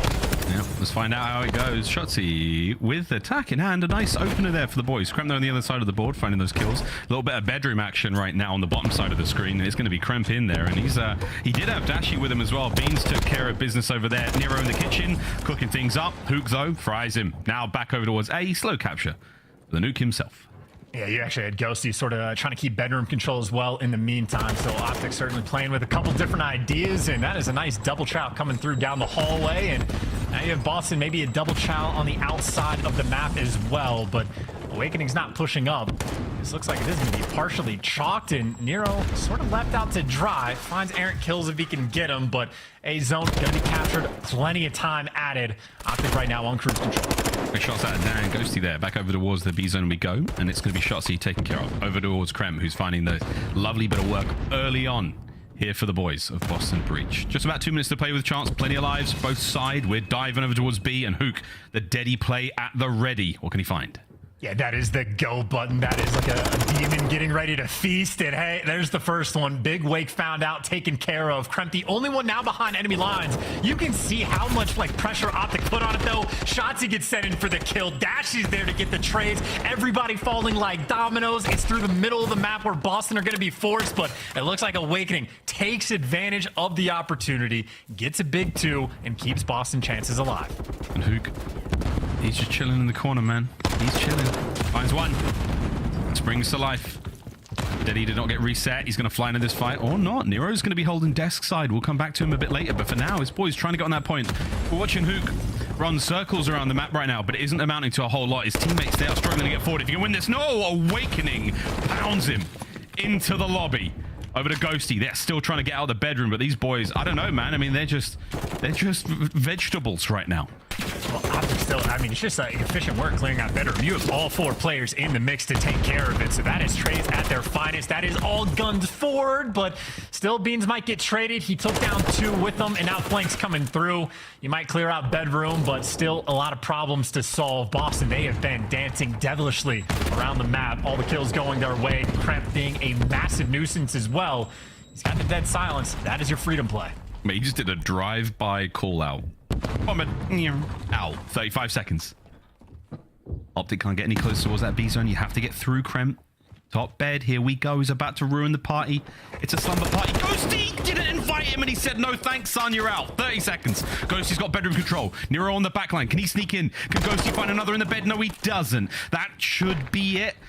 No one from OpTic has the time really to get forward, and they're running out of it. Chance 20 to go. Well, you have Huke on the flank, and maybe Shotzzy is going to come join him. So 2 SMGs from one end, the other 2 ARs. It looks like they're going to be working through mid. 12 seconds, though. You got to jump quickly. Oh, here we go. Fly, boys, fly. Even Joe can't get anything out of it. You might be able to get on the point. Send it, lads. No. Beans cuts them all down. Kremp in the feed as well. Boston, they draw first blood here on Hotel. Yeah, last-ditch effort. Hell of a try right there from OpTic, but not a lot you can do in a situation. And honestly, that is just sort of like clutch gunfight or clutch moment after clutch moment there for Boston. Owakening basically has to get that double kill when OpTic are jumping on the B zone initially, because the work from OpTic was on point. Even the trades around bedroom, like you had OpTic consistently clearing out their base, taking their time, doing the right things. And I think Owakening with another beatdown on Huke in the middle of blue. Beans when he's on the Godheady by the desk and picks up a big 2-piece. A lot of those little moments Boston needed, but they deliver. Get an extra round on board, and now their turn to attack. Looks like Boston have committed quite heavily. I don't think there's any going back now. They want to hit A. Shotzzy, how many can you get? There's one. The second around the corner. Kremp. Oh, unfortunate timing. Lovely damage dealt, though. You should see this stack, and they could capture this real quick. Boston, nice start. And I mean, hey, opportunities if you want to start pushing up, playing for some kills. They've only left one player on the zone for the moment, so time is going to be stopped. That is just free reign for all of your Vazneps to go around, and those drive-by callouts from Kremp continuously on point, but still remaining with the tight setup. They want the kills. They're actually hungry for it. Ooh, big win. Snaps there. 3 dead. OpTic Texas, bad looks for them. They're in trouble now. Pressure is on, and Kremp is starting to heat up. Is it Kremp or is it Krampus? As he is a nightmare finally dealt with, and it's Ghosty to do it. A nearly finished as Boston breach an explosive opener to their attacking round. Can they keep it going? That is not a way I expected a player to be finished, but got to point out as well, Kremp has a very nice POV, right? Man is cracked in the movement, great reads as well, so always worth paying attention to the young pickup on Boston. Now up top, he has pumped the brakes. I mean, he is in between a couple different OpTic players again. I think he can hear them down low, probably calling out. He's waiting for Beans for a little bit of support. Sound on point. He can hear everything. Got to get the double kills while behind a door. Gets it done. Kremp now leading the charge. That boy is sky high right now. He is soaring. 17 lives left for OpTic Texas. They are being strangled here on Hotel. They're stuck in Spa. Great damage from Nero. Not enough for the kills, though. 1 minute 30 left on the clock. Look at this battle. He has been chasing Shotzzy for quite some time. Checks everything but the right corner, but at least Beans is there for the trade, so you still keep the presence in bedroom. Ghosty may be the next man you have to weed out, and unfortunately for Boston, Ghosty gets one, but does get traded, so again, Boston, they keep the pressure on. Wonderful work. 13-19. Boston breach with a life lead. Shotzzy flies right into it. Can Beans get a second? Can he get Dashy as well? No! Bruce finds a big kill there. Over to Kremp. Gets the puff pass right at it. Good lad. Into the trades we now go. Shotzzy flanking through mid. Ghosty now through the desks. Big wins. A cleanup on point. OpTic Texas hold the line. And then they failed on all the trades as well, because keep in mind for OpTic, it's only 10 lives, right? So you have a decent amount of time. You can win it in one of 2 ways, but a moment like that, where 3 kills for OpTic in the feed with no trades at all. A brief moment where the teamwork does not shine through, and now for Huke, not going to get traded. Beans can't win it. Wrong gun for the job. And OpTic looking to clutch this one up. 7-11 for Huke. Not looking for snacks. Looking for more kills around this bedroom side of the map. Beans with the AR there. If he checks this corner, it's done for. OpTic, good work out of Ghosty. Once again, holding it down. Dashy, unfortunate timing from him. I think Awakening... Oh, this fight's going to get ugly. Time running out, though, for Boston. Here we go. Oh, the snake off. Yeah, and Awakening. Wow, that is on point. His form from the previous map is carried through, but now it is still Huke. He was open 24/7, but now maybe that zone is as well, but it's only 8 seconds. You have to stay on it. Shotzzy, if you can get him off for a brief moment, that'll get you the round. It's a single man capturing for now. It's all an Awakening. But he's in hotbox. There's nothing but smoke there on the point. No one can see him. They taken care of, though, over to Nero. Shotzzy now dancing. No one close enough to contest. What a move! Out of Shotzzy, but not needed as the clock comes to a close, and Boston not fast enough. Yeah, tied up 1-1. Nail biter of a round just for things to be tied up, because Boston had plenty of opportunities to clutch it. Again, their teamwork was on point for such a long time right for the start of the round, and then they had that one moment where 3 go down in the feed, the trades don't come through, and OpTic were actually able to stabilize their position on defense. And I mean, it's one thing when you're getting double chowed and triple chowed in bedroom, but when Huke's taking single chows, when Shotzi's taking single chows in that area, oh, they'll win it every time. tied up either way. 2 for 2 on defensive rounds. OpTic's turn, maybe not to get creative, just a standard A hit coming through, but it gets shut down. Nero is gonna do it almost by himself. Awakening with a little bit of help, but Nero claims the feed. Damn, man, that was a crazy 3-piece. Dashy with a slow approach now through mid. Check every possible corner. You're pretty sweet for now. The boys might be able to get themselves closer to these points. A little pensive out of OpTic, but they're playing for trades. And right now, Boston Breach are having none of it. Nero on a 6. That is 20 and 12. He is rolling. Yeah, and I think OpTic might chalk this one up, right? Or at least chalk that side of the map up. Don't want to deal with Nero. You want to go towards B, but Nero is flying around the map. Already has the cruise. That's a 7 spree, and he'll be back in the mix for the action over towards B. I mean, keep in mind, that is a tick that has nearly come through from OpTic, but those players are getting swarmed. It looks like trades on the bottom side of the map, and for OpTic, now you got to go back towards Nero. Nero! He's rolling him up. Do it. Just do it, Nero. We know you've got it in you. Teammates are there as well. 29 seconds, though. The clock has been stopped, and Nero finally is taken care of. But my God, he is a demon. Nice shots from Awakening now. Trying to get himself close to the point. Shotzzy with his snakes. That's the point. Still in the hands of OpTic, but Kremp.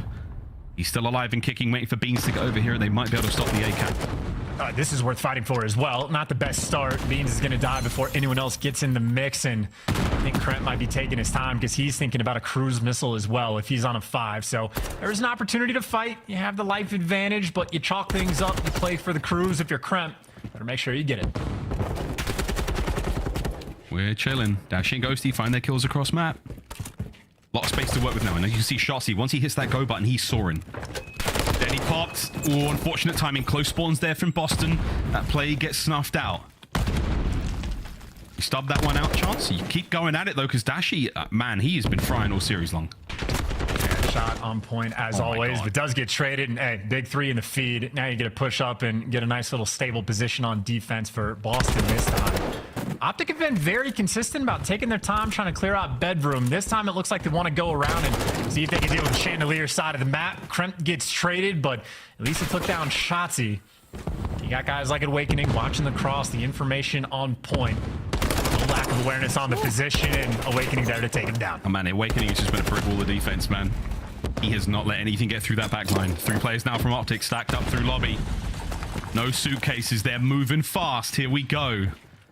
Check every possible corner. Dashy's in. Kremp spotted him, and that Kremp is the classic Kremp move. He's not going to take a gunfight. He can't win, so he just calls him out, runs for the hills, trying to keep the play alive. Send in Awakening. Send in Awakening as he absolutely destroys OpTic. Wow. Final 10. Demon Joe's got streaks.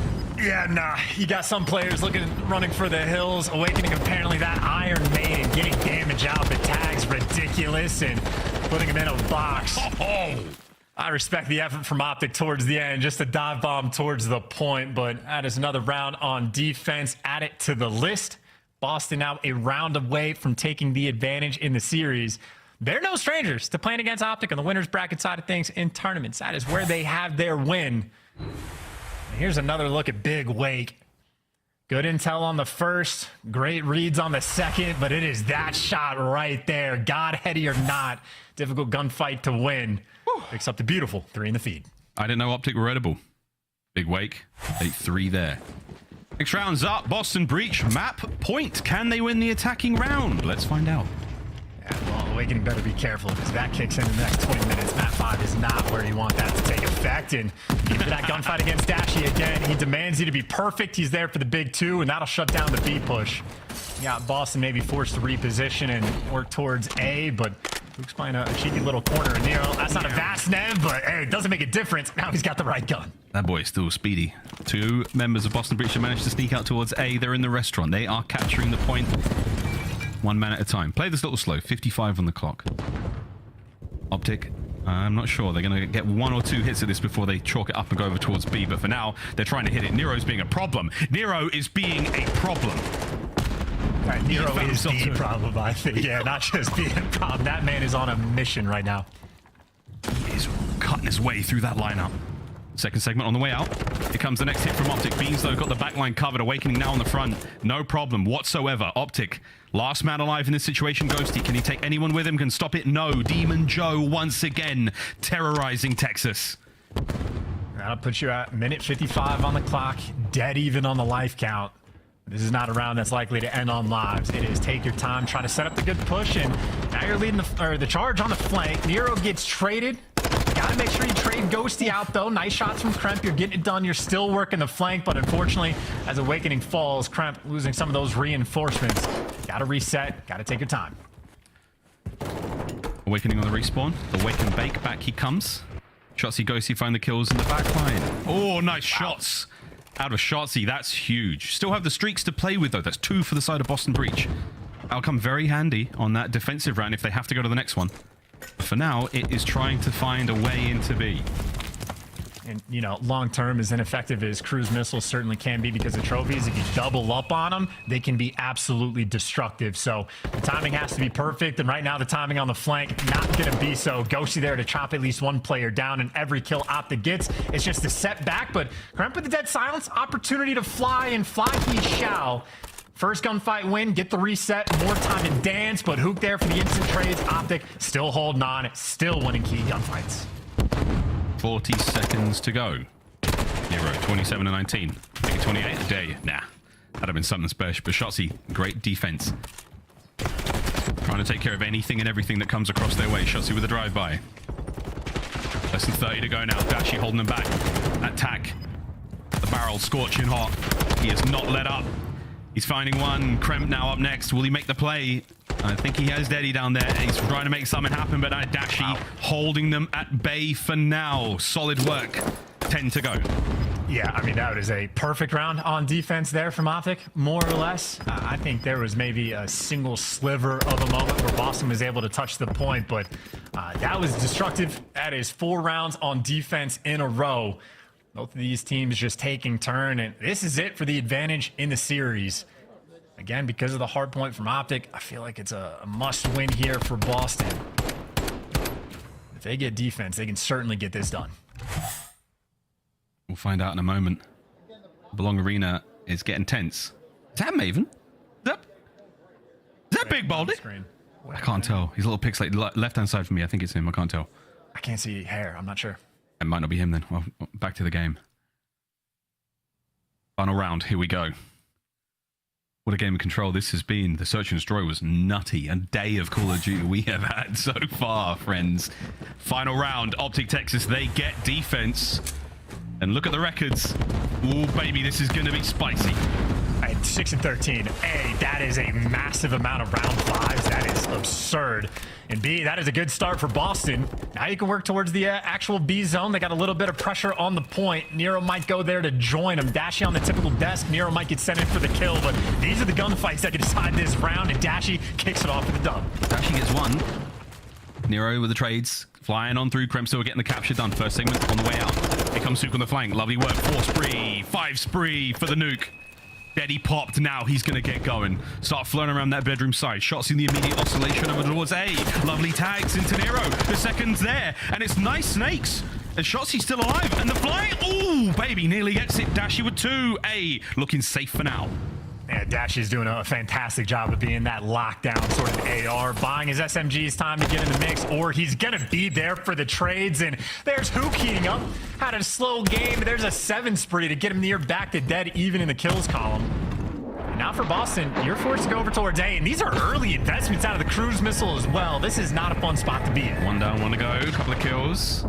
Force these players out. You get at least onto A for now if you're Boston. 2 players, soon to be 3. Get that stack done. Play it safe. Play it sensible. Add a minute to the clock. Here comes Huke, though. Oh, God. You better have a trophy. They've scattered. I don't think there's no trophy to be found. The restaurant gone. Just managed to save it in the nick of time. But here comes the rest of the OpTic lineup. Beans and Kremp finding the kills over Shotzzy. Takes care of 1. They get him off the point, but the point captured. 20 to 16 in the life count. Interesting moment to call on the cruise, but I don't hate it. Better to use it then than to get baited in a later round and have it be ineffective in that moment. So get that out of the way and go back to sort of the reset on the map. The previous round, OpTic literally held this map down to perfection. Didn't let the B zone get touched. For the moment, it is back to sort of those standard gunfights. It is Dashy up pass, but here's Cruz number 2, Awakening. Give it the old college try. Well, you got a lot of players from Boston breaching the bedroom side of the map, so here we go. Cruz is going to get stopped, missile defeated, no problem. Huke finds his first. Now the trade battle. Oh no, not working out so far for Boston. 50 seconds remaining on this one as Ghosty quietly, well actually I say that loudly, roaming the halls of the bottom side of bed now, keeping the kills going, buying every possible second he can. Boston are also going a little bit slow on this. You have a gunfight at the top side of the map, by the way. Dashy secures it. So now OpTic, they know it is everybody else in bedroom. No ifs, ands, or buts about it. And Huke does get caught.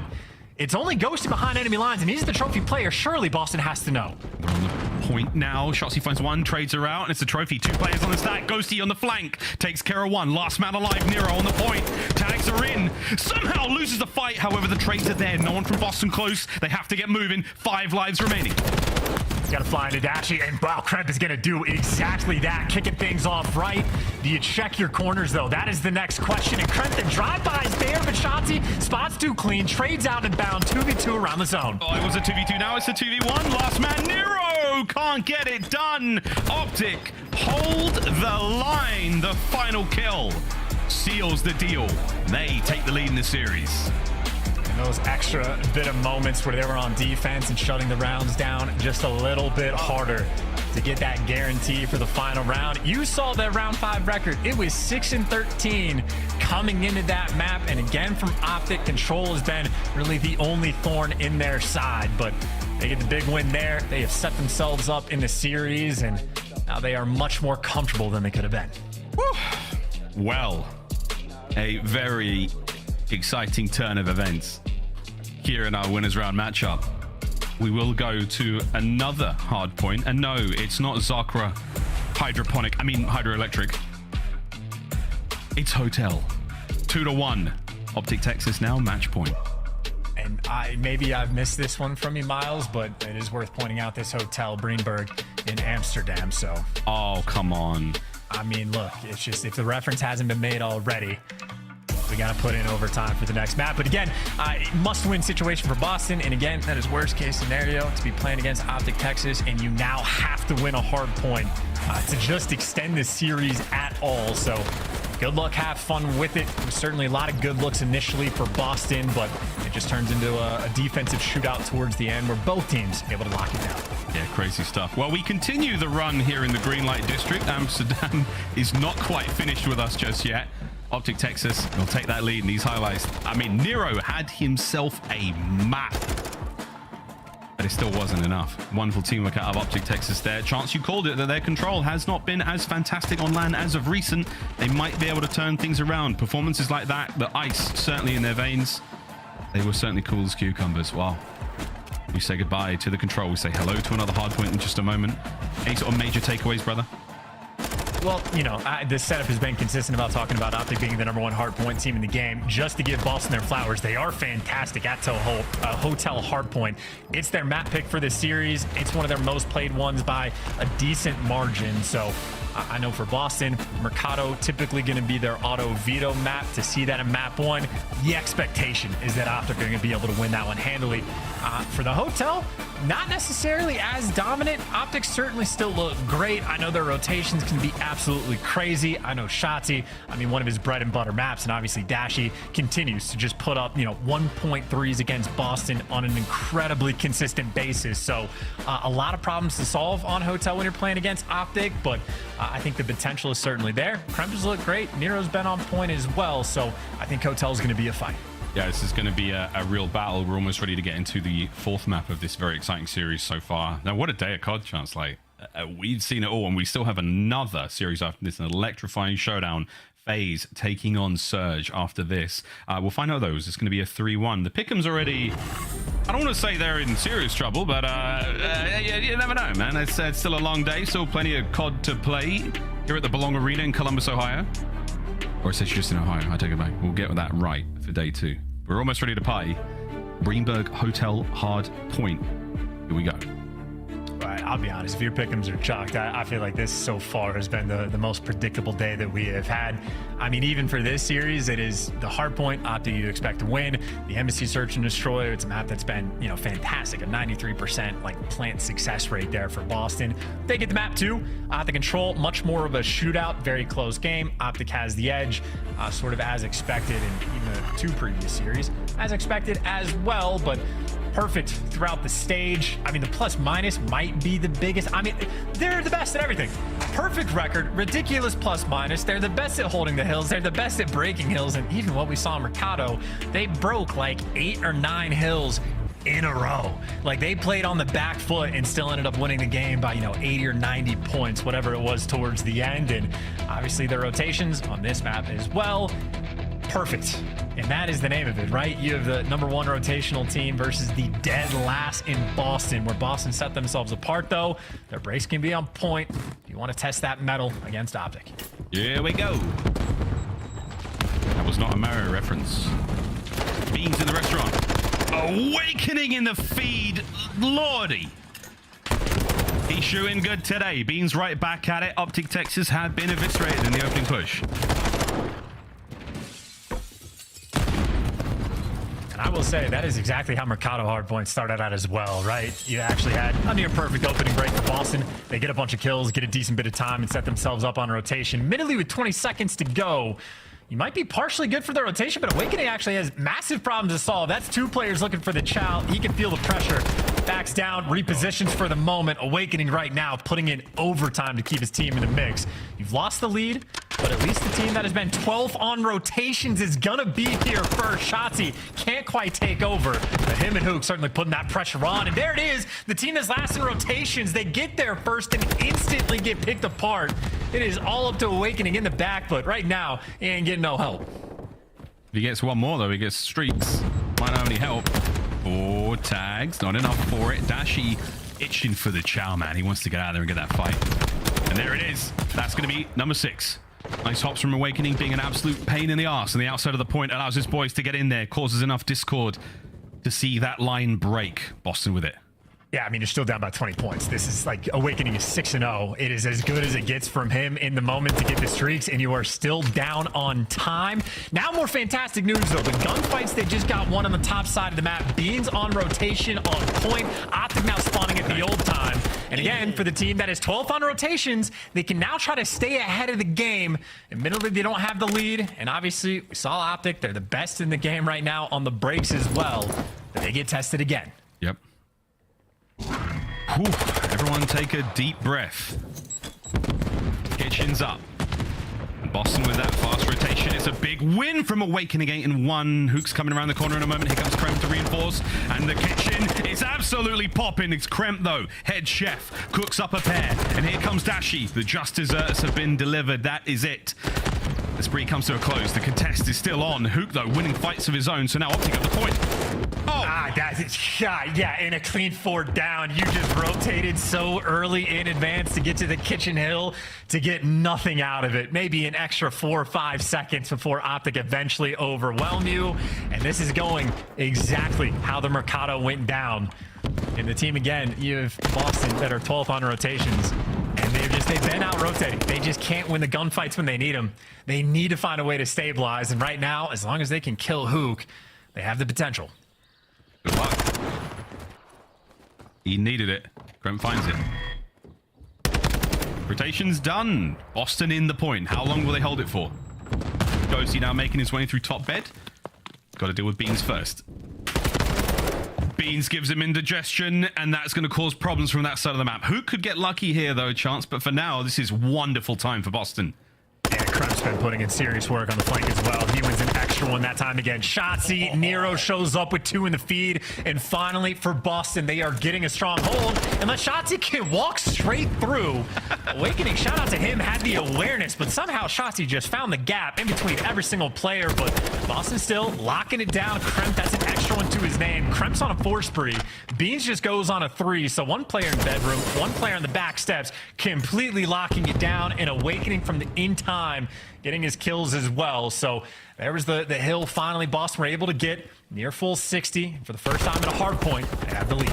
I know Awakening smoking today, but the prescience in his gameplay right now has helped his boys secure the lead. Another big kill. The trade's on point. The teamwork for Boston now starting to flow. 12-3 for Demon Joe. Dashy trying to lock down the freezer side of the map. The IC has had thus far in the series will not go to waste here. Cruz, though, invested from Awakening. We'll see if this connects. For now, it's all down to Dashy and freezer. He's pinned down. No hope in hell of getting in there. Shotzzy v Kremp. And Kremp wins it again. Oh, did you see the gunfight, though? Dashy actually wins it on the left side, and he's still causing problems. Yeah, Dashy wins the one, doubles back, and he can't pick up 3, but he nearly gets it done. But look at what it does to the spawns. Dashy wins enough gunfights that OpTic are now spawning on the left side of the map. So Boston happy to get the time, happy to build that lead, but OpTic might have been able to do just enough to set themselves up for this next hill. One word, Kremp. There he goes. Meow, the drive-by. Information passed over a 2-piece of the feed. He's adding tremendous value to the squad right now, and the lead climbing ever forward. Rotations done, though. Oh, OpTic are going to be in position. Can anyone here from Boston get forward? Kremp, 16-8. What a map so far. He is getting serious value as well. You're not kidding about those drive-by comms. He's doing it time and time again. Nero's checking corners. Huke, the last man standing, nowhere to go but to the grave. And Boston took away any moment of opportunity OpTic had to stabilize. Now they're back, chaining hills together. Breach right now on Hotel, looking to be on form. Dashy trying to stop him. And Kremp desperate for just a little bit of help or maybe a trophy. Boston Breach, yeah, we're over for the trophy. We're blazing up over by this hard point. Awakening, can't get any more out of it. Ghosty, nice hops into the feed. Now, here we go. Nero cleans out the hard point. Little bit of time now going the way of Boston once again. That's a solid 20 seconds. As long as these deck chairs can keep him safe, Nero's in a sweet spot. Yeah, I mean, Huke is sending it just to get that time, and not a terrible time to get either. This is a hill worth fighting for, and Kremp wants to continue that fight as well. He is challenged for some seriously old time, but they just want to keep Huke at bay. Boston keeping the bottom side of the map to potentially not let anybody through, but you can already see the mini-map. Shotzzy's behind him. Huke's going to spawn behind him as well. Those are a terrifying duo to have on your flank. Woo. See Shotzzy get things going. Awakening them once again. He's having one hell of a map. Dangerous individual. Ghosty, though, a nice 2 from him. The point now firmly in the hands of OpTic Texas. They've managed to get all of Boston towards the kitchen side of the map, keep them trapped there. They're going to have to funnel out through those brickwork arches and hopefully keep them at bay. This is great time. There's the contest. Ghosty, stay alive, mate. They're doing what they can, but Boston, once again, they bulldoze their way onto the point. And with Boston now starting to walk forward, chance, I mean, I think it's time for a listen in. Boston Breach. Backstairs already. You're across. Cows in the back already. I hear you. Back. Hey, I got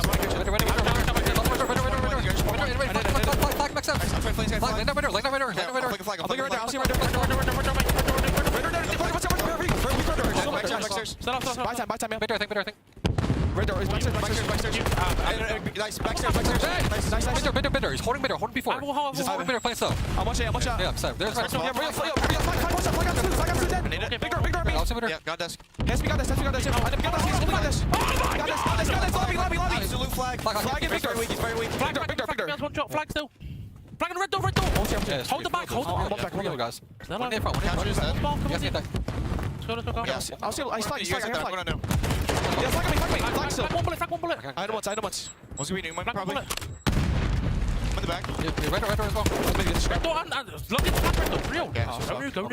I got my phone. Okay. I'm built. Good top. Sell out. Yep. What's in the back though? He might be deep left. Deep left. Deep left. Absolutely deep left. We'll come in on. I think what's doubles? Deep left fire. Top cat. What's there? I need top cat. You might go caution. Caution got me. He's going swords. Swords, Shotzzy. Top. Sword, Shotzzy. Wait. I'm sorry. Yep, that's two. Wait for you submitted. For a second. Okay, I'm diving. He killed me that minute.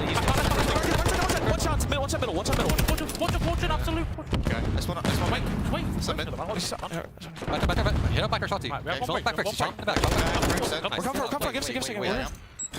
I'm caution. He's in the left corner. Left corner, caution still. On the back door. Nice 2. Both airs. Whoa, okay. Boston Breach, that cushy lead they have has now been blown into the air, chance. Yeah, no, this is like the Tide, right? Almost an unstoppable force in the hard points. OpTic, even when they're down, they blow their way through on the previous hill. They get a lockdown on the kitchen, and now you get Shotzzy in a corner, wins his one against Nero, and just like that, he has bought his team the rotation anew. Kremp, the only one that can stop it, can't get it done. Shotzzy with another massive gunfight. OpTic with the closed spawns, and on this bar hill, they could get the game. We go Awakening, trying to hold them all back.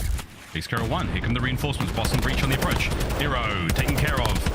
Ghosty, keep the shots ringing out. Son, he's on a 6 spree. He's got streaks, as does Shotzzy as well. So 220 to the 190. Onto the hard point we now fly. Kremp eviscerated. Up next, Awakening dealt with as well. And Nero through the L bar. Here he comes. Right into it, but he's battling for his life chance. This is far from over, but OpTic with the teamwork. OpTic with the trades. OpTic with the time.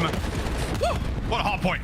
Hey, they're staying alive for just long enough as well. Beans has been putting bullets through this, trying to get the wall bang kills, but now it is last-ditch effort, desperation to fly into the point. You try to contest, you die. You try to flood, you're gonna die. A team kill as well, and they have the tick. OpTic, they're gonna get this done. Faded approach to the final hit on the hard point here as OpTic lock it down at bar, no problem. Oh shit, you're my son!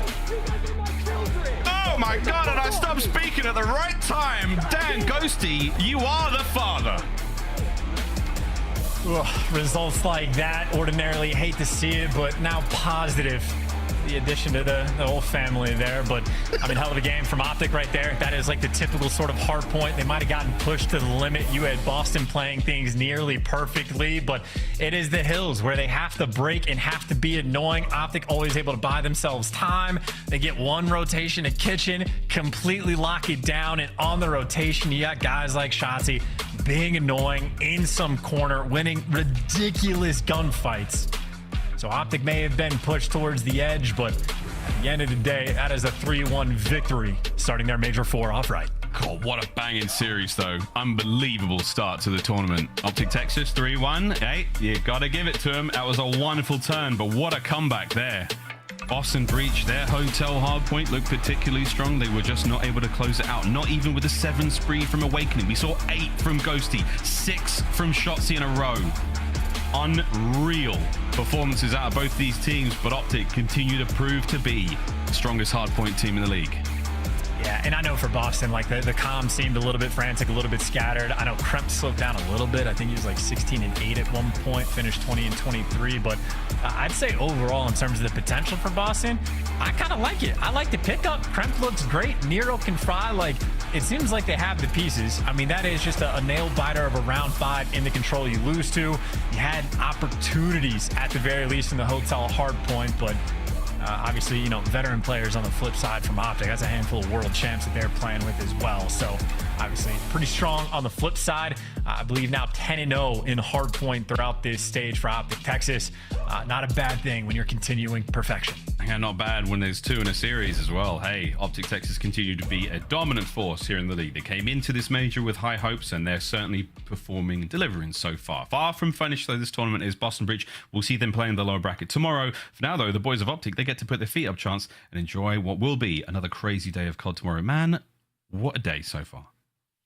Not bad. I suppose in a sense, everything has gone like almost as expected. Minnesota winning a map against LA Thieves, I suppose a little bit shocking, but otherwise a day cruising right along. 1 series down to go. 1 series done. I'm now going to throw it to bald Dashy, who's going to be talking to normal Dashy after that match. Yes, sir. Thank you, guys. Thank you. All right, here with my guy. First off, happy birthday yesterday, right? Saw the Kobe year, 24. Listen, man, I'm happy for you. You're an absolute animal, but you guys have been unreal. Just what was the expectation coming into this weekend? Obviously, we want to win, but we're just taking it day by day. We're still trying to improve it on the little things that we discuss in practice, but it's going great so far, and I'm having fun with the process. Well, it's been cool because we did a podcast recently with JP, so we got to hear kind of about the coaching side, how everything's going there, and how stuff has really started to click for you.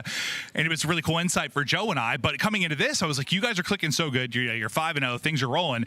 But then you're going up against Breach, a team that you just faced off the last major in the first round. You know, they knock you into losers right away.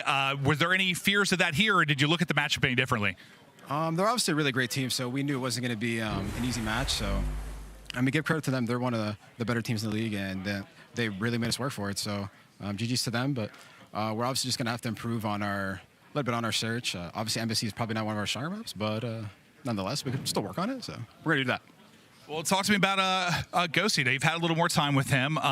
Joe played a little ranked with him. He's like, dude, that's when I really learned this guy's comms are nuts. Like, he's just a motor mouth, dude. How much easier does it make it for you? A guy like just likes to get twisted and kind of gun people, just having somebody calm like that. Oh yeah, for me, I mean, it was like a no-brainer to pick up Dan. He's a Tyler Fellow Jr. He's just motor, but he's not stopping. He's like, yo, this one here, I got your back, all this. But for literally all three of us, including Kyler, like, it just makes our job so much easier. We're just natural slayers, and whenever we could just have someone just kind of just literally saying everything that needs to be done and what's happening on the map, it just makes all of our jobs easier. We just got to shoot our guns straight, and shout out to Dan. He's a unit.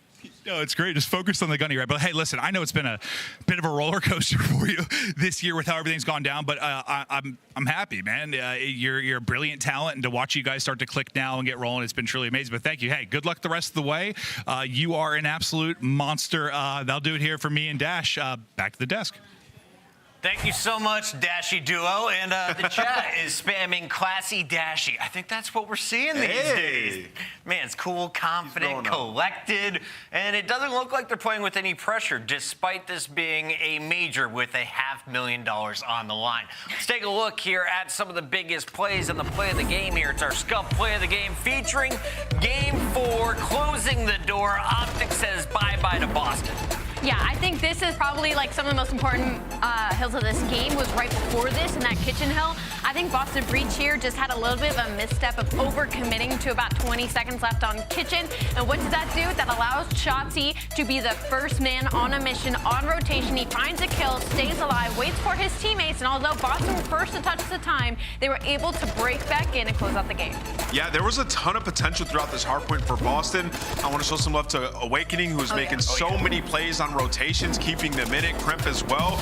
There was a situation, if you go back to the Boston listen, you'll hear, hey, I'm flanking. I believe it was Nero or Kremp, one of the SMGs. Wait for me. Beans over challenges and dies, and they lose the remainder of that time, following it up with a loss on the rotation to kitchen. It was that little mistake that OpTic ran away with throughout the rest of that game. Nevertheless, a great performance from Boston. I mean, you think about that control, even in the slaying, Chris, they could have won it. A couple offensive pushes, they had opportunities. Boston was in this one every step of the way, but it's OpTic moving into our winners round 2. Ali, what kind of stood out to you from this OpTic squad? Where do you feel is their greatest strength on the day? The composure. I think the composure from OpTic Texas has changed a lot. I feel like a lot of times in these series 8 would go down and you could tell that the vibe was different, but I feel like with this new OpTic roster, I mean, even when that hotel got really mixy, they pushed themselves back into that round number 5. Even when they let A go and they had to play a perfect B defense, there was nothing chaotic about it. They were all on the same page, so I think OpTic have a really good opportunity to win this tournament. I got bad news for Boston. You lost to OpTic, and now you fall down to the losers bracket, where tomorrow you will face off against Toronto Ultra, champions of our previous major. Boston draws the short straw, and that is the end of their night tonight. But we have another match to go, and everyone at home, well, you could be winning along with us this week. And not only are you picking up drops if you link your account, but if you enter to win your choice of a CDL 2022 controller from Scuff, all you have to do this weekend is get registered, and a winner will be chosen on Monday, April 24th. Awesome stuff. And of course, the Scuff Team of the Major is back. Vote for your Scuff Team of the Major right now. Scan the QR code and let us know who your top performers of Major 4 are. Voting ends on Monday. Ali, if you had to pick one player who stood out today. Shotzzy definitely stood out for me. Shotzzy on day 1. I have a feeling we might be saying the name aBeZy when we come back. aBeZy takes on Pred. It's FaZe versus Surge. Part of the winners. Round 1 here at CDL Major 4.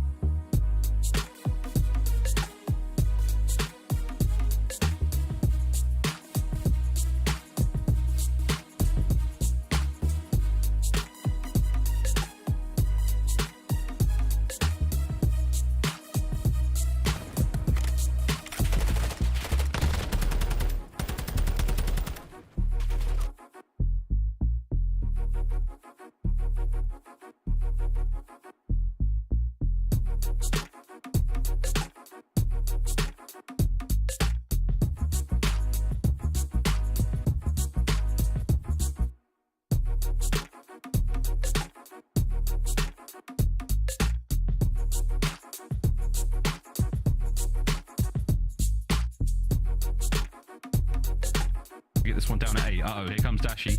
Around that corner with a snipe. Will he check in? Oh, there it is! Gets them both! Gonna need a replay of that one.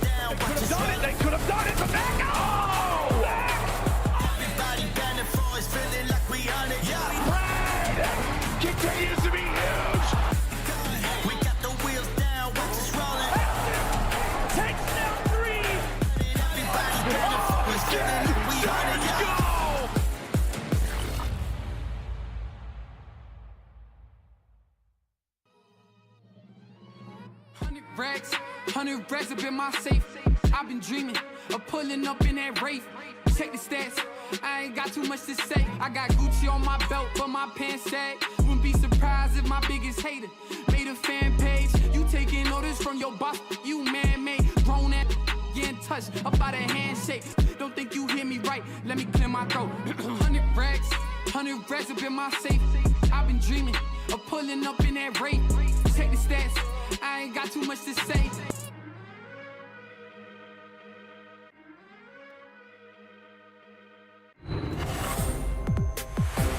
We're back live coming at you from High Street in Columbus, Ohio. Yeah. Everyone getting fired up here for our first day of 4. It's major number 4 of our 2023 Call of Duty League season. Pugging alongside Allie, Cat, and Nameless. And Allie, let's start with you. We're 3 matches in. We are 30 minutes ahead of schedule. What is going on here in our winners bracket? I mean, a lot of the favorites are winning, to be honest. They came up and showed up at LAN.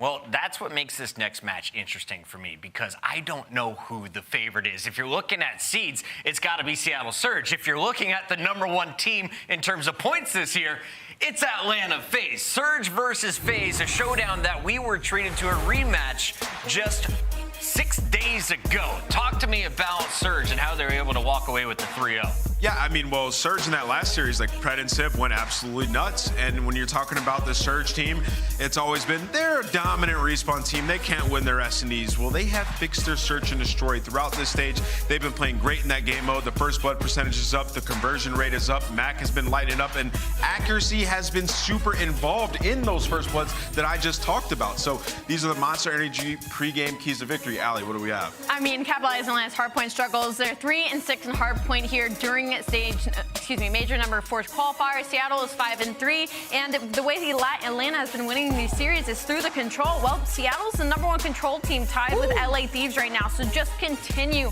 that dominance and continue the slaying out of accuracy. He has been a different beast throughout this entire stage. Yeah, and to Ali's point, when these guys have played 4 out of 5 times, the team that won control has won that series, and we have a CeeLo control, which is a map that Seattle's won 5 times in a row.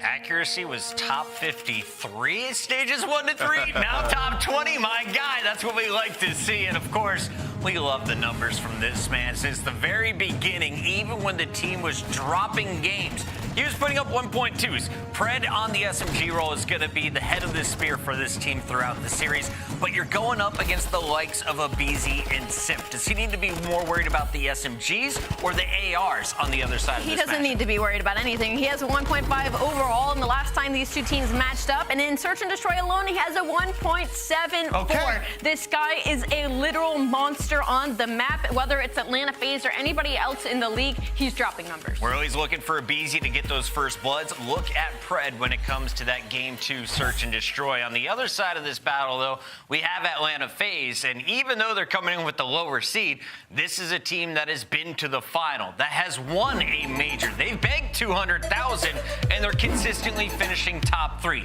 But this event, it feels the community is lowest that I've seen on this FaZe squad in 2 years. 100%. This is a team that is still obviously extremely dangerous. They can figure it out at any moment. I just feel like it's been a struggle for them throughout this game, especially in those hard points of like figuring out when we need to play discipline, when they need to start pushing out and just being aggressive, right? And we see that at times when they're clicking and they're making those right decisions, they run through teams. They just haven't been able to do it on a consistent basis. And a guy that I'm looking at in particular is Slasher really to step it up, right? Like we always talk about how on Atlanta FaZe, why would you need somebody to get more kills? But he just hasn't been holding his own. Like he's bottom 2 in terms of overall damage, and obviously the KD is not going to follow up very well with that. Yeah, to that point, talking about the KD, he was at a 0.96 before stage 4 in hardpoint, now at a 0.78, and even in Search and Destroy, he went from a 1.06 to a 0.91. So not that he has been the root of their struggles, but he still needs to be the Slasher that we know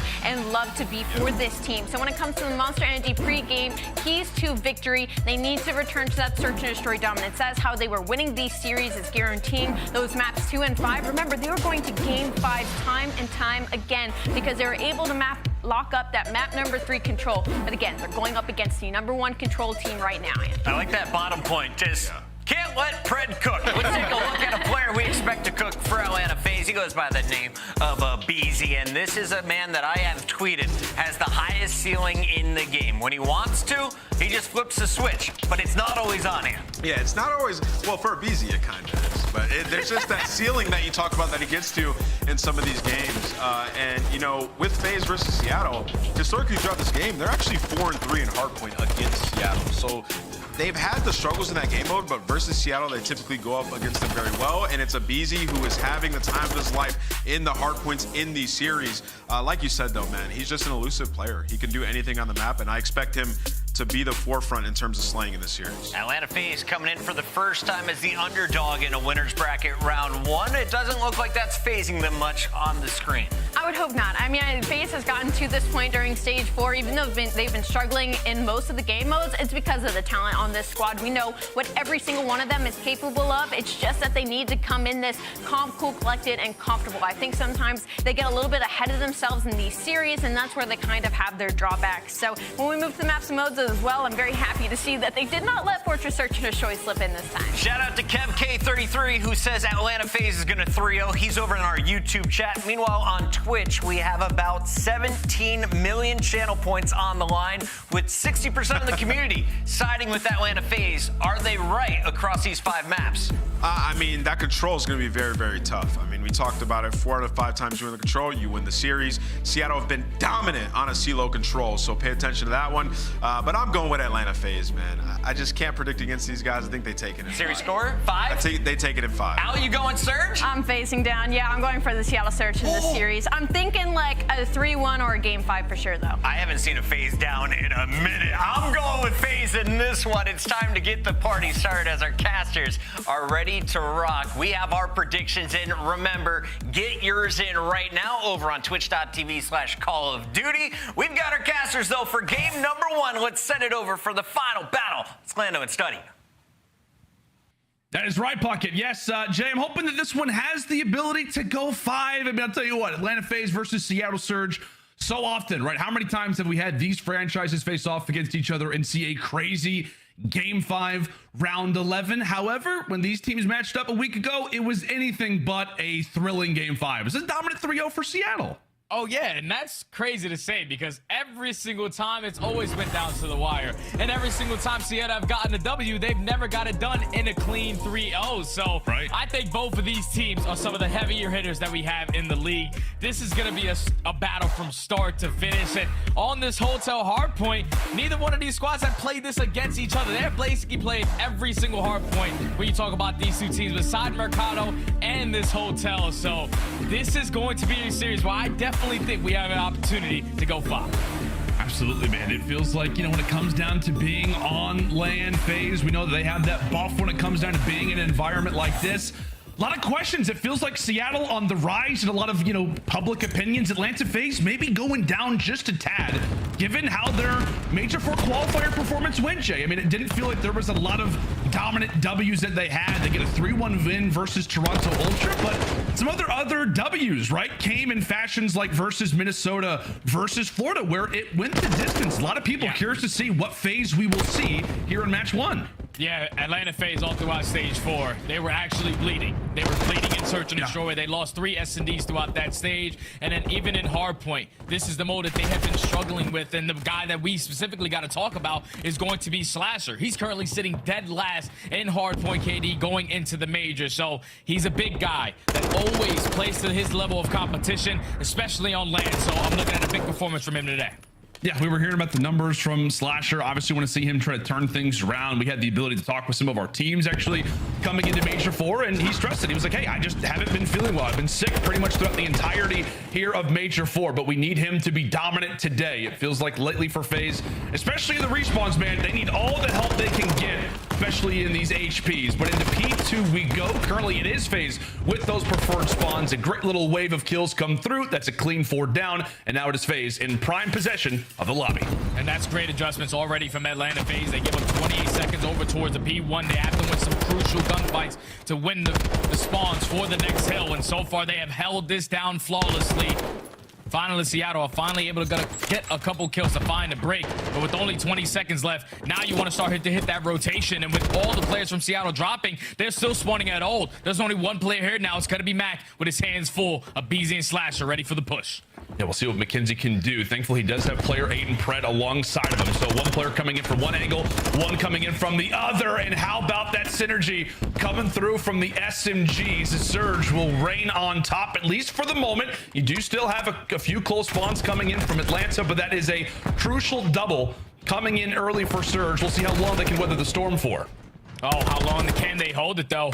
Because the pressure right there from Atlanta FaZe, the 2 players who were left in towards the back, which was Cellium and Simp. Cellium is still staying alive. He's waiting for his teammates to get into the play, but he wins another one versus Pred.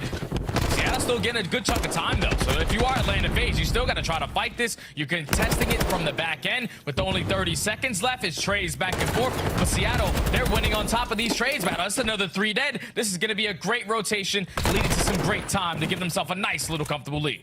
Oh, that was a huge 1v1 as well that our wonderful observers were able to catch. If Mack is able to win that, could be a totally different story when it comes down to the bar. But as you said, buddy, Surge locked down the time, looks solid overall when it comes down to the kitchen. But now as we rotate toward next, we'll see what FaZe can try and provide us with, as they'll have preferred spawns, have preferred positioning, and what numbers can Surge make the break, or can Atlanta begin to lock things down? A lot of questions when it comes down to this team on holds. It feels like oftentimes they can be a dominant team when it comes down to positions like this, and at times it's also been their kryptonite. So far doing a solid job down by 30. Yeah, this has been a great job from Atlanta FaZe because, like you said, it's been their kryptonite, especially on a map like Hotel where they are sitting last in hold percentage. But so far, 30 uncontested seconds over towards the double desk kill. They know where Seattle is spawning, over towards the bedroom side. The trades are on. Simp is starting to get heat up as he's able to find 3, Cellium with the final. And with only 20 seconds left, an instant blow right back from Atlanta FaZe for them to eventually take the lead. Now you're forcing Seattle off that rotation. Yeah, man, this feels like the definition of a boxing match so far. You just see haymakers coming in from both sides and then just quickly Simp.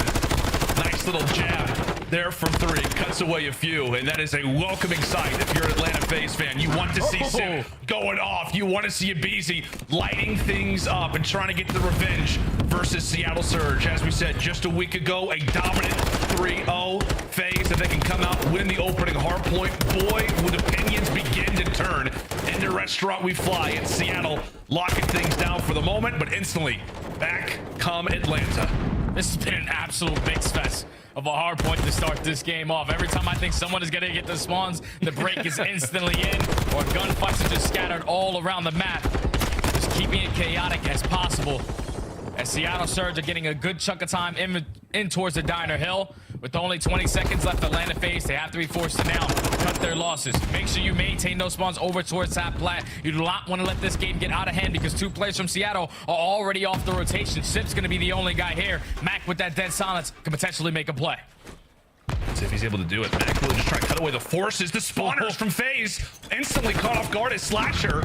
And Simp and Cellium who were able to eventually drop him pred, trying to cause a dent as well. So wave 1 cleared from Atlanta. What could have been a very scary situation ends up turning out in their favor, but still a lot of time to fight for. Sib aware of that, off to a wonderful start, but that is not a kill that, or rather a gun engagement that he'd like to replicate. Hits the dust really with 17 and 9 currently as his score line, but FaZe beginning to rack up the time. aBeZy ends up falling from the flank, and that's a lovely double coming in from accuracy. Oh, Accuracy's the only guy from Seattle Surge who got that kitchen spawn, so he's able to at least find those 2 kills, relieve some of that pressure. But now it's all about shutting down Simp, the guy who's currently on a 5 spree. Let's jump around. Let's try to hit a little dancey dance around the hill just to stay alive and earn this cruise missile. Does just that with the repositioning. Whips out the TAC 56, cannot find the final, but Simp, the MVP of Major 2, he's coming alive for this Atlanta FaZe squad. Down 20 points now, going into the second half of rotations. Oh my word, everybody's hitting some crazy shots. I imagine that the communication with FaZe was absolutely wild in a moment like that. In fact, let's go and see how the comms are sounding right now with the FaZe boys. I'm holding line cut. One's cat room. I hear him. I can't really watch that field. Couch, I think. Main, guys, main. Cat, wine, one shot. Couch is nowhere. Mack is 1 shot, 1. All right. Couch is nowhere. Yeah. I spawn. I spawn B2, bro. I'm gonna cut before. Okay, I'm gonna go couch. I'll stay near a little bit. If you guys on patio. I don't see him wine. Pressure. I hear one at P5. Couch is stun. Wait up. MP5 press. He's still down, going down. He's close on. He's still there. I don't know this guy catches one. I saw one jump. Give me main. Oh! Nice. One cut. Going on, I think. Dub. I'll play the back. I'm holding you left. Nice, I'm holding main. I have your left. You need help right there? I'm holding broken. Very good. I have time. MC, make sure you block the back. Make sure you stand on the stairs. I have your spot. Thanks. Holding, bro. I heard him. They can be P4. I don't know if you're P4 that. I have your turn. Wait, sorry, bro. It's a great little check-in there with the Atlanta FaZe boys as they are very much so trying to fight for that back lobby spawn. Jay, they get a few interesting spawns toward the back, and from there, you can tell they're trying to be aware, trying to catch Seattle Surge off guard, and also not hand this over. This is a huge brawl, and Surge just walks straight through the front door and gun pretty much everybody except for Simp. He eventually drops, and boy, is that a massive swing in this game. Oh, that's unacceptable right there. If you are Atlanta FaZe, you heard at the end of those comms where aBeZy was like, make sure Cellium, you're sitting in the back to make sure you block that spawn. Because the last time Atlanta FaZe played this map, it was a flawless P2 hill, but with them not blocking, they instantly got broken. But Seattle, they weren't even worried about it. They pushed their way right through the front door and punched Atlanta FaZe right in the mouth to find that break and now give themselves a nice little 60-point lead going over towards the kitchen hill. This has to be a flawless hold from Atlanta FaZe. Down by 50. They can definitely take the lead with a full 60 here. Yeah, they absolutely can, but it's not going to be easy, right? Versus this Seattle Surge team who, as we know, man, just has the unbelievable slang ability. It just feels like they have that chance to pop off at a moment's notice.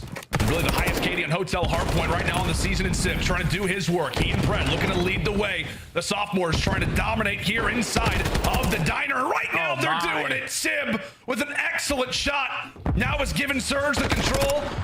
that they have been fighting for so desperately. Pred eventually drops around the outside, but Seattle continuing to stack up the seconds. With only 20 seconds left on this hill, Seattle cannot win it, but this is basically a guaranteed map 1 win. If you can close out this final 15, you will put yourself at 246 points, only 4 seconds from you taking map number 1.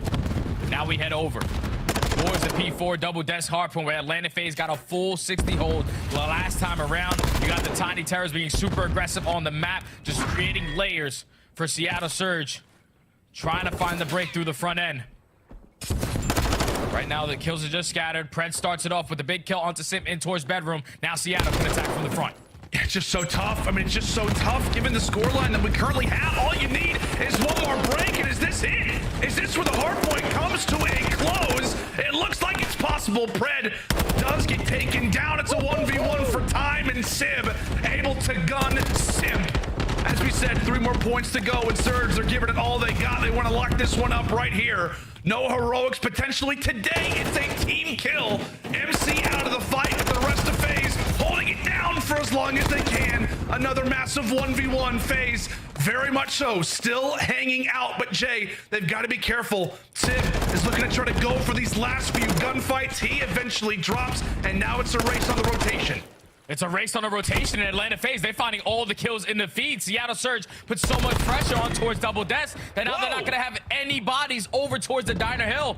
So it's only 2 players here, Cellium and aBeZy. What can they do? Simp off spawn at least does take down 1, but Atlanta FaZe, they are making the comeback happen. Seattle Surge, they have to find a break. You can tell Surge beginning to scramble for a moment. However, those are 2, making 3, all 4 huge entry kills. And in the moment where we thought FaZe could begin their pursuit of a comeback, Seattle once more let us know that this hardpoint was all about breaking. It looked effortless at times. And really, Jay, that to me is the reason why FaZe were pretty much in the back seat, it felt like, throughout this entire hardpoint. Just felt like Surge, whenever they wanted to, whenever they were able to really formulate something together, FaZe just could not lock down a hill, really, at all. That's what they do on this map. They tend to struggle on their setups, and Seattle Surge, who are usually known for being one of the best breaking teams in the game, on Hotel specifically, they are 10th overall, so they usually don't find a lot of success. That's telling me that Atlanta FaZe, their setups are very, very weak. Seattle Surge were able to pick them apart, read how they were going to play, influence the spawn when it was needed to, and it didn't even require a lot of slaying. The only player that goes positive on the team is Sid, 33 and 18. Yeah. Obviously, the guy goes off, but it just came down to some crucial gunfights in crucial moments that Seattle were able to walk away with. You think about the P2, where they just break right through the front. Even on the kitchen hill, where Atlanta FaZe rotated early, and Seattle Surge were able to break on through the front end, pinch through every single angle. Those are things that just cannot happen at this level, as Seattle Surge are able to take a nice little 1-0 lead in the series. And so far, they're 4-0 in maps versus these Titans the last time they played combined.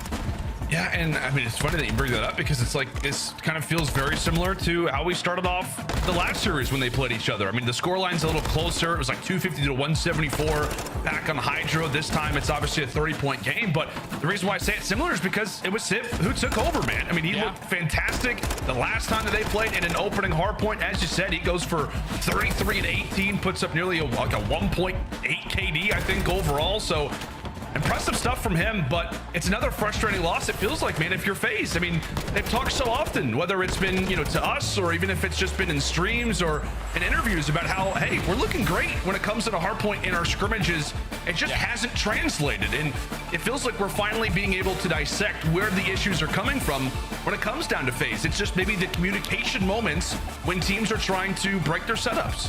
Yeah, that's the biggest thing, man, because we know Atlanta FaZe. They are some of the best killers, the best slayers to ever touch Call of Duty. So it's not a problem in that category. It's just right now, whenever I look at Atlanta FaZe and their respawns, more specifically in Hardpoint, it's just simply their setups, man. They're playing too tight to where one person drops, he's going to spawn all the way across the map. They're not really creating layers, and they're also not really blocking spawns in certain situations that are giving the other teams free pinches. So these are little mistakes that Atlanta FaZe, a team of their caliber who have been putting in a lot of work to get better at this mode, will eventually be able to figure it out. But when you're playing against a team like Seattle or any of the top teams in Hardpoint, we will continue to see this struggle due to the lack in fundamental setups. Yeah, it's not a welcoming sight as well as we took a look through the maps and modes that the next hardpoint that we could potentially have, we'll see if we can get there in the first place, but is that HyDra, a recent hardpoint that Seattle just took versus Atlanta FaZe as well, which then I guess partner starts to put more pressure on FaZe in this upcoming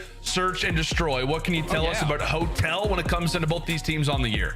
Hotel Search and Destroy for Atlanta FaZe. It's been a great map for them. They have an overall 8-3 record. They are the second best attacking team going up against Seattle Surge, who really haven't played this map ever since Major 3, where they fell short to OpTic Texas in a 6-1 victory. That was all away in March 11th. Now we find ourselves in 420, almost a month later, a little bit more than that. So they haven't been able to play this one. So they have to be able to just adapt to what FaZe do well on this map. You see the numbers coming in.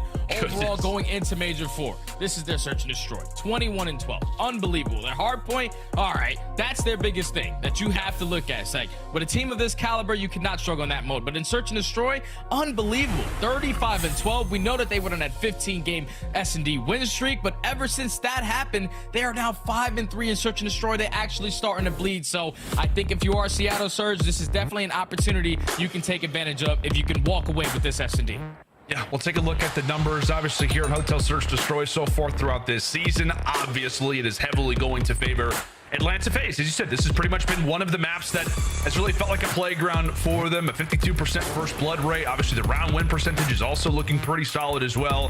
8-3 on the year. Seattle 2-4, but I guess the positive, man, it feels like for every team right now in the league is that you have the ability to watch Atlanta. Like if you are FaZe, you can't watch your own VOD and really learn from it because there's really nothing for you to try and perfect because of how solid that they looked. We've seen FaZe try and even bring out a few new maps. Like I said, Fortress Search Destroy the last time these teams played, that didn't go well for them. But back to Old Faithful we go. Into round one, it is Seattle with pretty much full control over this B side. They instantly went all 4 into Kitchen, and right now it is paying off quite nicely. Oh yeah, there's a free bomb plant. 4v4 on a retake. Atlanta FaZe have to try to find a way into the Kitchen. Cellium starts it off with the snipe, but Mack is able to find 2 and keep the numbers in favor of Seattle. So it's all up to Simp and Slasher in the 2v3. See what they can get done. Slasher, great kill. Pred in the meantime, able to find 1 as well. So trades obviously will favor Surge with the remainder of this round. But what can Slasher do? Not a whole lot. I think it's Mack at the end of the day who ends up finding the final kill. It was 2 prior to that. Wonderful work coming in from the SMGs as we'll take a look. Yep, it is Mack with the hat trick. Jay, do you think Mack is maybe the most important player in this series? Oh yeah, Mack without question. At least for Seattle's sake, Mack is definitely the guy that if he's able to do what he does best, that's like sit on hill, get his huge one-on-one gunfights. He's the most important player for Seattle because you know what you're going to get out of Pred. You know what you're going to get out of Simp. And accuracy, as of recent, he's been a guy on a mission as well. So Mack is the guy. If he's taking over, just like he did the last time that these guys matched up, clean, easy work for Seattle. Yeah, you just wonder sometimes like what player has the ability to like really get you over the finish line, and it just feels like so often in these historic battles between these two, it's just so many different amazing plays come into mind when it comes down to Mackenzie. But into round 2 we go, and Pred is quickly out of the fight. So sweat off the brow of your face. You've gotten rid of the Aussie, and now what can you do in this 4v3? Yeah, now in the 4v3 you go. Simp finds a second. Accuracy at least there for the trade. So now it's a 2v3. aBeZy's turn to strike. Takes down accuracy. Now it's all left up to Mack. The info is there, and the teammates go for the chow. As Atlanta FaZe, more specifically the Tiny Terrors, take over in that round to tie it up at 1. And one thing that I really wanted to talk about is how good Atlanta FaZe is on their attacking rounds on this map. They're second overall, and believe it or not, they do it without getting the bomb down. They are the second best team on this map. They are 11th at getting the bomb down. So it just tells me right there that Seattle have to be ready for their 2-2 split. They're not picking up the bomb off the rip. They're dropping it towards the middle of the map, and then they're just playing the 2-2 split to get the info. Once they get the info, you get a couple players to rotate back. You just have to be able to read that if you are Seattle, because they don't get that bomb down. Just hold strong on your setup. That's so weird too, because like we talk about like maps like Embassy, where that is their specialty. Speaking of specialties, there's the signal. It's becoming a prominent thing here in the CDL. I think it was Cell, actually. It was the first one to bring it out. And right now it is looking lovely. See if he can put that thing on rapid fire and maybe play a nice little tune for us. Maybe the jukebox could be a thing here in Hotel. But round 3 starting off quite nicely for FaZe. Accuracy very much so aware of the snipe that could be in his face very soon. having to back on up, rejoin Sib. So you got the 2 ARs left for Seattle. We'll see what they can accomplish. Problem being is that, well, you've got quite a few FaZe members established in the middle side of the map. So no matter what bomb site you go to, FaZe are most likely going to know about it. Yeah, FaZe are just fully set up for the aggressive push towards either side. Simp finds the timing and is able to take down accuracy. Now it's all left up to Simp. Trophy in the back of his pocket. At least he's able to take down Simp. Make it more manageable for the 1v2, but you see both players from Atlanta FaZe, they're just watching the cross. Slasher has Cellium is back. Cellium's actually going to miss a snipe, so Simp can make this happen 1v1 versus Slasher. And right now, if you're Slasher, you're thinking 15 seconds left. Does he have the ability to make the way? Can he make his way all the way over to B? We will find out. The timing. I don't think he's going to get there. No, he's not going to. I don't know if he got that. We will find out. Did Simp get the plant in time? No, he does not. A slight hesitation, a little bit of a movement change, and he has got a shot. But in that moment, if you're Slasher, you're thinking, hey, like, you know, surely there's no way that he goes for the rotation. He does. High risk, high reward play does not pan out. FaZe go up 2-1. Oh, man. It almost came down to literally a millisecond right there. If Simp is able to get that bomb down, it's about 15, 20 seconds before Slasher even finds himself on the right side of the map. With no time left. Simp almost for the 1v3. Slasher's able to clutch up on the 1v1. For now, Atlanta FaZe to go up 2-1. And they're back to the offensive strategy. Get that bomb down, play for your info, go for the 2-2 split. But this time, Seattle Surge, they're playing for that mid-map. And Joe, why are we seeing FaZe just leave the bomb in spawn? Like, oftentimes we're like, oh, that's a mistake. Why is FaZe doing that right now? The reason why is because you just simply play for your info. You know, if the guys that go over towards double desk, towards the left side, towards A, you just want to see a couple of those guys on that side of the map. Once you get that info, then you got to decide if you want to rotate it over towards kitchen or rotate it back over towards that A site. Right now, Seattle Surge, they really haven't given up anything. That's why they haven't seen Atlanta FaZe make a move yet. But Pred strikes first. Cellium is there for the trade. 3v3. Bomb should be going down today. Yeah, thankfully, if you are Atlanta, I was going to say, well, you do have player number 2 who has made a bit of progress, but how about the close range fight there for MC as he will quite literally drop the mic right on Mack's dead corpse. And there you go for FaZe. An excellently played round, but my God, it definitely came down to some massive 1v1s. Oh, man, I can't believe Cellium was able to win that one-on-one versus Mack over towards Sandy's. That's attack up close and personal versus a Vaz there, but we all know Cellium is one of the most difficult kills in the CDL that there is. As he just makes it look easy, finds the final 2 kills on the round. Atlanta FaZe up 3-1. Did you ever play against Cell, Jay, in your career? Thank God. Thank God I didn't have to. He would have put me into the retirement home sooner probably than later. Any like online tournaments, like at all? Nope. Okay, I don't believe so. Fair enough. I would have loved to have seen you guys duel with the snipers. That would have been a blast to see. Maybe in ranked, it could be a story to watch at some point. But right now, Cell bringing back out that signal. See if he can connect quite literally in more ways than one. Sib, oh my God, he sees the shoulder. He sees the shoulder. And Sib not going to give him anything. Maybe he does. It's a hip. It is a hip shot that will take down Sib. Mack as well will fall. We say goodnight to Lamar. As that is all up to Pred now. 1v4. What do you got, buddy? What do you got, Predator? You're a phenomenal S&D player. 3rd best overall S&D KD throughout stage 4. The 1v4 versus Atlanta FaZe. It all starts with one. Absolute beamer onto aBeZy. Time is starting to tick. Dead silence is now earned, but this might not be the opportunity you want to invest it. All the players from Atlanta FaZe are saying, screw it, we're going to get with the bomb plant. We're watching that bedroom from so many different angles. Eventually, Cellium is able to line it up with the Signal 50 to close out the round. 3 rounds in a row for Atlanta FaZe. And this is why they are the best S&D team in the game. Yeah, I mean, you just added in that extra layer as well. Somebody as nasty as someone like Cellium, who's just obviously very, very talented, no matter what the weapon that you have in his hand, but obviously hitting some flicks, hitting some wonderful shots. And as we said, hits the hip of Sib. Definitely a little frustrated being in that godheady where he was. A prominent position that quickly gets opened up. And from there, it is now 4-1 in favor of FaZe. 1 kill away is Cellium from earning that cruise missile. We'll see if the positives can only stack up. Will the rich get richer? And right now for FaZe, they've got quite a bit of real estate over at B. That restaurant absolutely belongs to them. As they look to set up shop, we'll see what the strategy elects to be. Maybe opening up their options and maybe trying to fake out Surge here, Jay. Oh, that's exactly what they're trying to do. They know that they put a lot of pressure over towards that diner side. Seattle didn't get anything with the 4-stack over towards A. So they decide to hit that rotation. Unfortunately, it does not work out for them as Simp and Pred are able to find the first two. 4v2, finally a man advantage for Seattle on defense. You can see how much of a frustrating gunfight loss that is from Simp. It looked like he did everything right except for pretty much take down the guy.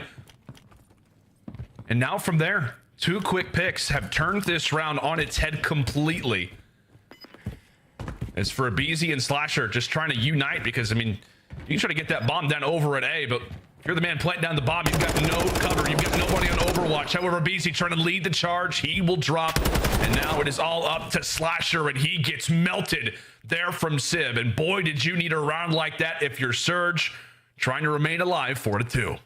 Yeah, big round right there from Seattle. I thought that round was definitely going against them when they decided to hit that rotation back over towards Kitchen, but Atlanta FaZe did not commit that bomb plant over towards A. They wasted so much time on the attacking side that Seattle were able to read the play, find the first two, and then pick off the final 2 players to stop the bleeding for now. Down 4-2, back on the attack. I would like to see Seattle just be all-out aggressive towards one site. We saw it happen in the first round. You had a lot of success over towards B. Can they replicate that again? So that be put into motion very soon. You know what the strategy typically is for Atlanta? Oftentimes Slasher is going to be the one hanging out toward back B. However, it is aBeZy able to join him. Slasher finds his pick as well. The SMGs have been found, and now they will call upon Simp to go for the flank. In the meantime, aCBeZy will put up his second kill on the board. Sib tagged up, but not yet bagged. Simp with all the information in the world. There is surely no way that Atlanta allow for this round to slip on up. A big 1v1 on the right side of our screens. And it's Sib who's able to take it. And now it is Sib all left up by himself. A 1v2. It was a 1v3 previously. Made it close earlier. And in a very similar spot to the map. We'll see if the plant can go down. But job number 1 is really to try to find another pick. Yeah, he has a lot more time on the clock this time around. Try to clutch up this round for his squad. Going to begin Cellium and Simp. You know they're running around as an army of 2, and it's only a matter of moments before Simp is going to decide to attack. Great shots to hit that route on the flank. Wins the one-on-one versus aCBeZy, and then stays alive long enough to find a final kill onto Simp. Does not miss a single bullet. That's Simp the pimp right there. Atlanta FaZe, game point. And right now for Atlanta, trying to improve their Search Destroy record versus Surge on the season. Currently 5-2, trying to make it 6-2. And they are also 2-0 versus Surge on Hotel S&D so far throughout this year. Obviously trying to make it 3-0 and 1 round away from doing it. But if we know anything about this matchup historically, the game is never done until the W pops up on your screen. Surge very much so still have a chance. But it all starts with a round like this, and maybe it all starts with an opening pick. Mack tagged up. Thankfully has some teammates to rely on. Ready enough, aBeZy will close that door and make things a little bit easier to establish himself in the base. That is going to be a headache to deal with if you're McKenzie. Oh yeah, because now you're just checking all the different angles where aBeZy can potentially be. Hello. Not gonna invest that dead silence. It's time for aBeZy to strike. He finds another first blood onto the map. Now Atlanta FaZe put themselves in a 4v3 situation where you should potentially be able to get that bomb down, but Simp is causing them problems from bottom luggage. Kremp pops that dead silence. Might be time to go, but Simp takes care of him. 4v2. Atlanta FaZe looking to close this one out now. And aCBeZy throws a nade, says a prayer. Tries to gun Simp. 30 seconds still to go, and as Simp will fall, it is all up to the Iceman. 1v4, and he's got everybody staring at him. Atlanta FaZe respond valiantly here in the game 2. As that land search and destroy record looks that much better. Now 19-2 on land so far throughout this season in this very game mode. Jay, that was clinical. Yeah, they just simply outclassed Seattle in that search and destroy. I thought when Seattle came out and took the round number 1, that was pure aggression. They were going to be able to set the tone, but Atlanta FaZe doing what they do best, winning attacking rounds without even getting the damn bomb down. Unbelievable work from them to close this search and destroy out 6-2. They find 6 first bloods compared to Seattle's 2 first bloods, and that is eventually the story of the map as Atlanta FaZe are able to tie the series up at 1. And way better than the last time that these guys played. They were actually going to be able to see a map 4. Yeah, right. It's the one thing that's guaranteed. Maybe we could even have a game 5. We've not had that yet so far on the day. This one we thought maybe had the legs to get there, but a wonderful response there if you're Atlanta FaZe. I know oftentimes you were questioning, you know, what is Surge and Search Destroy going to look like on land here on Hotel. It feels like lately the conversation has been around the extra pieces. You know, Pred has obviously been great in S&D. We were curious, you know, what are we going to see from Mack? What are we going to see from Accuracy? Not a great performance here from Lamar. I know doesn't walk away with any first bloods, only 2 kills through our 8 rounds here in game number 2. But that means, like we said, this is going to be a very fun series. It has always already been set up to be that way. When we come back after the break, we are headed to some El Asilo. It's the final match here of day number 1. Make sure and stay with us as Major 4 continues after this.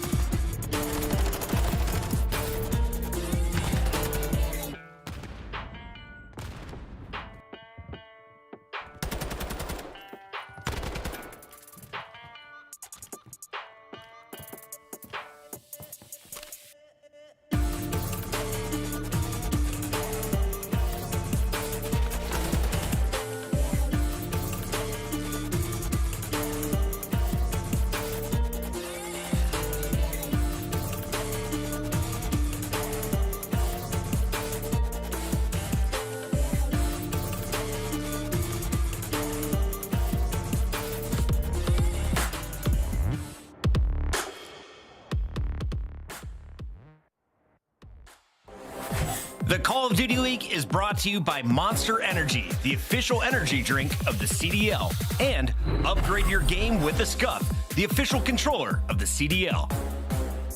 The Call of Duty League is brought to you by the new series Citadel, premiering on April 28, only on Prime Video.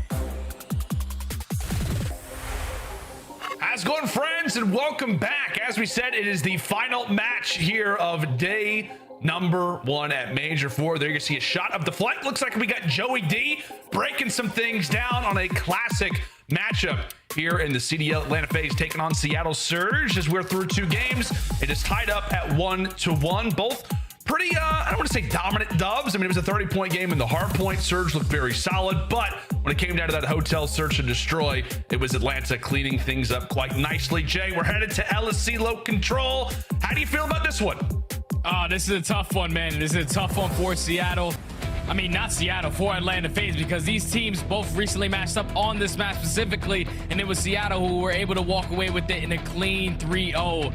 Seattle have just been outstanding when it came to control all throughout stage 4. They go 4-1, and the majority of their success was on this map. The last 5 times that they played some LSC, it's been all W. So for Atlanta FaZe, I'm pretty sure we all know that they are one of the best teams on the map on defensive side, and that's due to the amount of slaying that they're able to bring. But Seattle Surge, last time they played, Seattle Surge, every time they went 2 down and Atlanta FaZe are starting to get aggressive on the map, playing for that map control, Seattle Surge are able to shut down that pressure and eventually stack the points. So has to be a different game plan if you are Atlanta FaZe. When you find the kills, let's just play our corners this time around.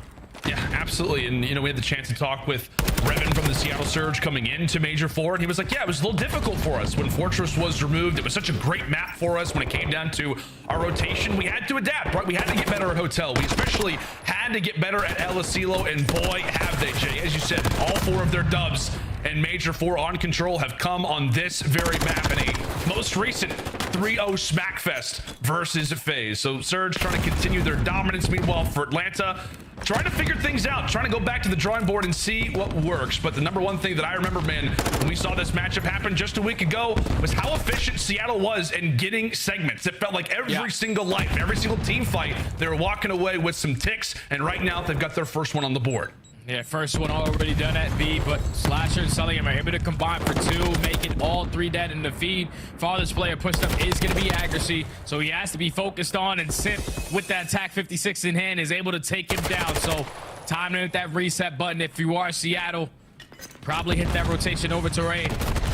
Now that you find a couple kills on the map, but Atlanta FaZe, they're just keeping the kills stagnant. Not going to clean 2 to 3 dead. Always staying pushed up on the map, maintaining map control, is making it a lot more difficult for Seattle to try to get out of their spawn. But finally, they're able to get on the B point. Second segment about to be it. And this is usually where Seattle can start to wield their magic. However, accuracy and his wand pretty much hit the deck very, very quick. And now it is up to Pred. That second segment does not come in on B. That is a huge stoppage there if you're Atlanta. As we said, a Seattle team that just seems to be figuring out Elesilo attack so well has absolutely been thwarted potentially here in round number 1. We'll see what Pred can try to do.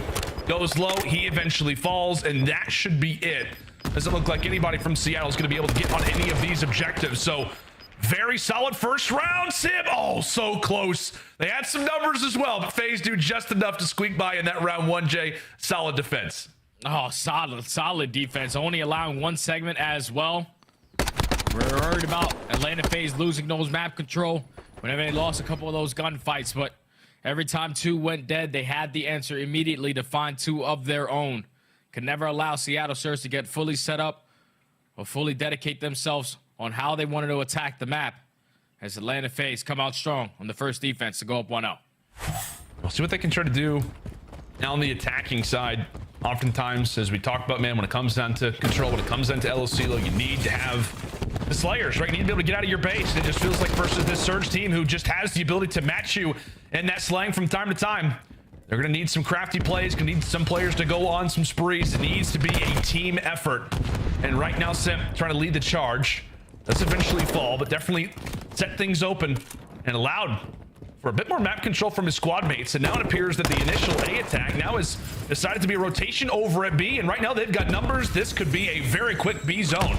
This is the perfect rotation from Atlanta FaZe. They know how easy it is to take control of A. We want to get B, which is the more difficult point, out of the way first. Oh, aBeZy still staying alive in towards bottom. Tools, him and Slasher combined for 2. Second segment is already going to be complete.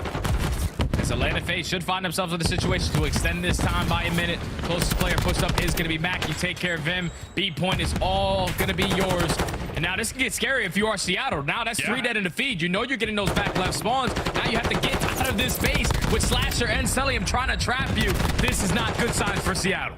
It is not. I was going to say Pred actually ends up taking down both Slasher and Simp. So you saw those two really just trying to get in Surge's base, make them have to work for every single inch of map positioning. They eventually get dealt with, but there is still a setup now from Atlanta. Cellium does get wiped away, and so now it is only aBeZy who is past that 50-yard line. But Slasher continues to be a difference maker. Take a look at that score line, Jay. The man is 15-4.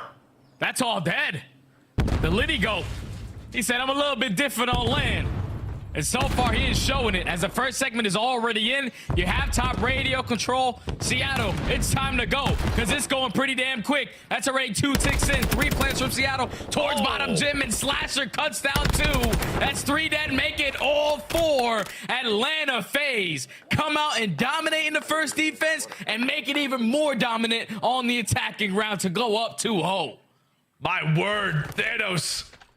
Bringing out one of the Infinity Stones, a reality one at that, a reality check here for Surge, as that is just one of the more dominant rounds that you will see on aBeZy this season. I know we can't see Slasher, but I see those hands moving a little bit. You can see the man is hype, trying to coordinate what would be one of the faster aBeZy controls that we would see on this year, if they can lock up this third and final round. But this has just been excellent work, Jay. We were talking about how it needs to be a team effort. And right now, it is the old man on the squad, the old head, doing everything right now for the team. 1 away from the cruise. Trying to beam accuracy, and there you go. Cruise missile in the back pocket. Looks to put in some shots onto Civ, but that is wonderful work coming in from Slasher there. First segment, pretty sure it does not get complete yet, but you still have Fred roaming around towards this courtyard side. It's going to be able to complete for now, but that's 3 to end in the feed. TTU still putting that pressure on over towards A. So now Seattle Surge all trapped towards back white. aBeZy with that silence invested. Should be able to come up behind. A couple players from Seattle get a couple freebies. Only takes down Pred, but his teammates now know where the pressure's coming from.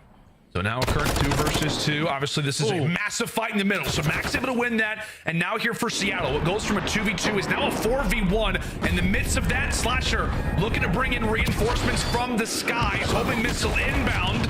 And that cruise missile is able to deliver onto accuracy. So with that, Surge, they have to separate. They have to scatter. 1 zone captured at B, 1 at A. But boy, do you need something special. Time continues to tick, and Pred, he's not finding those typical kills, but thankfully his teammates are able to focus out Cellium, and from there, if you're Seattle, you gotta hop on this point, try and stop the time, as they'll be able to do that for the moment. And really, it's just a matter of playing for picks. All of these mean so much right now for Surge, as that's now gonna be Pred's 3rd in a row trying to finalize things here at A. Yeah, he's going to be done and dusted.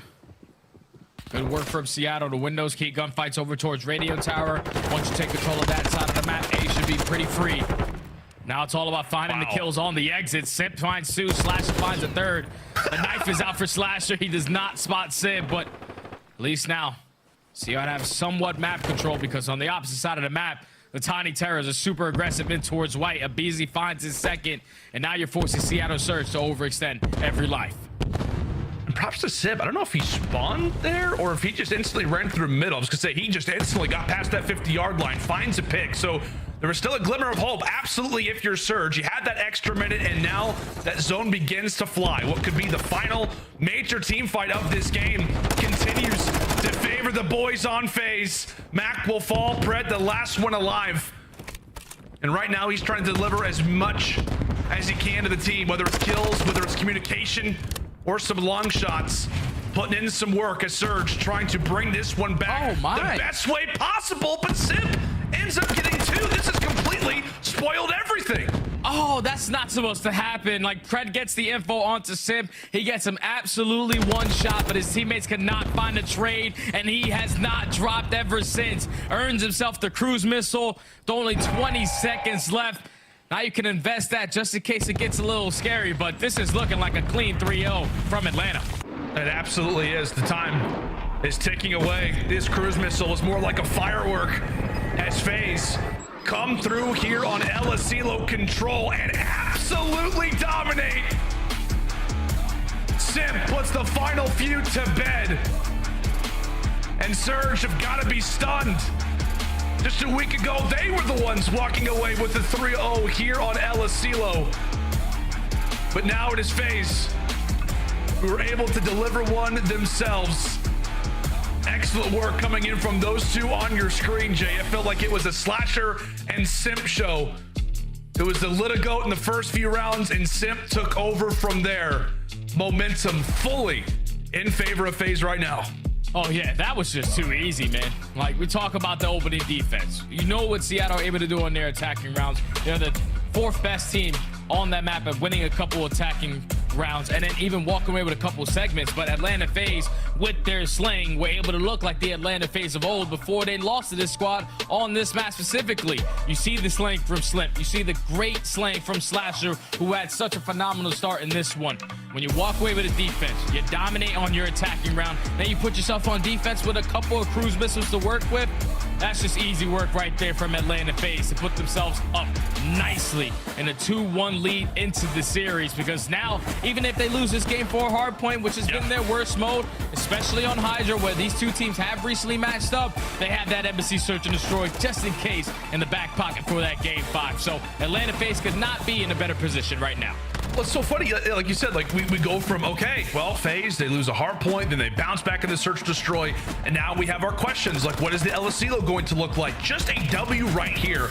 Obviously, it puts FaZe up 2-1, but it just so quickly swings how the entirety of this series looks, how the entirety maybe of this tournament looks for FaZe, right? We're talking about how they need respawn victories. That is a very welcoming sight if you're an Atlanta FaZe fan. Hey, maybe we can't win hard points, but we can definitely rely, it appears like, on controls.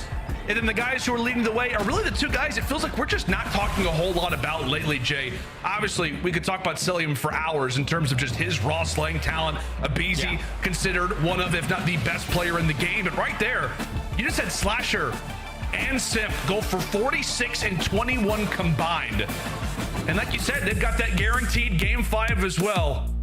It very well could be a 2-3-5 or maybe just a 2-3-4 here from FaZe, trying to deliver something special. But Simp, 25 and 11, absolutely had himself a wonderful map. Did it on the hotel search destroy, brings it into the game 3. But now, Jay, we focus our attention into the HyDra. And as we said it, this was also a map that we saw these teams play just a week or so ago. It was Surge who walked away with a solid dub, but if we know anything about maps that were recently played, it feels like FaZe have absolutely learned from their mistakes last time. Oh yeah, without question, man. They definitely have learned from their mistakes, and you saw it right there in that control. It was a 3-0 last time around for Seattle, but this time it's for Atlanta FaZe, so the adjustments are in. Do they have more adjustments, though, going into this HyDra hardpoint, where this is another map that they fell short versus Seattle Surge? And the reasons why is because they let Sid go crazy again. Yeah, pretty sure he ended that map like 30 and 18, just took over alongside Mack. The turning point in the game was that P2 hardpoint where Seattle Surge were able to get a full 60 hole. So that's going to be what I'm really paying attention to on this map, is that Atlanta FaZe, they're able to slay with the best. We know that. We even saw aBeZy on this map go 38 and 12, almost single-handedly break the hardpoint kill record in less than 6 minutes played on the map. So they have the ability to clutch on up, but it's all about their setups. You saw Seattle, they were able to get a couple easy breaks in map number 1. It has to be different this time around for Atlanta FaZe. Got to be a lot cleaner off the rotations. Yeah, without question. We talked about what FaZe needs to do this time around. I'll toss it the other way. Jay, what do you want to see Surge try to replicate from what they did in the Major 4 qualifiers? I think the biggest thing for Seattle Surge is to make sure that you're rotating properly. You're putting yourself in those positions to set up properly over towards that new hard point, because when you're forcing when you're forcing Atlanta FaZe to find a break, you see their overall ranking 5th overall with a 2-4 record. So that's probably stat padded a little bit. but they usually do not find success when they are not spawning on the preferred side of maps. So if you're Seattle Surge, control the spawns. If you are Atlanta FaZe, get better setups. Alrighty, HyDra Hardpoint, game number 4. What could be the final resting place of this series, or maybe the start of something special? Water routes indeed, as aBeZy decide to go on and put on that snorkel. Be ready, folks. Snorkels and snakes are absolutely ahead here on HyDra, and it's aBeZy who wins that opening engagement. That's not going to be the first, rather, that's not going to be the only time that we see aBeZy and Pred face off against each other. And hopefully, we'll see more of those gun engagements on land. But it is always fun to watch a few of those water battles go down. First, 30 seconds already off of P1. As both teams, very much so, just trying to control, looking to work for that right side of the map. As currently it is FaZe in control of it. We'll see how long that they can maintain that, as we've got some more water routes coming in. Yeah, some more water routes coming in for Seattle Surge, or specifically out of Pred, who swims all the way from the middle of the map, all the way towards the back rock with that dead silence invested. So a couple players for Atlanta FaZe spawning out. They should get the info that there's potentially a player in towards the back. Pred does not spot aBeZy, at least for now, but Atlanta FaZe, they're currently holding on from the front side of the hill. Seattle Surge trying to set up the pitch. This has just been a journey and a half for Pred. I feel like a trilogy was going on when it came down to his pursuit of the P2 spawns, but that chapter will close, and now for FaZe, it will only continue to build. 35 seconds still to go. Simp with a crucial double kill. Now we'll set things up quite nicely. FaZe beginning to spawn on out, and that is absolute beams coming in from the Iceman. Half the time is still left, and Surge have broken right on forward. Excellent work coming in from them, considering that they had no right of getting those P2 spawns, as Pred looking to deliver. That is now 3 in a row. Make it 4. Oh, the Predator is striking, man. He's starting to feel himself. Eventually does get shut down by aBeZy. But that's such a great break from Seattle Surge to give himself a nice little 15-point lead off the rotation. Atlanta FaZe are going to be set up nice and early. Look how they're playing this as well. You have Slasher all the way pushed out towards top rock. You also had Simp on the opposite side of the map, just creating layers for their team to get some great uncontested time. Fortunately, with Slasher dropping, now the front end is open. Seattle Surge, they can put on the pressure. Yeah, that's a great call, man. It felt like, yeah, absolutely layers in that moment. And so aBeZy, given the fact that really his 2 interim in the filling, he's the one that has to fly on forward. Wonderful work from Surge. Able to pick apart a few of these players. However, for Atlanta, you're just trying to hold them off for as long as you can. It's okay if you're not necessarily winning the slaying battles, as long as they're not the ones in the objective. But Seattle, it took them a while, but they eventually break on forward. 20 seconds is all they could potentially be getting when it comes down to this pursuit. It's all out headbutt going on right now here inside of the point. Back and forth we go. And while it's Surge who have a moment there, it is ultimately FaZe who come away with the majority of the time. No, it's FaZe that come away with a majority of the time, but for that next hill, they do not have the spawns. They're all the way across the map, so Seattle should have some good uncontested time to start off this hill. As Simp and Pred are the aggressors on the map, they're able to cut down 2. They are not swimming. Not ready for the push coming in from aBeZy. That player is now going to fall into the hands of aCBeZy. The stun comes in, you get the info, you know where the pressure is coming from, and so far, 20 uncontested seconds from Seattle Surge to take the lead right on back. It's been a great hold. Absolutely has. aBeZy trying to dodge all the tacticals, even underwater. Yes, they can explode. Wow. Not sure if that's actually real or not, but it doesn't matter. aBeZy, almost fictional at this point, manages to make his way through, and from there, it is a lovely little break toward the back here from Atlanta. Also, keep in mind, not just the fights that are going on here, but the fights that are going on the left side of your screen. Some big brawls going down, and it feels like it's Atlanta who are coming out on top of every single one of them. But now to the final hard point of the first side of rotations. It is basically a neck and neck game. FaZe with the bodies in the hill, but it's Surge with the spawns. We'll see who comes out on top. Yeah, Surge just got to take their time, man. You cannot lose the gunfights that essentially spawn all the way across the map, because every single player from Atlanta FaZe is watching a certain angle. Simp's even teaching me a few ones, as he's going to put that pressure on from the top end. At least finds the first. The trade is there from Cellium. And even with Seattle Surge having the back spawns, they cannot find an opening. So already, better setups from Atlanta FaZe. Crossfires are there, and it's leading to some much needed time. Oh my! Oh, aBeZy! Able to erupt! Wonderful work coming in from half of the Tiny Terror duo, now on 5. Make it 6. Doesn't matter, Vaznev or Tak, the man can truly do it all. Wonderful work in the last hard point, and now the man is also trying to think about rotations. Get you a player that can do it all, and aBeZy, absolutely that guy. Wow. Fires off a few random bullets, and both of them connect there onto the Iceman. As we'll go back toward P1, but we know it. aBeZy trying to go for the more valuable piece. Here on HyDra, brings in that streak, and we'll see what he can do with it. Very much so, still a thorn in the side of Surge. Still a thorn on the side, but his teammates dropping the cruise missile, gets the info, but it's not able to get anything with it.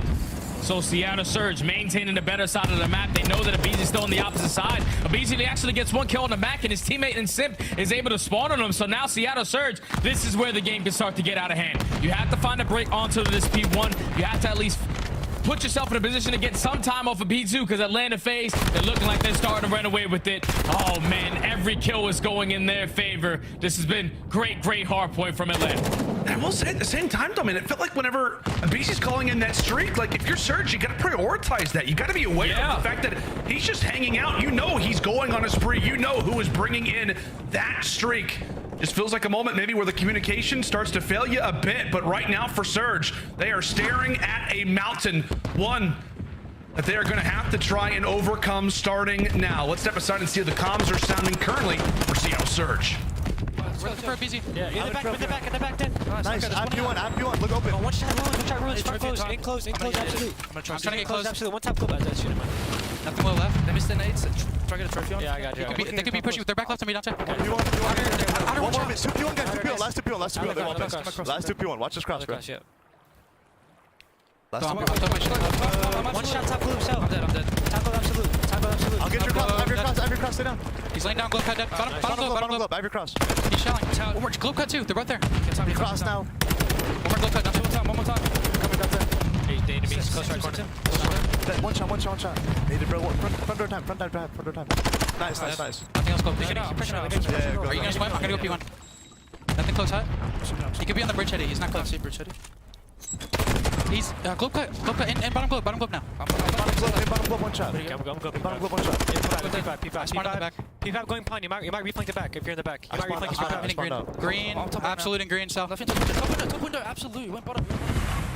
And the communication right there from Seattle is calm, cool, and collected, but you can hear accuracy on the end of that P2. I have your cross. So now Chow, unfortunately, play on the hill. Chow's and Simp is able to find the break, and now making a little bit more time for Seattle Surge to eventually get in towards this P3 hill. But by the time they get here, everyone gets cut down. Atlanta FaZe already breaching that 200-point mark. We were worried about their hard point game, and so far this hard point is everything going their way. 40 points away from them closing out the series. And it's just so respectable to look at. I mean, like I said, they're up by 100 right now. We just saw them come off the 3-0 on Elasilo. These are two maps, Jay. I know we've talked about it. We got to stress this more. These are two maps where they pretty much, I don't want to say got dominated on, but just did not look solid against Surge. We jump in toward land. FaZe says, yeah, we want to play them again. And you can see the work that they have been putting in on the back end in preparation for Major 4. This is an Atlanta team who has absolutely been in the lab in preparation for their revenge here versus Surge in a prime spot to do it. And there's really only one hard point that could set them into the driver's seat. Cellium, last player alive toward the back. See what he can try to accomplish. That's going to be two. Now nearly makes it three. Pred stays alive, keeping Surge up for the moment. But you're not even mad about that if you are Atlanta FaZe. You kept Seattle off the time, even with them having those early spawns, with everyone just staying alive in their positions. And now you can eventually hop on that time to try to close out this game. You cannot win it here, but this is some good time if you can get this final 8 seconds. Forcing Seattle Surge on that early rotation. It has to be perfect hard point from here on out. Last time they were at the P5, they had the back spawns, but there was no one in towards the hill. A full 60 hold from Atlanta FaZe. Cellium is going to invest that cruise missile, get that info for his teammates, who trying to eventually set up that pinch as Simp is working his way up the warehouse.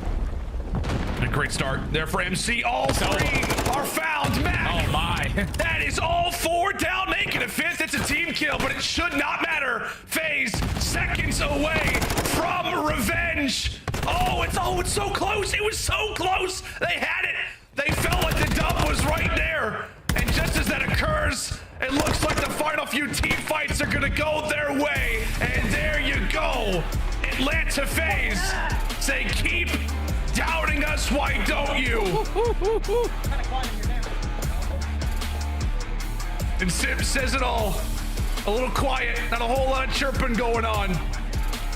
A 3-0 just a week ago. And it's FaZe here on land, here at Major 4.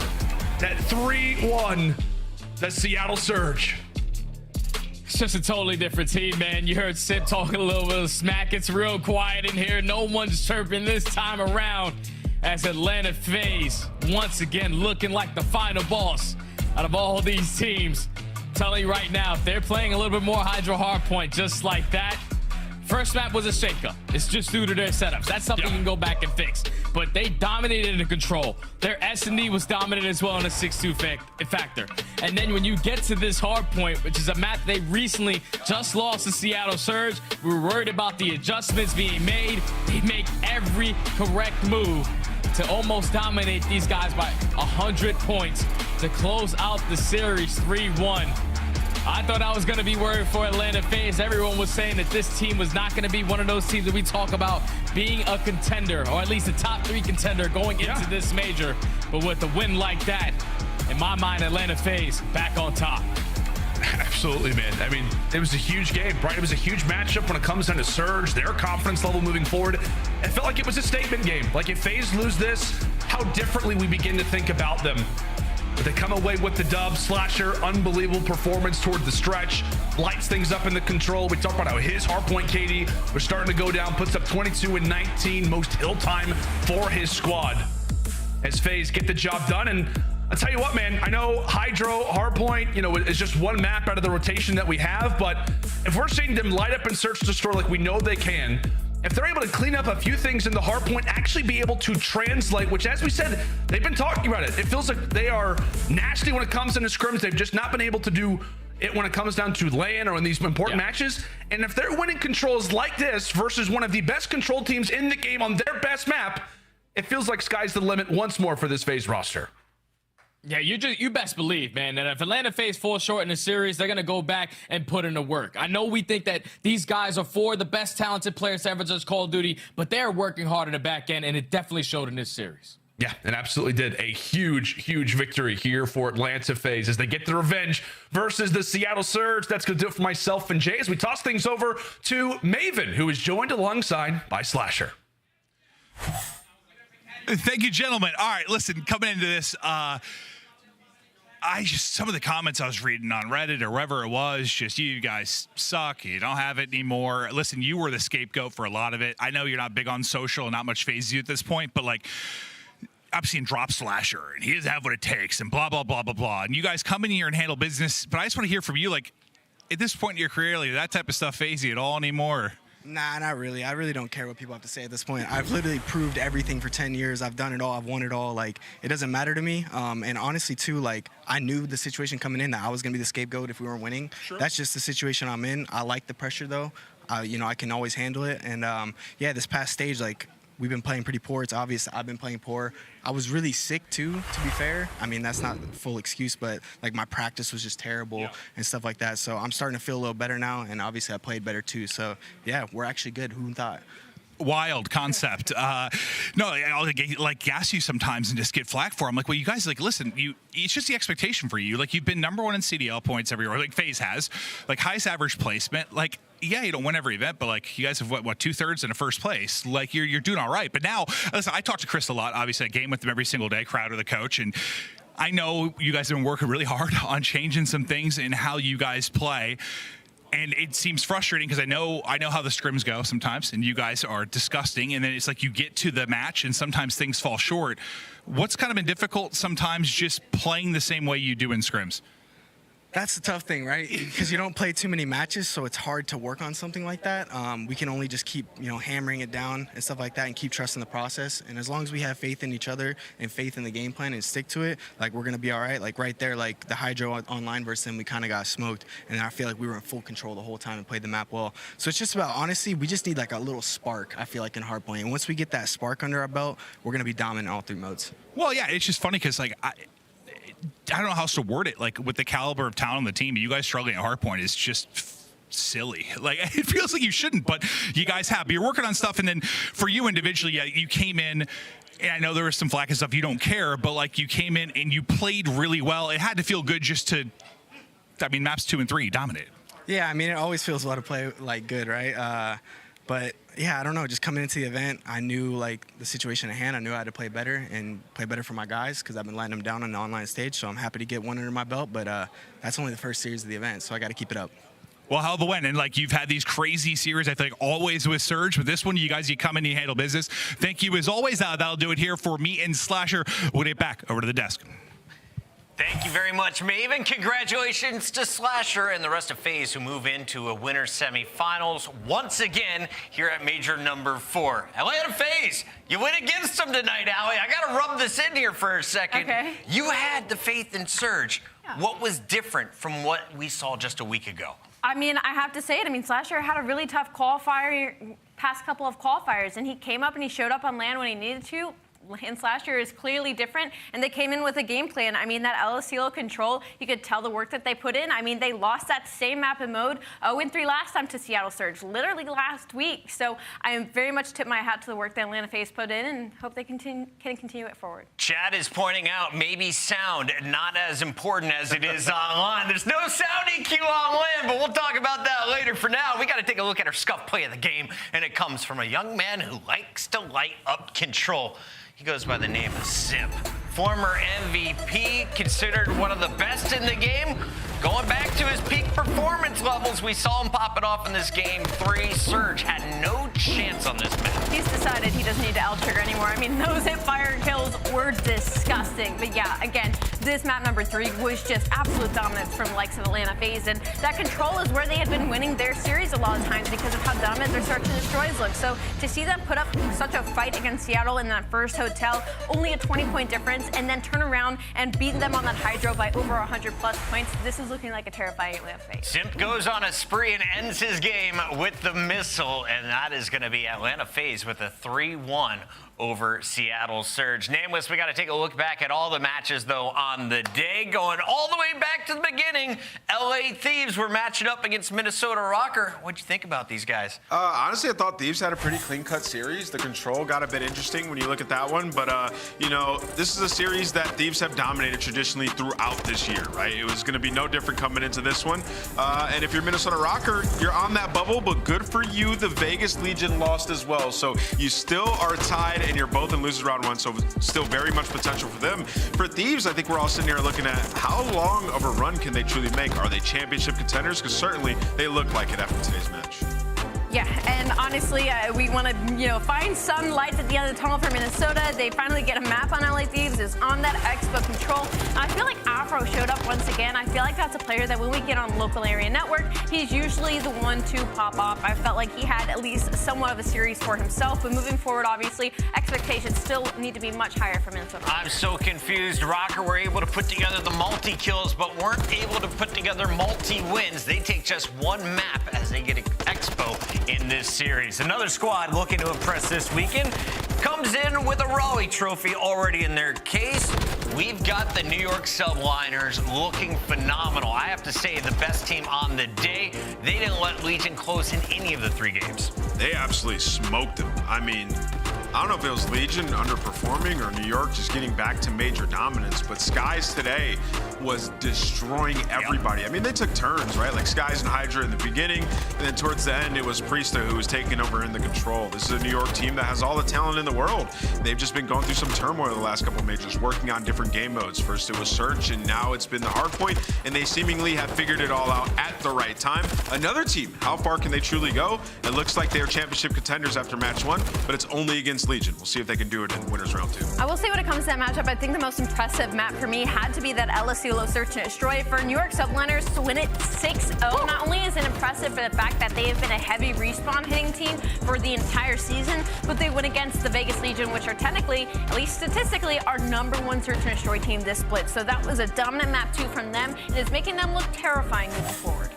There was our winner of the second match of the day. Your third match featured OpTic Texas going up against Boston Breach. And while OpTic didn't get it done in 3, they did take control of this series. I do want to give credit. Awakening, especially that final game, looking very strong. But Breach as a whole, they're looking for a trophy. Top 4 wasn't enough for them. They're looking like a top 4, maybe below team to me. Yeah, I mean, I think I saw the potential today in the Boston Breach. I really like what I saw from Kremp. There were a couple of issues that we saw throughout these hard points, but they can go back and they're easily identifiable.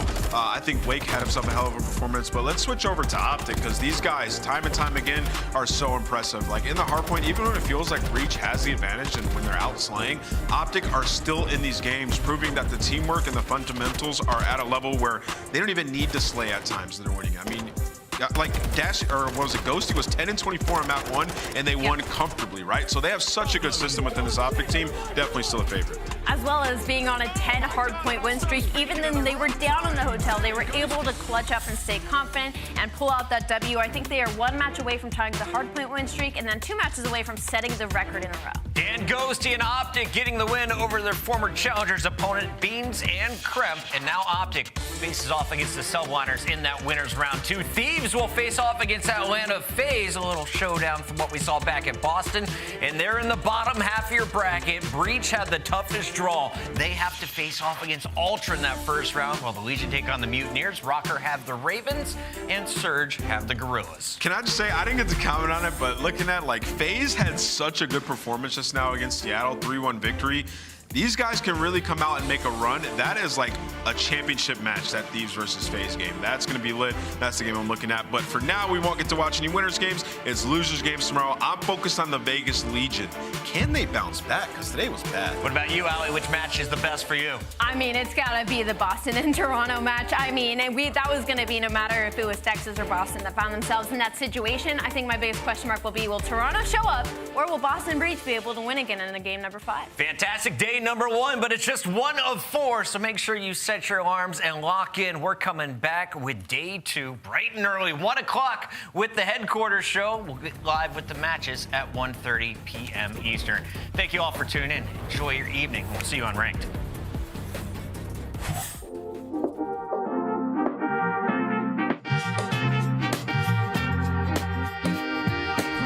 I keep it funky, homie. That's what the streets told me. And grind hard, keep your guard, cause some people phony. And keep your mind on your money, cause the girl's funny. And 9 months later, now you really see who dummies. Not your boy, though. I learned to creep slow.